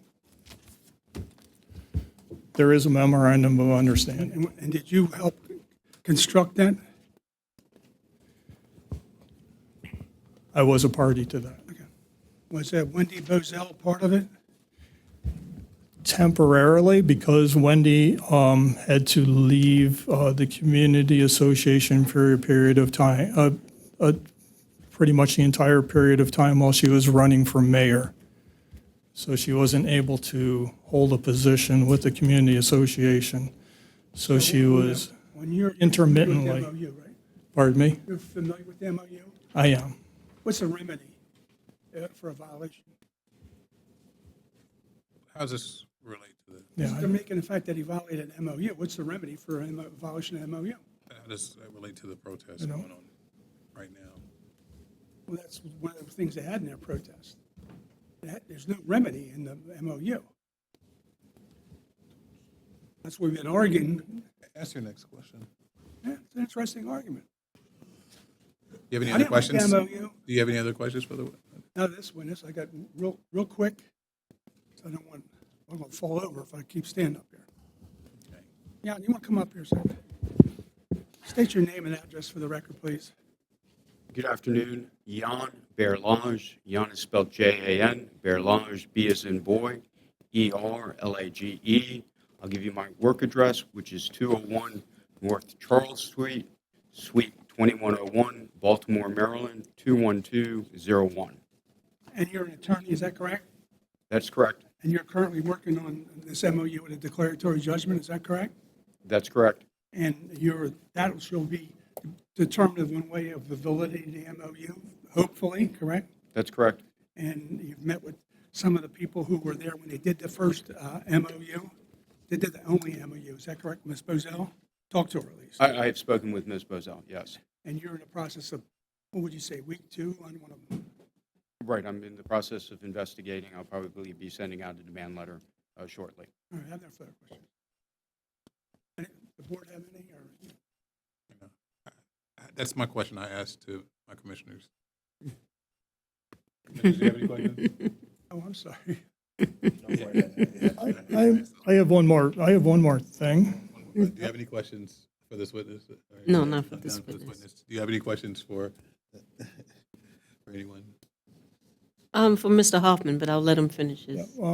I find it interesting that Mr. Panta hasn't testified on his behalf, and particularly into the point of the MOU where he made the statement that he agrees to all the terms and the conditions and will work accordingly. He doesn't have to testify Okay. in this hearing. It's whatever council thinks is appropriate. Yeah. You have a question? Yeah. So we are aware that there are other liquor stores in the area, correct?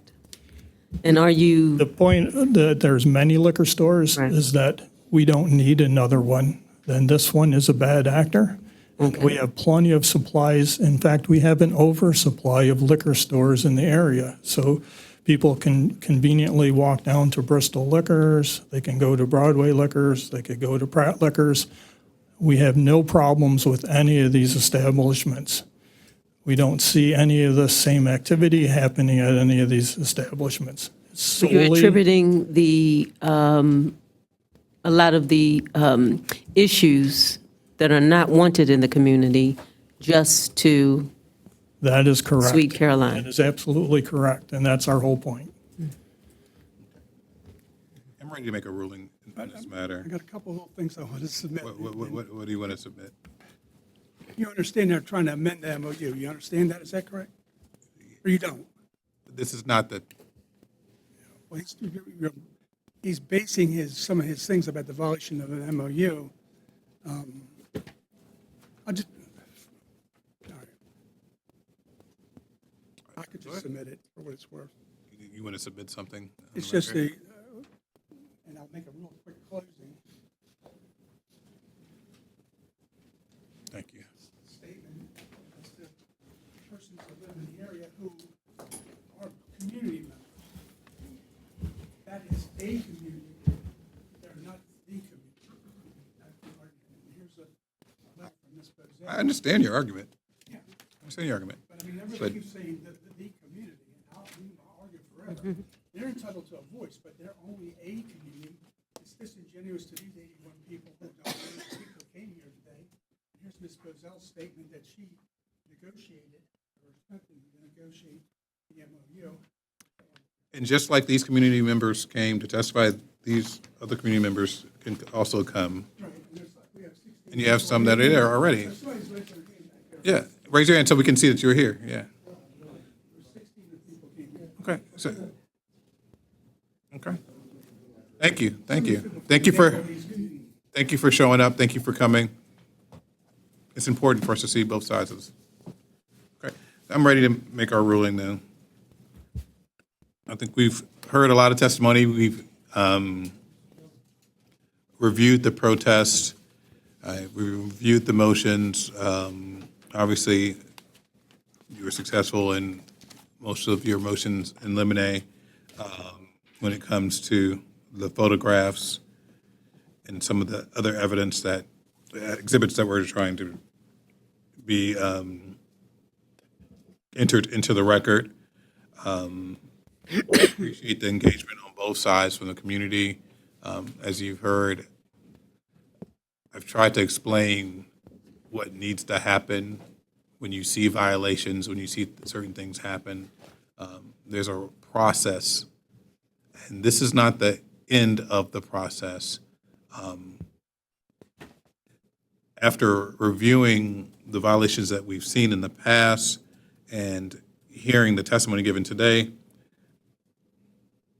renewal is appropriate. I can't not renew this license, given the evidence that we have today.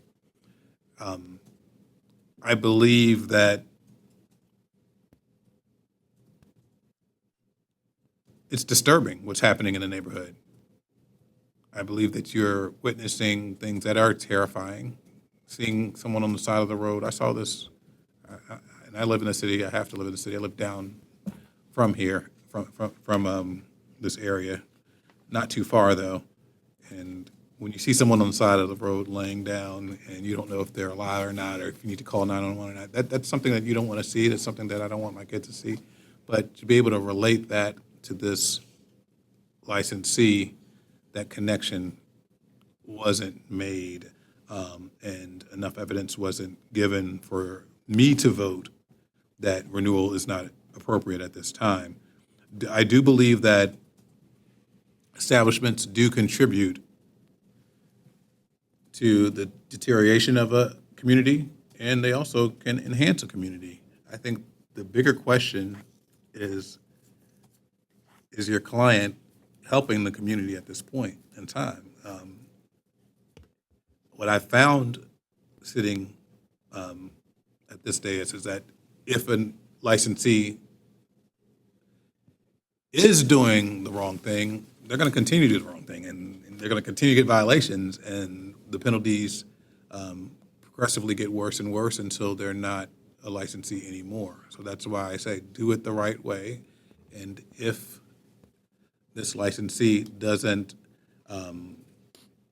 tighten up on its processes and doesn't become more of a help to the community and not a sore to the community, and we'll be seeing you again and again and again. And I don't want to see this establishment again and again and again. Concern for the residents in the community is a very important thing. And I do understand the arguments made by your counsel that there are different aspects of community and that there are a lot of people that are supportive of your business. But extra steps need to be made to make sure that people don't come out of this establishment with alcohol and drink in the vicinity and cause disruption in the community. We have a duty here to make sure to keep the communities in Baltimore City safe. And that's, I believe, our number one concern, and that's why we're here, is to make sure that the community is safe and that we protect the citizens of the city. And we're going to continue to do that. But at this time, I don't think there was evidence enough in this type of proceeding to vote to not renew the license. I do believe there needs to be more communication. Council, are you stating that it's your goal to cancel the MOU that's already been in existence? Well, they want to try to get a better definition as to the enforceability of MOUs, first of all, under the code, because we've always felt it's an improper delegation of the authority of the board to a community group, not to the community, to make rules on behalf of what the board is supposed to do. And there's this Supreme Court case, but don't ask me about it because I don't know what it is. But there's a similar to that, and that's what Mr. Berlage is supposed to do. He's researching it and saying, what it's going to come out. Will we be successful? I don't know, but they're entitled to go ahead. Yeah, that's a different issue, but Yeah. I do understand that issue, and I am looking into that issue also. Okay, so that's my ruling on this one. Commissioner? I concur with the chairman on renewal is acceptable based off the proffer and the information provided today.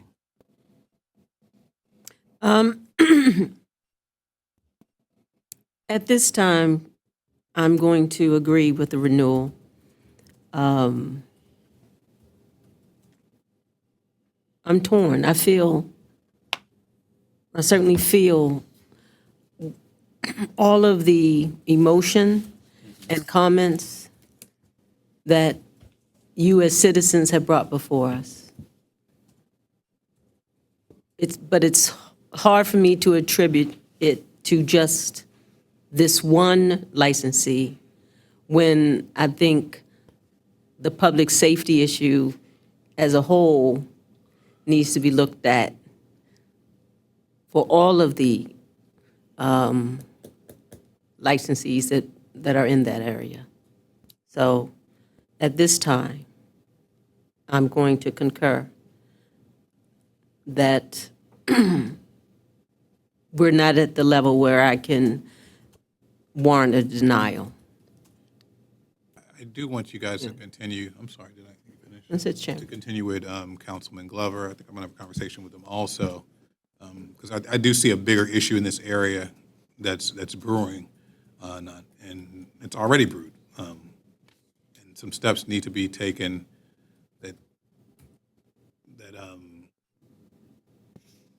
I think the liquor board can't handle on its own, and I think that this one establishment, the issues that they're maybe contributing to the issues, but I think this is a broader issue, and I think that we need to get some more resources to your community.